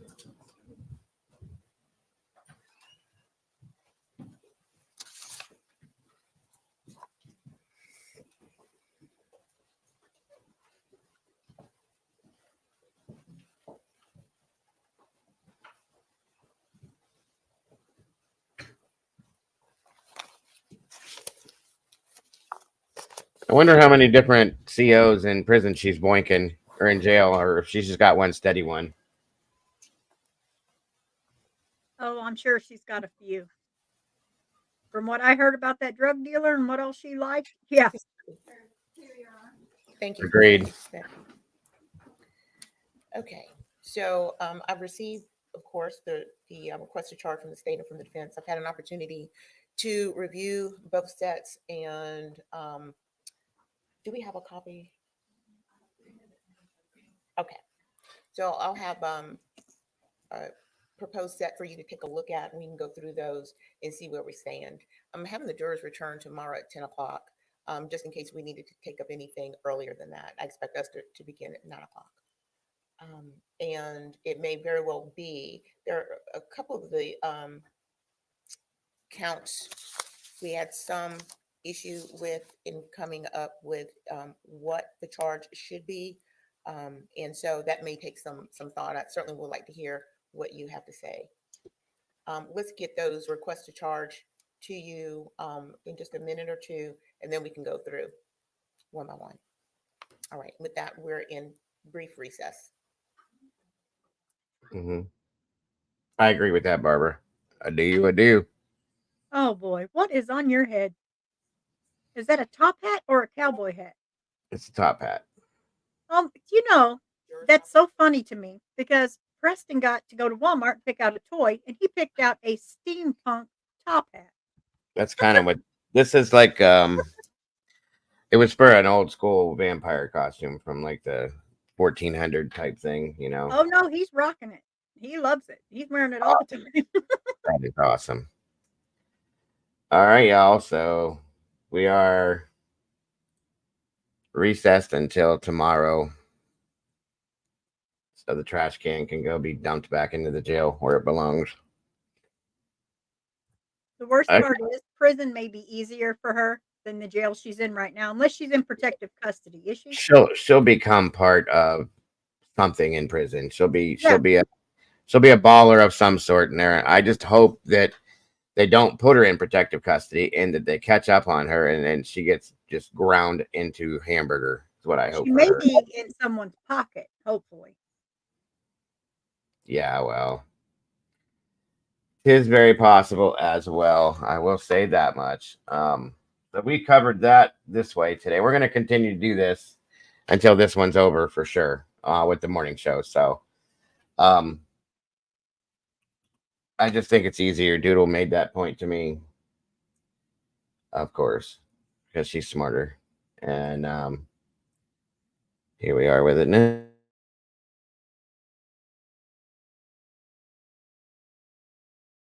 Is it the men or women that hate the child predators? Because I thought that women were worse than men, but I'm not sure. Both do. Both? Okay. Yeah.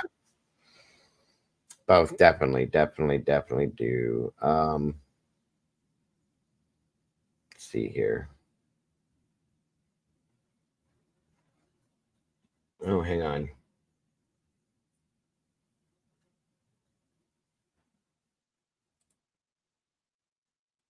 This is what I think it is. We can finish this up too.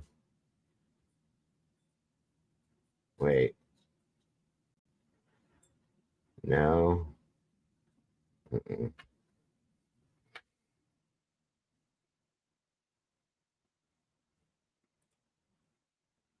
Hold on.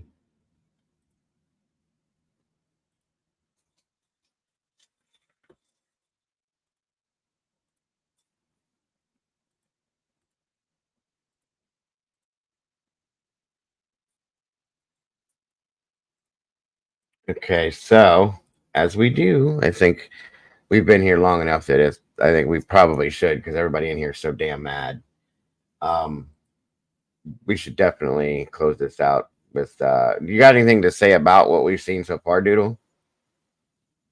No, not really. Just her smirk to me lets me know that she has no remorse for this. And people like that are so dangerous. I mean, None. no tears to watch your baby, to look at your baby's skeletal remains and then smirk. No, no. She gets Yeah. everything given to her. Oh, and then some. I really do. Walt probably got the last witness testimony on replay, just watching it again and again. So yes, I agree. Yeah, I bet he does. Mm-hmm. Okay. We love you, Walt. That's kind of what I'm hoping for, Barbara. As much as I say that that's wrong, I think it will, because here, for the simple fact that of what we just said, she showed no remorse. It obviously wasn't accidental. It's known what she did, and we've heard the testimony as to what she did to that child before she killed him. There are so many mothers in prison right now that can't be with their children, that couldn't have children. They're going to destroy this piece of, just destroy her. I hope. And I can't imagine they're keeping her in segregation, because I can't. If they do, somebody will still get to her. I can imagine. So, and we'll be covering that when that happens too, you guys. And it makes me wonder, will Billy support her this whole time she's in there? Because I think she will. Well, we haven't seen Billy Joe the whole time. I'm surprised about that too. I'm surprised. She would testify, but she didn't. I wanted, yeah. I thought for sure they would force her to. That makes me wonder if they're not going to try to do some kind of charges of neglect for her later. I don't know. Maybe not, but they should. That would be awesome. That would be great. Yes. The fact that she could sit and look at the evidence, 100%. Absolutely. She didn't even cringe. That tells me that, let alone, even if it wasn't your own child, I would have cringed seeing that with any child. She didn't even look sideways, guys. No big deal. That is an evil, evil person. I'm sorry, but it's and the way she reenacted how she tied the trash bag, that just like a gut punch to me. I thought, oh yeah, hell yeah. Yes, ma'am. I do agree. Pure insanity.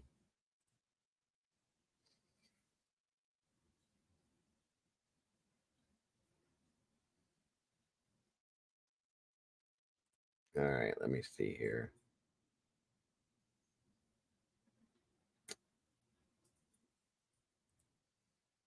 All right, I did want to throw this up here.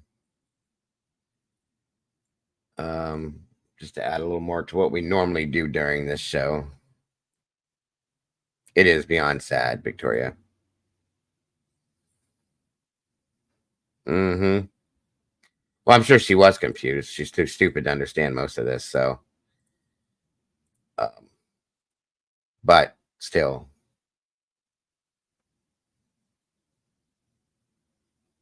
Let me skip it. You got to skip it before you flip it. Boing, boing, boing, boing. Work the bird. Bang, bang. After a Texas County man disappeared 1 year ago. Thanks for joining us tonight. I'm Lauren Barnes. And I'm Mike Landis. John Dudding was last seen at his home in the southeastern part of the county in January of 2023. Fox 49's Sydney Moran reports on why this case still remains a mystery. Sheriff Scott Lindsay says investigators are following up on every lead, but nothing has led to finding Dudding. I just can't accept it. Evelyn Lee Morling was John Dudding's neighbor. She called him JP. He was a good person, very good person, and I wished everybody was like him. She remembers the day the sheriff's office knocked on her door. And they said he's missing, and I don't accept that. Now it's been 1 year since Dudding was reported missing.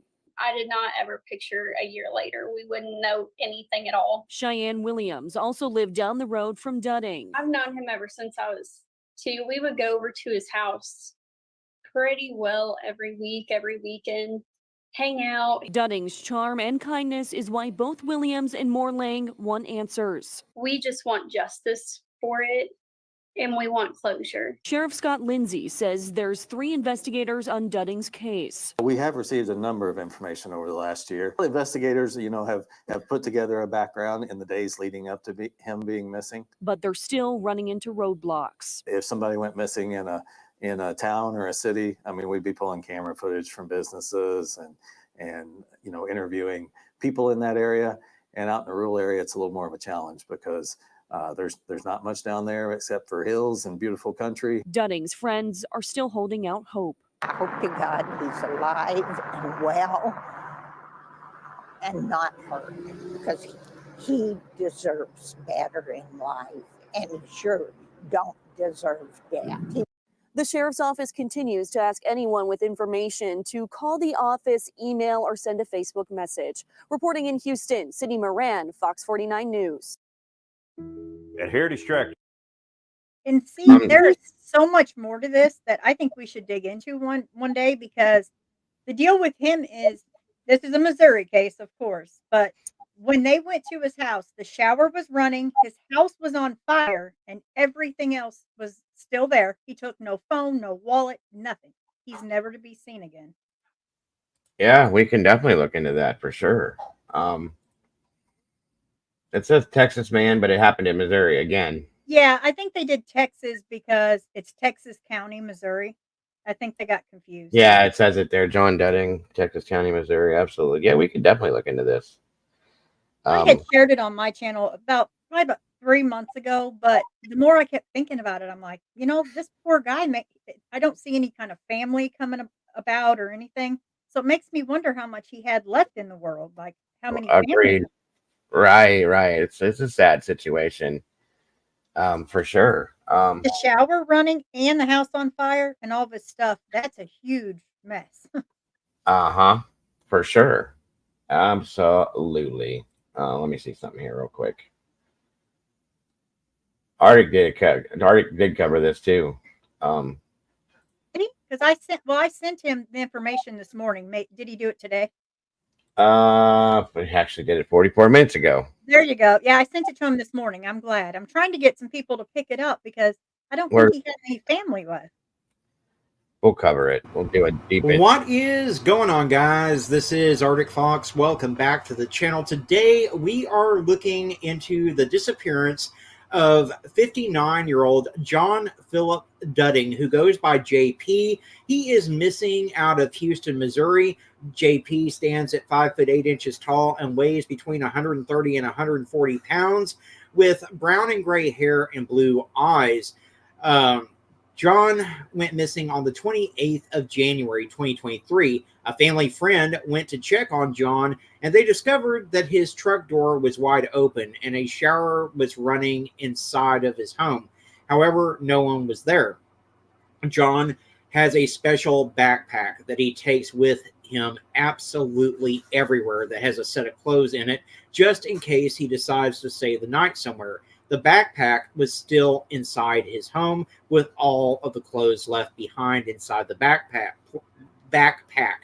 Police say a lot of times when they're looking for a missing person that they are looking for a vehicle description, or they're trying to track electronic means and things of that nature. But in this case, all of JP's personal items were left at the residence. It's a very rural area where JP went missing from. So there's some tools that really aren't available for investigators looking into his disappearance. At the time, again, he was 58 years old and has since turned 59 years old. And the family has been trying for over a year, as you can imagine, to find out what happened to their missing loved one. He has been missing for over a year, and there has been a lot of information over the last year, according to Sheriff Scott Lindsay. Investigators have developed some of this information on their own, but they've received a lot of tips from the public as well. He says that there are 3 investigators on JP's case. The initial search for JP started around his home a year ago. They used the dog team to search, and then several volunteer fire departments assisted with a grid search in the area as well. The sheriff said that the search turned up nothing, unfortunately, and investigators have run into other roadblocks. As I said, he left everything behind, so they can't track his phone or things like that. And as far as I'm aware, there's been no charges on his debit or credit cards, no activity there, no banking activity at all, no social media activity. So there's a lot of tools that simply aren't available to law enforcement in trying to search for JP. And no matter how old a missing persons case is, according to Sheriff Lindsay, he's not going to let JP's case go cold. There's families out there that are seeking a resolution. So anytime that we have a missing person case, that's going to remain a priority forever. And the sheriff says he's extremely concerned. Spending the last year without any answers as to what happened to JP has been very difficult on his loved ones. According to them, they were thinking that it would be very quick, and by the time they got answers, but they're not getting any closure right now. They hope one day they will, and they would hope that they'd get that by now. They never pictured over a year later that they didn't have anything, no answers at all. JP was Williams was one of Dudding's neighbors. And she has since moved out of the state, but is still pushing to find answers about her friend. She still remembers how devastated she was to hear about her friend missing. And you can imagine, I mean, it's this way for the family, the friends, and sometimes even the whole community comes together whenever you have a man go missing like this, especially when it's been over a year. JP's other neighbor, Evelyn Morlang, says that she also wants to know what happened to her friend. She feels sad because they haven't found JP, and she just can't understand. He was a great friend, and she wants him found. And he deserves a better life than death. He certainly didn't deserve that, she said. The sheriff's office said that the investigators continue to follow up on any leads that they receive, but over a year into this, they would be open to all possibilities. Being such a rural area, it's nearly impossible to search every square foot of the county, and they need to be open to the possibility that JP may be somewhere else. Investigators look at the case, and they just try to work whatever information comes to them and wherever the information may take them. The sheriff's office does continue to ask people with information about JP's disappearance to call the sheriff's office at 417-967-4165 and press option 1 if you have any information about JP or his whereabouts. Guys, I need you to do me a favor and smash that like button. We need to get JP's face back out into the YouTube algorithms. The more people that see JP's face, the better the chances are that someone will step forward with information that could break the case wide open. I know his family and friends are completely devastated. It's been over a year now, guys. So smash that like, share this to your Facebook, your Twitter, your Instagram, wherever you have social media. It only takes a moment of your time to do, but it can make all the difference in the world in bringing answers and closure to JP's family. As always, guys, I do want to thank you so much for tuning in and watching. I appreciate each and every single one of you. Y'all be kind to one another out there, and let's find out what happened to JP.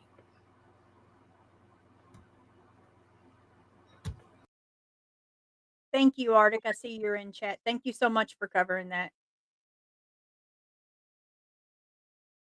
Yes, sir. Thank you. Thank you very much. Appreciate that, buddy.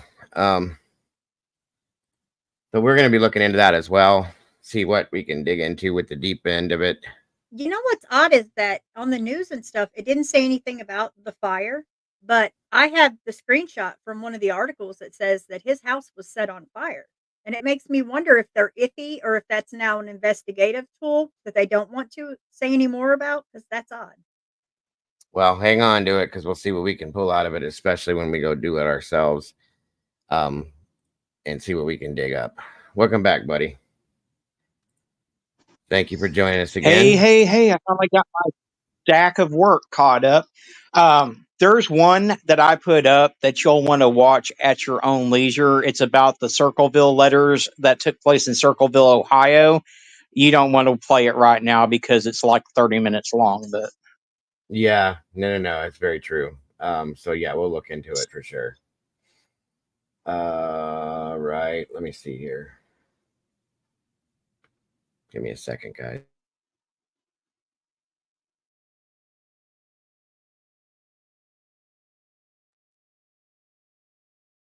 Well, that was pretty good today, Dago. You covered the trial. We still got our current events in, and now we get to do some funny stuff. I mean, win-win.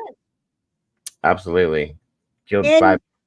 and you're not having to do this in the evening when half of the people's already seen it, so it's easier for us and you too.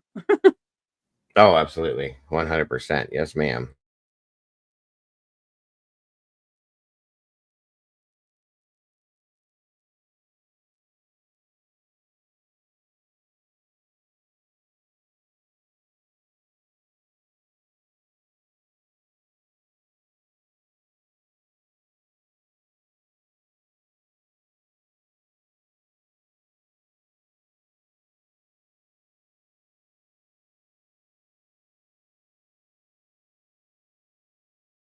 Hey guys, give me a second. I'm trying to throw up some funny stuffs here.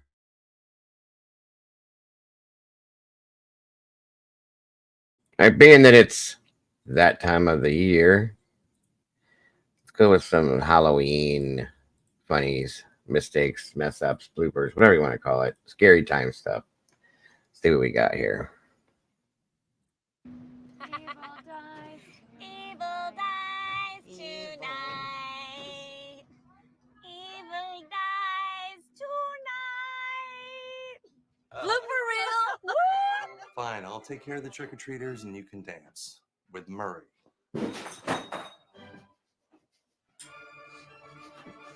It is a big life, a very narrow lane. All right, that's it. Let's go. Come on. I'm not playing it. Oops, sorry. Can I have another one? There's a stab wound. She was stabbed. Was she? Like a year and a half ago. She keeps calling. And here she is. Still looks great after a year and a half of blood loss. The new diet. It's my favorite one. Nice job, dude. Thanks, man. This is for Lori. This is for you, Lori Strode.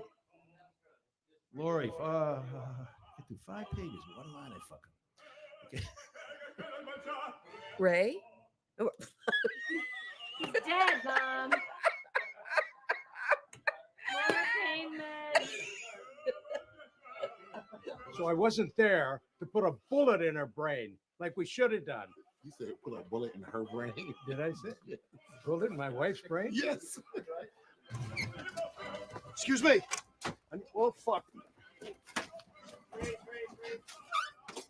I need some breaks and some good people. Excuse me. I need some. You knock it out here? Fuck. I did again.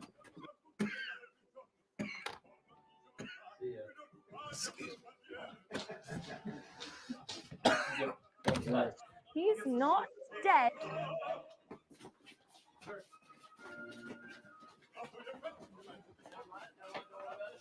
Hold on, let me find it. What if you drew like a mouse?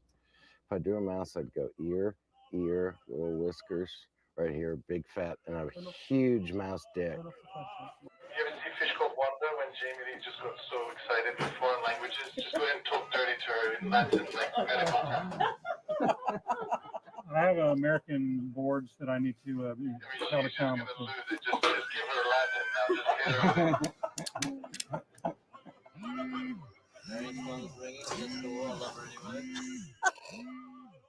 It's my granddaughter wanting to FaceTime me. Turning it off, boss.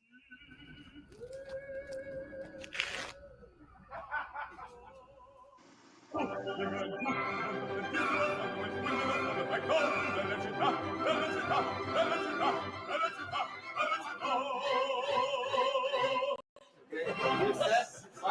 we go. Remember, everybody, keep it light. This is a lighthearted comedy.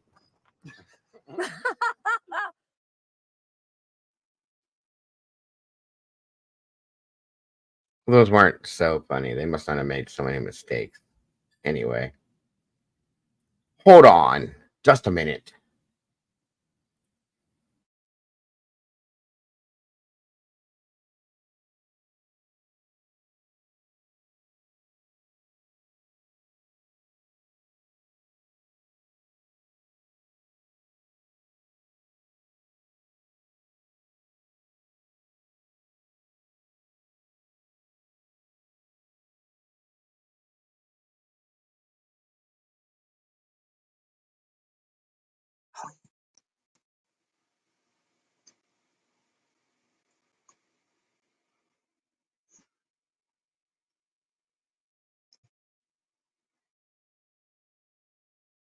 Alright, let's see what we got here.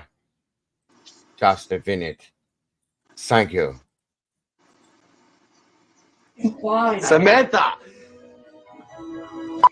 I'm a pebble. Oh, God. Why you gotta do this? Y'all fucking make puppies. Oh, You'll be meeting my personification now. He's a bear. Got it. He's a bear. One. It's a fucking bear. I need the police right away. Yeah, this guy took my teddy bear. Hello? It's my teddy bear. My teddy bear, he's a real fucking bear. Teddy the talking bear? You never heard of him? He's fucking famous. Hello? I think we got this. Yeah, all right, good. Yeah, laugh at me when I'm fucking acting. No, no.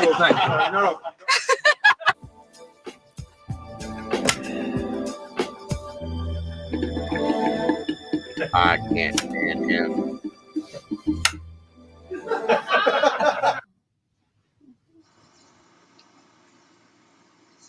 Impressive, wasn't it? Look at that. My crotch is impressive. You thought that I saw, but I didn't see, but I did see. You can't gastron on the spermin. You can't gastron on spermin? Hey, Andy, you hungry? Yeah, I could eat. Yeah? Could you eat some pussy?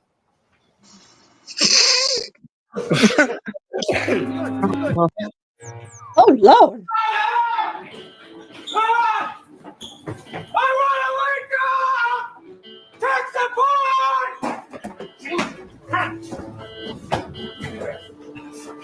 Yeah,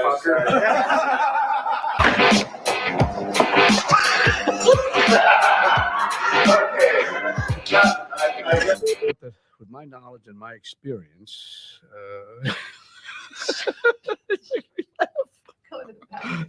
okay. I got it. Yeah, well, the people have a distorted view of, really what's going on there. And I tell you, most of the nurses delivering babies these days are male. Huh.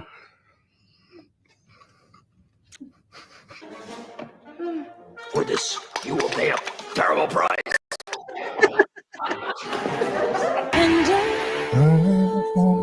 Production can't afford that song. No, you're right. Cut. Including prenuptial agreements. Prenuptial agreements.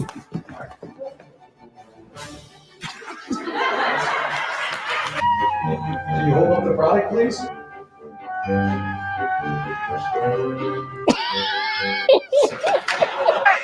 What is wrong with you? Haitian? I'm sorry. You called me a Haitian. Stop. Oh, Kevin. He's still in training. Just be sure Oh not man, he ain't right.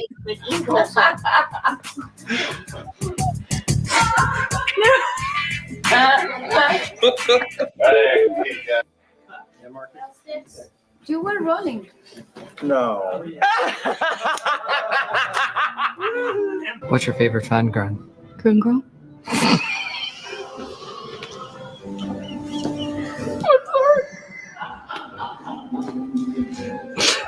Oh my god. Wow. Wow. Okay. Hold on.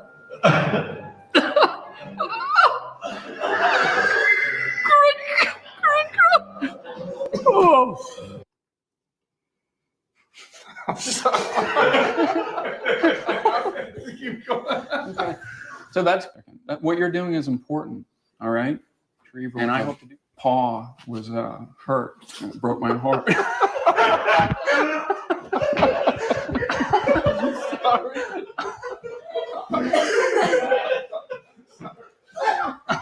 It's not. She's a lioness. She's a what? A lioness. A lioness?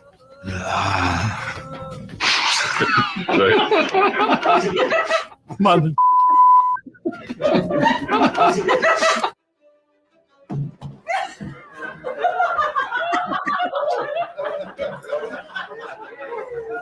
Yeah. You don't want to be trespassing in a county pool with an erection at 2 a.m, sir. Oh, so sweet. Do you hear that thumping? Yeah, it's my heart. Oh. Oh. Sympathy. Oh. Sir, it's pronounced Chris Stick. Good. Chris Stick. Good.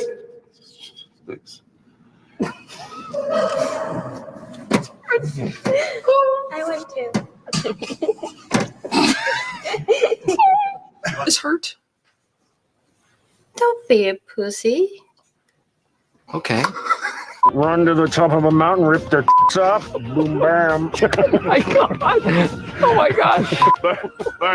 We're on camera. This isn't gonna work. Next thing you know, I'm pulling my thumb off in front of the whole crowd. And the place goes ape.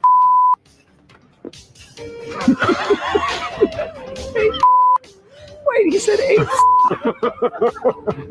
How can we continue? Okay. Baby, what's wrong?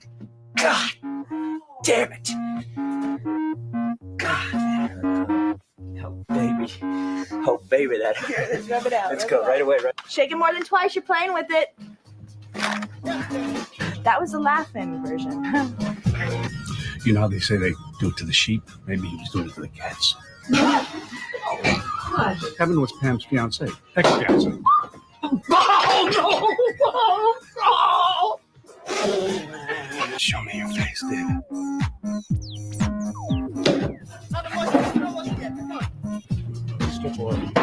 no, it's okay. Help me open the door. And speak to me not as a doctor, David. I feel like the guy on Star Trek. For God's sakes, talk to me, Jim. For God's sakes, I'm a doctor, Jim. That's what it is. The procedure for all bilateral periorbital hematomas in a comatose patient of a 4-3 fracture, backwards, forwards, upside down, go back. Can't get it. Help me. Don't you got fucking lines or something? No. Yeah, you got lines about Santa Claus. Oh, that's right. We should cut, huh? Oh, let's do them right here. News! News! News! News! News! News! Good Lord. News! News!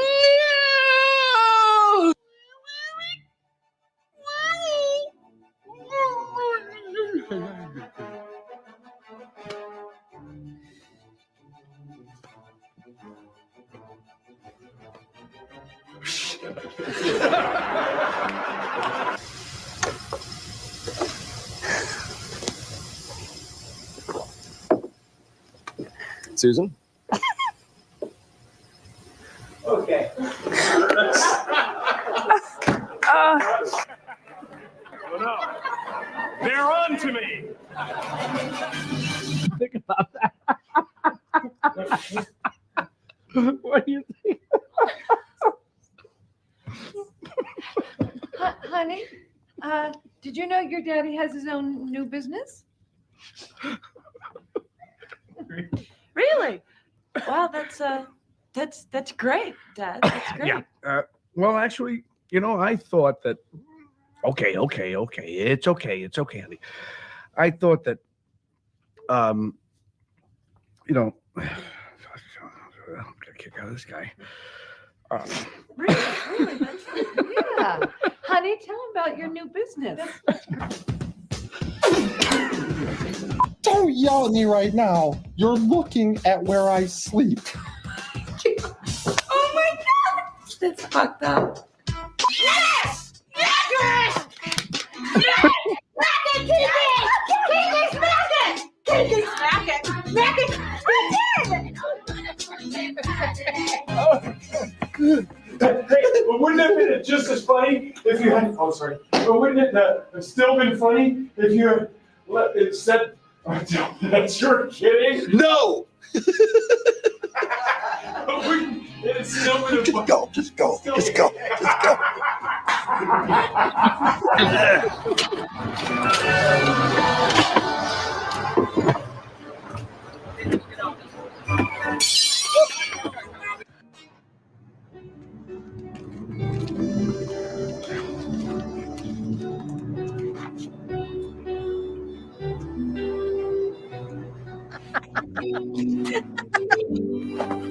I don't even know where to find a fire.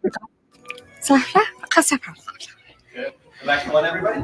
Take 4. Morgan, I need your help. I'm going to the ball, but I'm not sure what to do or what I should wear, and I don't even know where to find a comment. What? I don't know what I was saying, Craig. I'm trying to see what that be like right there. Look, be that. You know what I'm talking about, man? Kind of about none of that bullshit, man. What am I gonna do with this motherfucker? I fucked up my line, right? You're in a source, and I'm in a regular talking. Not that anything is wrong with this thesaurus. Want to see a gay thesaurus?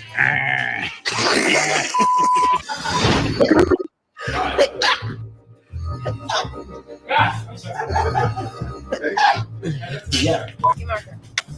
Ready? Thank you, 6-3. I like it. He switched it up. Oh, I want the other guy back. I gotta wait for 6 more people to come. You guys got a big pile of shit in the middle of your bed back there. You might want to do something about that.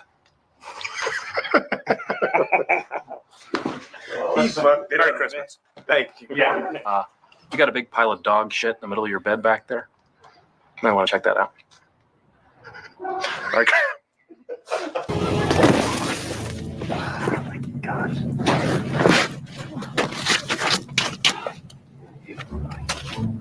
Marker.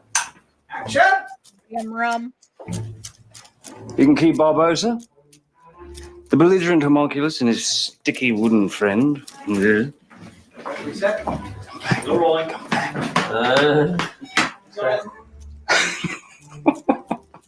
I'm on to something. No, you're not. That's it. Stop it. Stop. Oh, sorry. Sorry.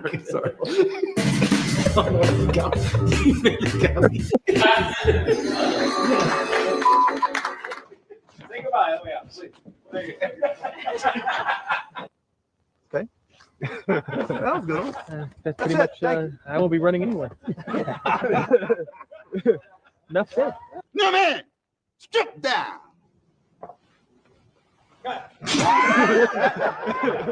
Take them off right now. Let's get busy. Press the wrong button, make it pop.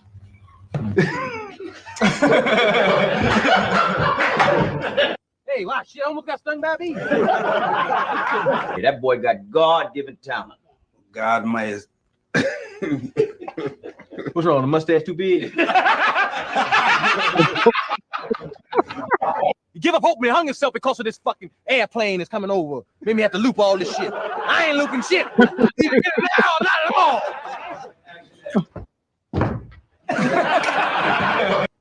Aha! Aha! So that's what you have.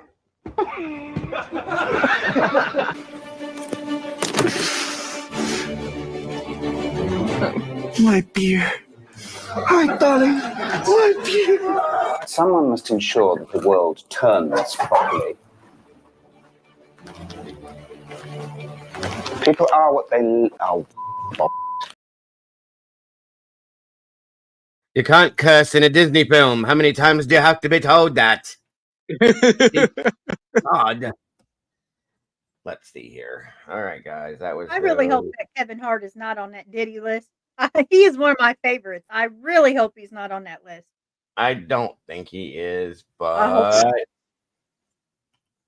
no, he's hilarious. He is. There's a good chance he is, though. Oh, there's a good chance that everybody is, but you know, Right.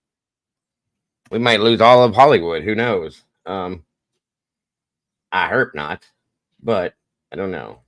Kind of like Well, the shit, Tom you can't spit in California without hitting someone that's on the Diddy or the Epstein list. So Yeah, I was gonna say, if you're not on the Diddy list, you're on the Epstein list, and the Diddy list, the whole Diddy list is on the Epstein list. So, like, That what you this is gonna do? crazy. You know, really, it's crazy.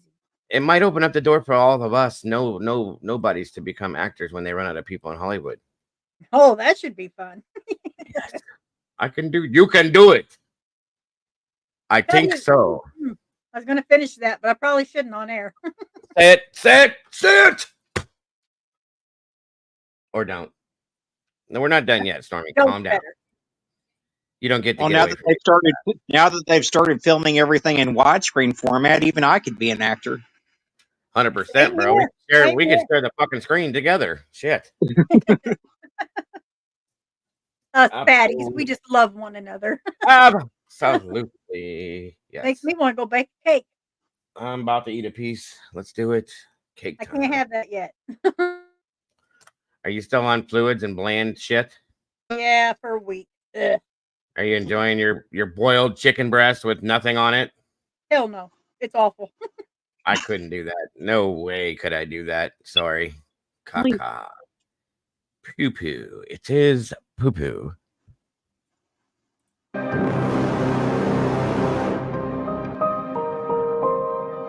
Hey, good Saturday. Good morning, everyone. I'm Jim Donovan. And I'm John Oliver. I forgot my name, Jim. I had a week off and now I can't even say.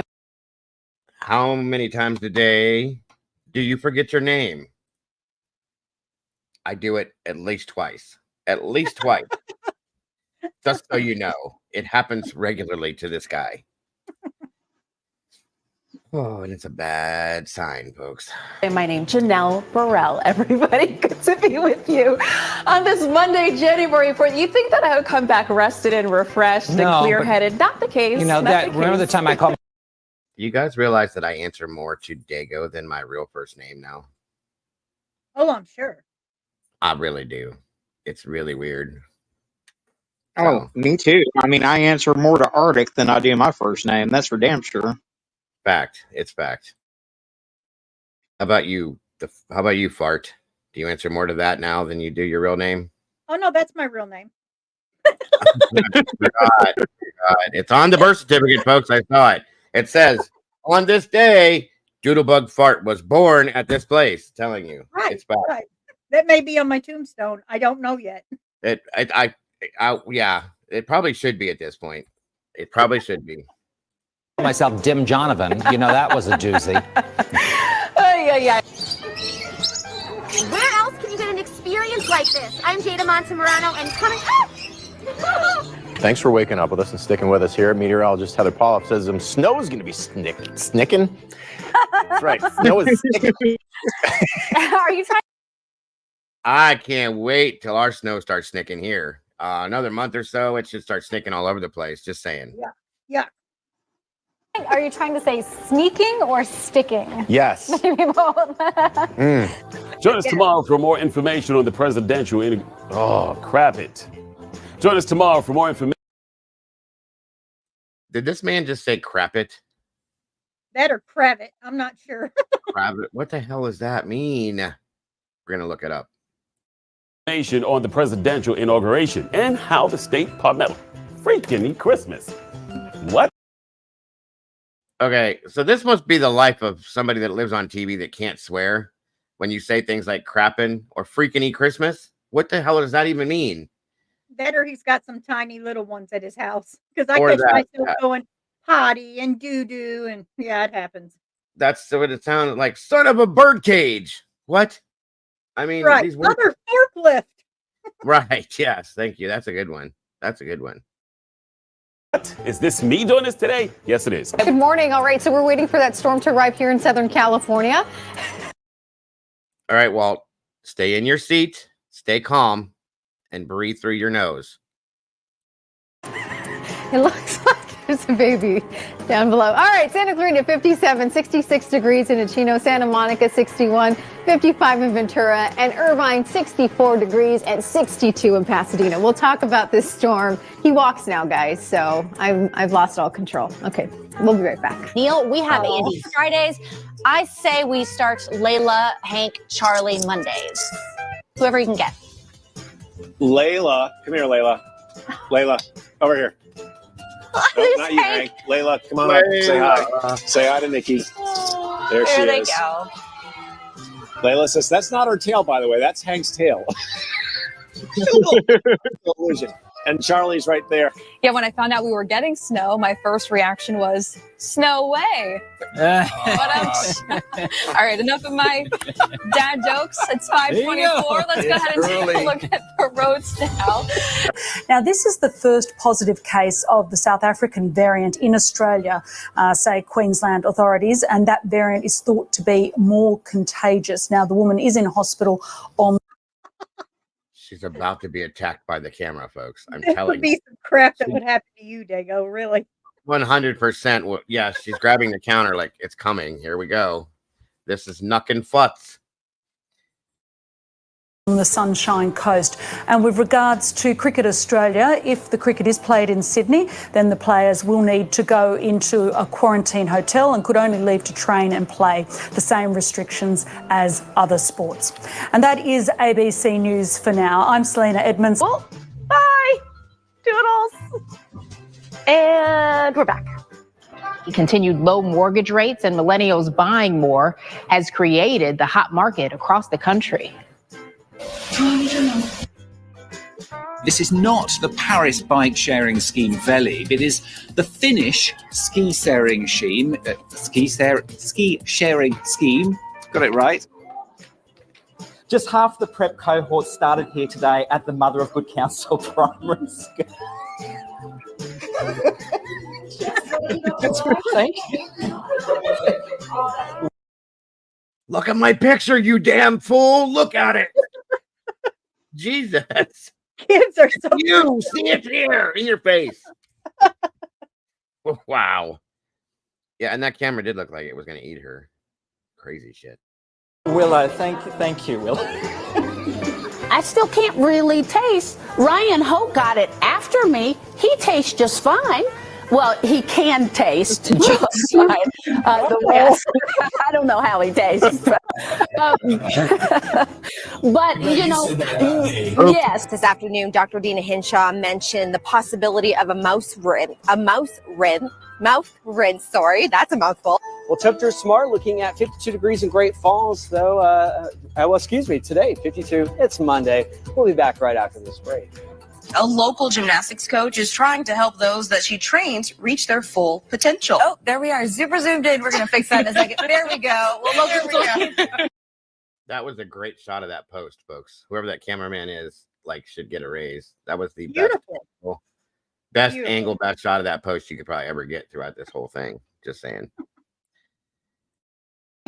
Right now, we do have a pretty good drive. You want to come on, Molly? I mean, come on. Molly's coming. Watch out for Molly. Good morning.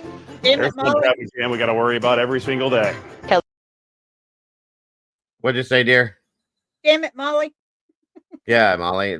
How many times a day do we say that one?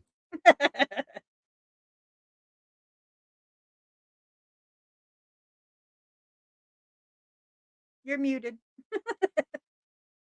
I said he tastes just fine. Food reviews with Jeff Dahmer coming up next on the hour. I wonder if they use sauce. You think he used sauce?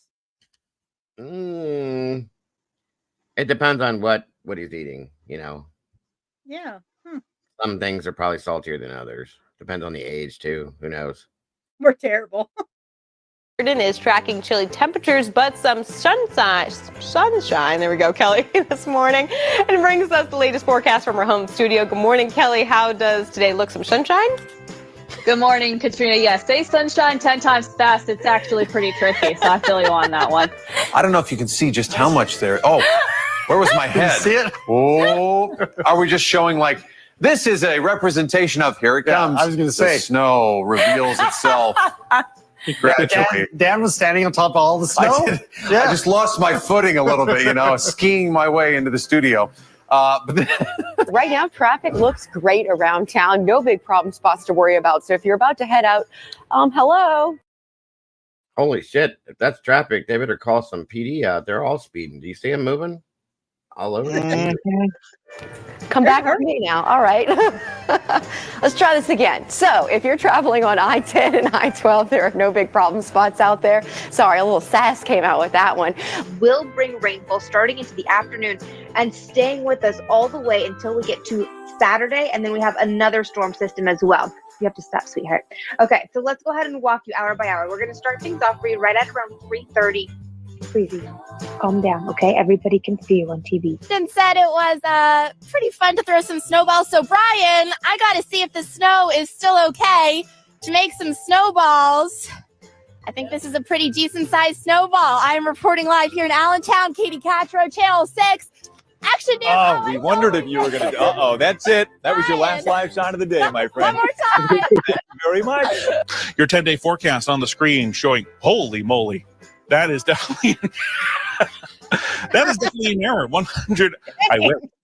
150. Why does this guy look like Rex Harriman? Oh no, he does. Oh boy.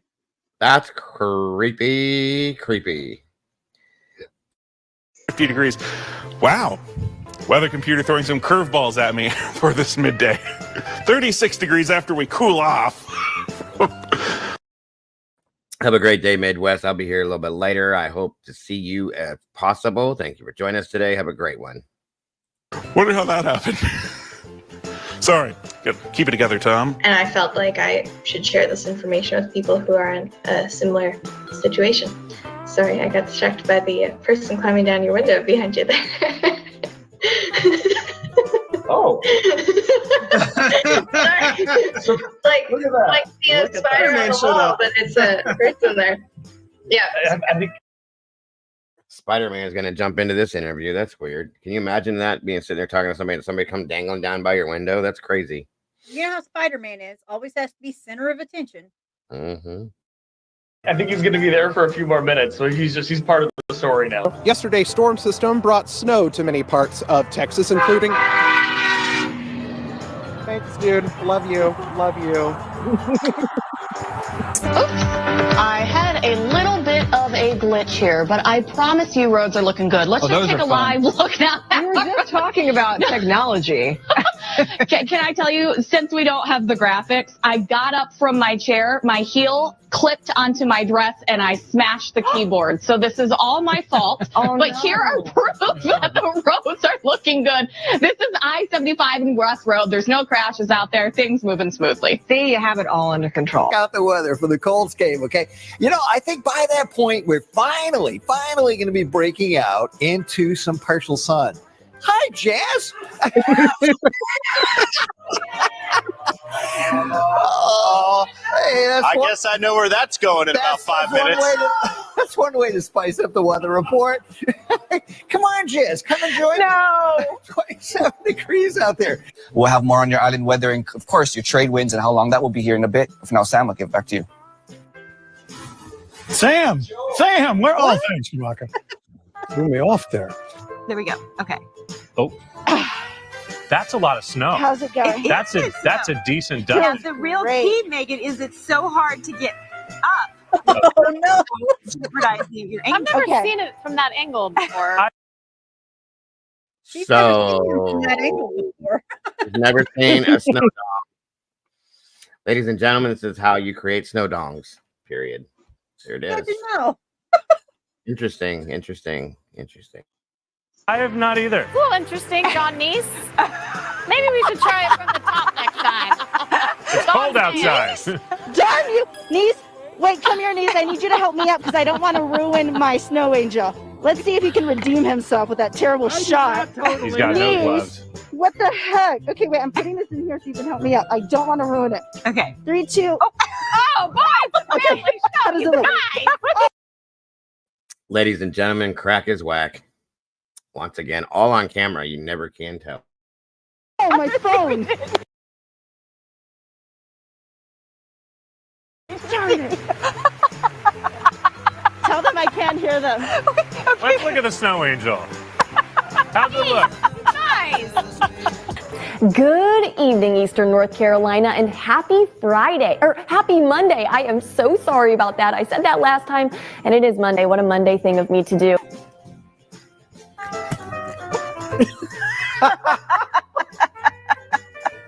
And you know what? To be honest and as transparent as we can be, You're gonna throw me under the bus here? Yes, I'm sure it's his fault.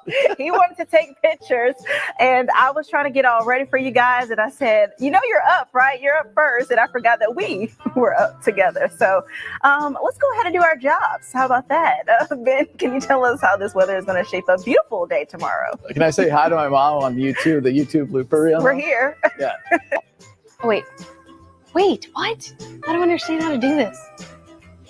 Oh, it's this way. Oh my goodness. Is it this way? Oh, this way!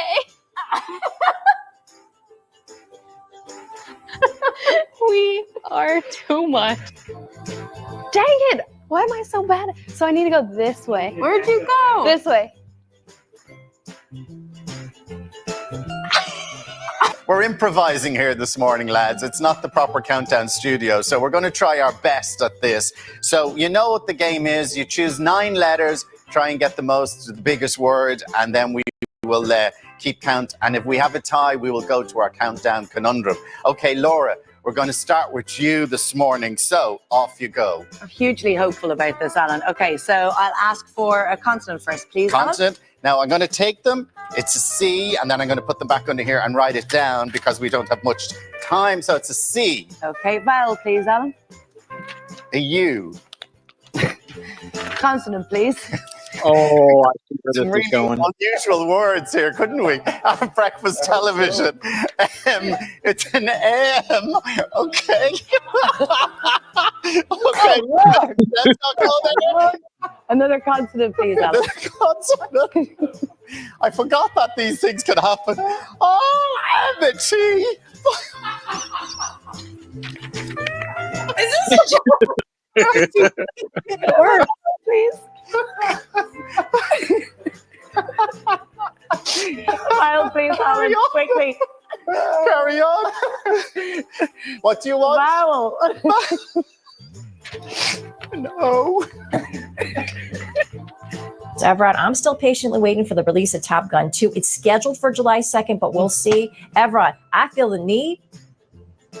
I see that. I'm okay with the movies being delayed. It's the TV shows for me. I need Power on Stars. I need You and Ozark on Netflix to come back. So hopefully those will be back very soon to a TV near you. Maribel, thank you. Rhonda, over to you. There's an age gap in this show for Speed. Maribel. Real quick, Rhonda, I got all people texting me saying that I was supposed to say for speed. I know. It's like I During feel the the last need segment. for speed. Listen, Top Gun, what was the name of the movie? Top Gun? It came out in 1986. 1986. I was all of 2 years old, okay? I know. So listen, give I me a know. break. But you can order it over the weekend and get all caught up. That'll be what I do over the weekend. There you go. 5:15 now, time for your first trivia question for today. According to myfooddata.com, what is the sweetest fruit on Earth? Strawberries, pineapple, cherries, mango. I would think strawberries, but I bet that's not it because it's the obvious one. Oh, pineapple. Well, I guess they all are. See, I'm between pineapple and mango, I would say. I bet it's mango. What do you think, Kurt? I think it's mango. Sweetest fruit. That's Brandon.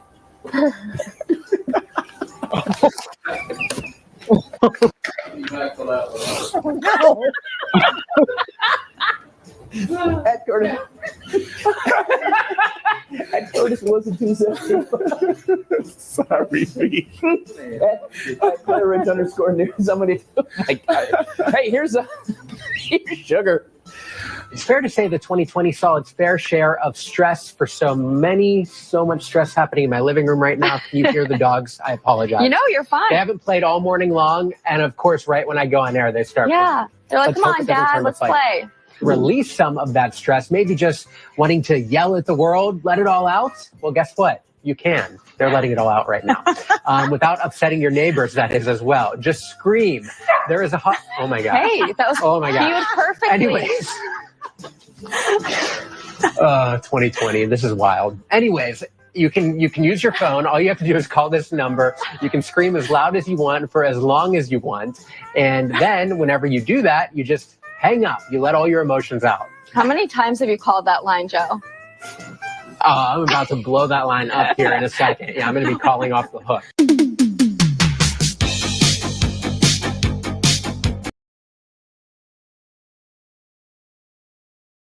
Oh, that was definitely an 80s sounding type song.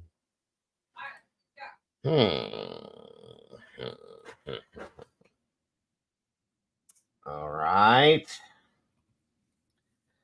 I think that will probably... Oh, wait a minute. Let me see how long this one is. I have another one, too.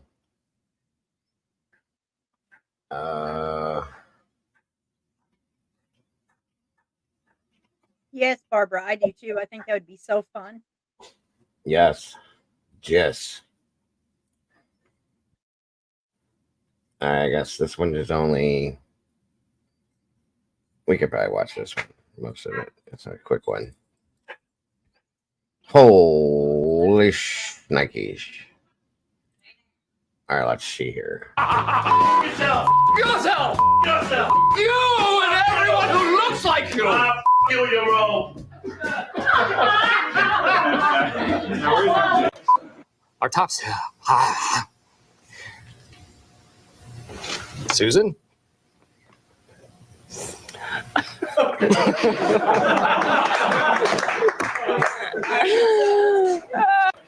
What's your favorite food? Peeled. Sorry, shit. Oh, what's my first day? Give me a break. Sorry. What's your favorite fondue? What's your favorite fan grind? Groom girl?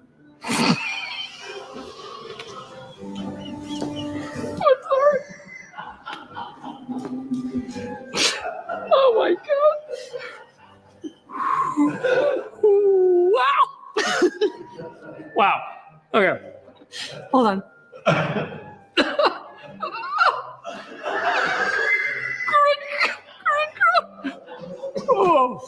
Oh, shit. Sorry.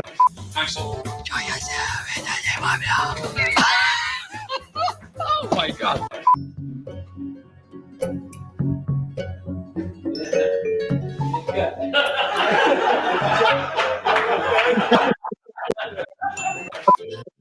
We're gonna have a big day.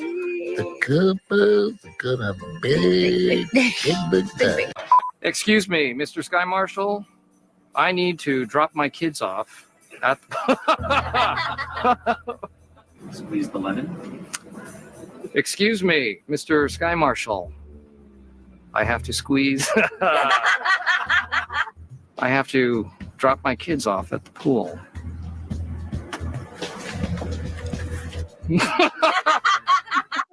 No. Holding on the car. I'm sorry. I'm sorry. We're just the triple horns. That's the scene.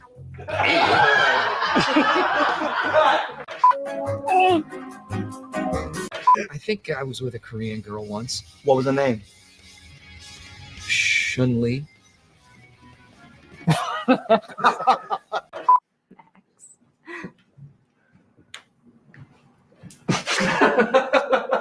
So it's right there. Okay. Try that again.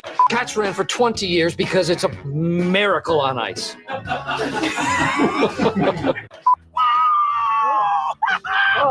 what I'm talking about! What I'm telling your business, huh? What are you doing? That's what I'm talking about! The hell is that guy in the... We just killed somebody! Maybe you're a penguin, Tim, but Julie's not. She's a lioness. She what?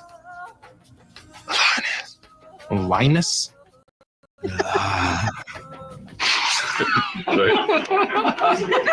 Mother. You can't gastron on the spermin.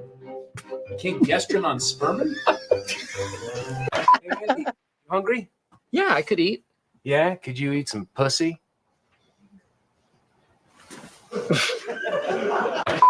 No. 99. No one knows that we're dating. Yes, they do. All right.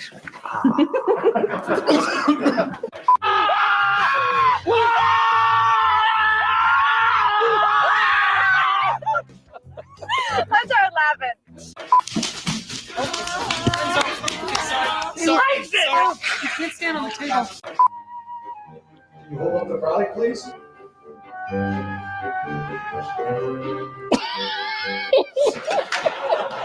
No, county pool doesn't open until 7. Yeah. You don't want to be trespassing in a county pool with an erection at 2 in the morning, sir.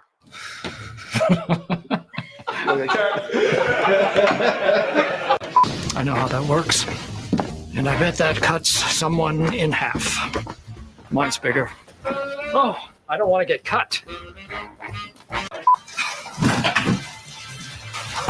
I got nothing left! Honey, hard right of the light. Next light. You? Now! Oh, shit. Sorry. Damn it. Ready? Hard right. Next right. You? Right now. Oh, I did it again. Fuck me. Mr. Brand, look me in the eyes. What do you see? Yeah. They're probably sleeping together, and he probably has diarrhea. I think you mean gonorrhea. Yes, I misspoke. Trust me, diarrhea is preferable. Sir, it's pronounced Christic. Good. Christic. Good.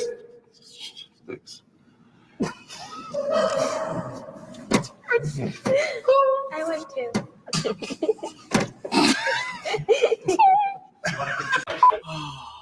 Oh, go, get down, you bastard! Get on there! What? When you walk, there'll be a light bulb. News!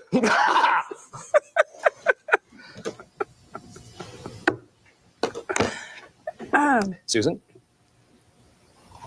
Are you okay?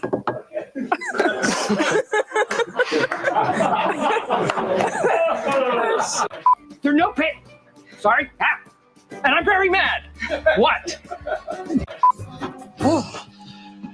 Perfect!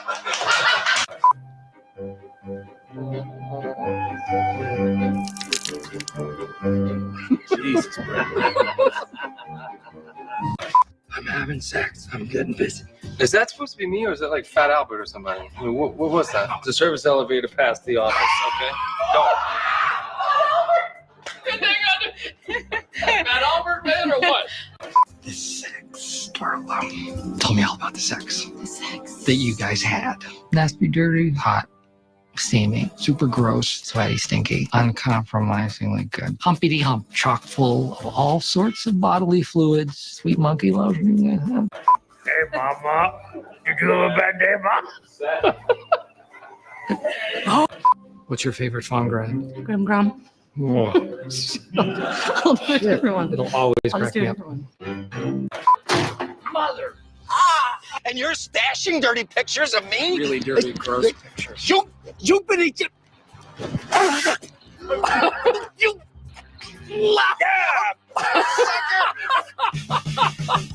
Wait, oh, Darla. Watch it, Darla. You're gonna smack the camera. Oh, Darla.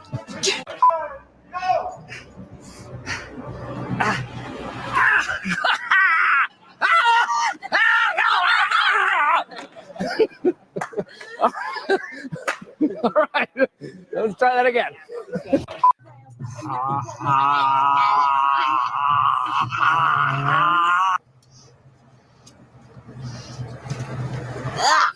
You want to fuck in the car? So do you want to fuck in the car? No. Do you like ecstasy? Let's do some E at my house.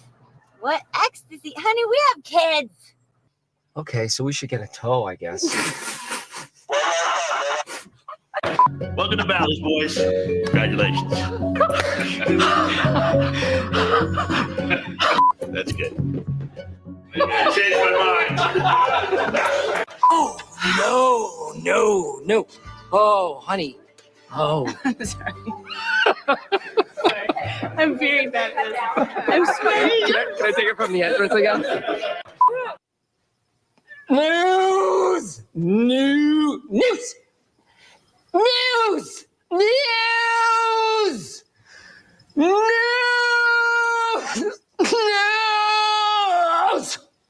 News!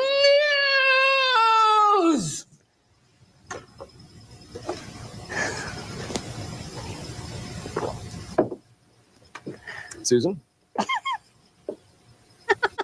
Okay.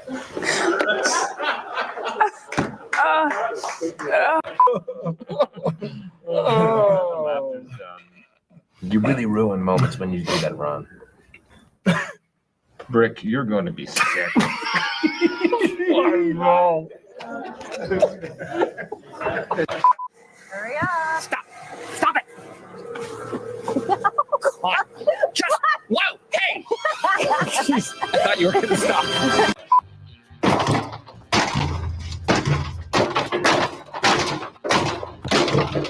Oh!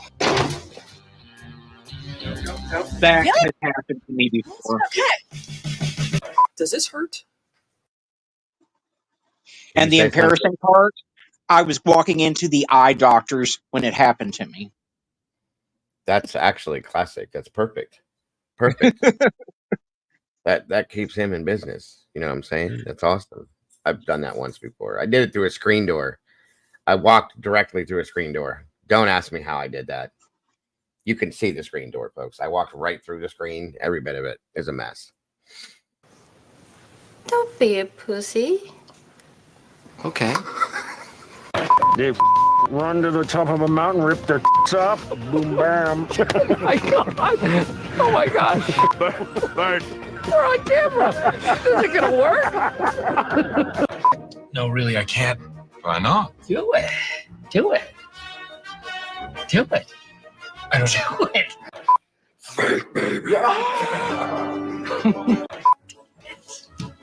Just do it. Come on. Which reminds me, when was the last time I saw my balls? Excuse me? Hey, do it. Do it. Do it. What do you do with this? To learn.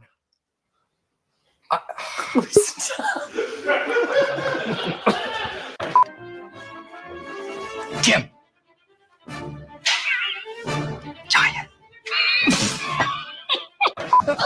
Why am I the only one getting hit? Bad night, don't touch that. Did I forget so much of the flamethrower?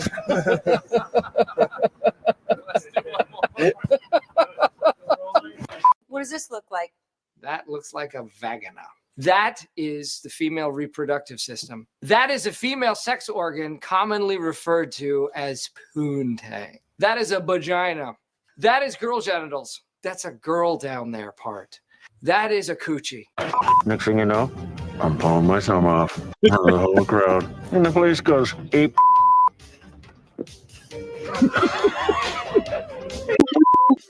Wait, he said 8. How can we continue? Okay. I thought you said. Oh, blow me! 99. Use the fling.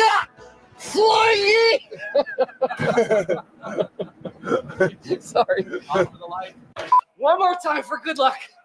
One more time. Authorities suspected the man had been suffering from hypothermia when it was later discovered that he was from Belgium. It's a real story. The laughter's done.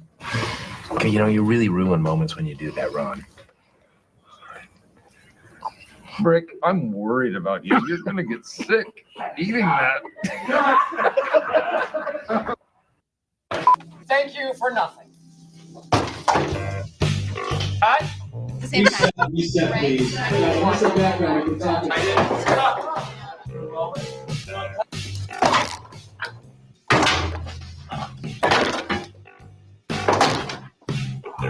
think I looked at the lens. It's called a Brazilian. It rips out the hair all the way around. Clean as a whistle. Makes you smooth all the way around.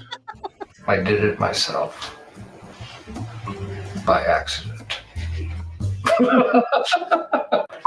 sounds like you said fish sticks. What? Fish sticks.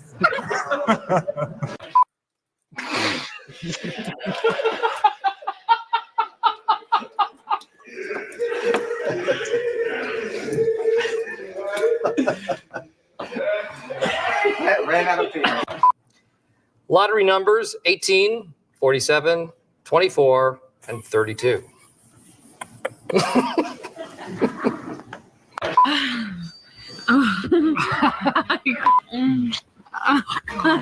Smack the hell out of something. It's okay.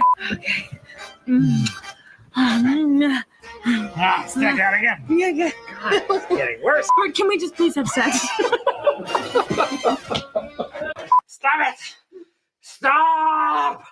Oh my God. Guards, why don't you come in here so I can totally make you my bitches? You will. I'm sorry. Should have had all that dairy.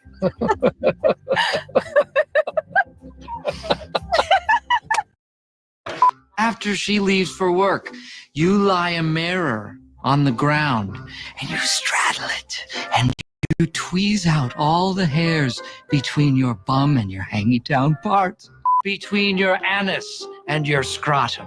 You like that part so smooth. That's enough. The hell was that? I want to show you something. I want to show you something. Can I just do one more? Yeah, one more time.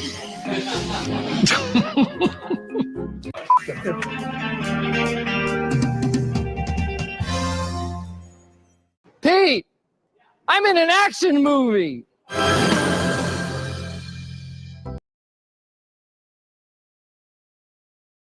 All right, y'all. It is time to say it's enough for this show today. I appreciate you guys joining me today. I'll be back in here a little while for another one. It's not going to be the trial, so who knows what we're going to do. It will be fun. It's a mystery. Such a mystery. It's a mystery, yes. I'll give you guys 357 and a half guesses. You can put them all on the community page. I'm going to say crime for $100, Alex. I don't know. Who knows? We'll figure it out, though. Either way, thank you guys for being here. Arctic, thank you for coming back and joining me this morning. Doodlebug, it's always a doodle joy to have your doodle ass here with me today. And thank you so doodle much. And everybody else in here, you guys are absolutely amazing. Much love to each and every one of you guys. Don't forget to love yourselves, love each other. Don't change a thing because you're abso-freaking amazing. Thank you. Much love to you all. I'll see you very soon. Bye-bye. Now, for those of you that I won't see, God bless. Good night. And I'll see you very soon. See ya. Bye-bye. Bye. Bye.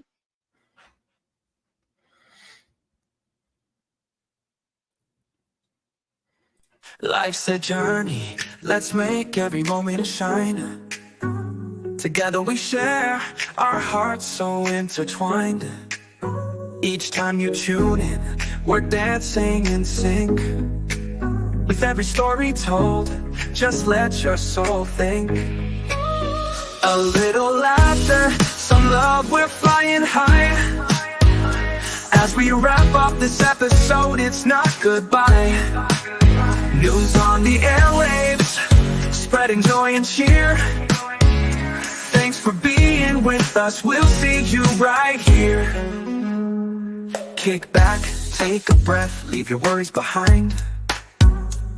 This podcast is magic, a treasure you'll find. With every moment shared, we light up the way.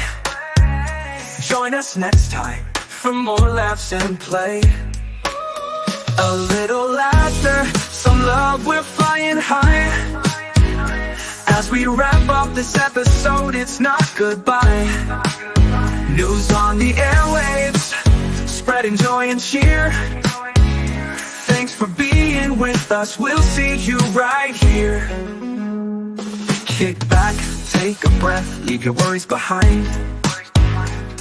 This podcast is magic, a treasure you'll find. With every moment shared, we light up the way. Join us next time for more laughs and play. So hit that subscribe, keep the vibe alive. We're riding this wave and it's set to thrive. With smiles all around, let's seize the day. In this podcast family, worries drift away. A little laughter, some love, we're flying high. As we wrap up this episode, it's not goodbye.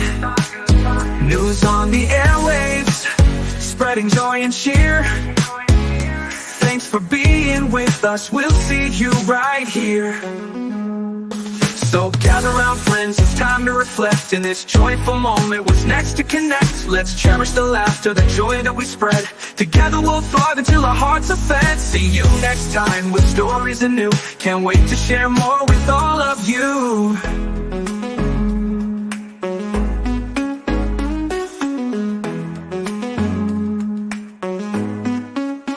So hit that subscribe, keep the vibe alive. We're riding this wave and it's set to thrive. With smiles all around, let's seize the day. In this podcast family, worries drift away.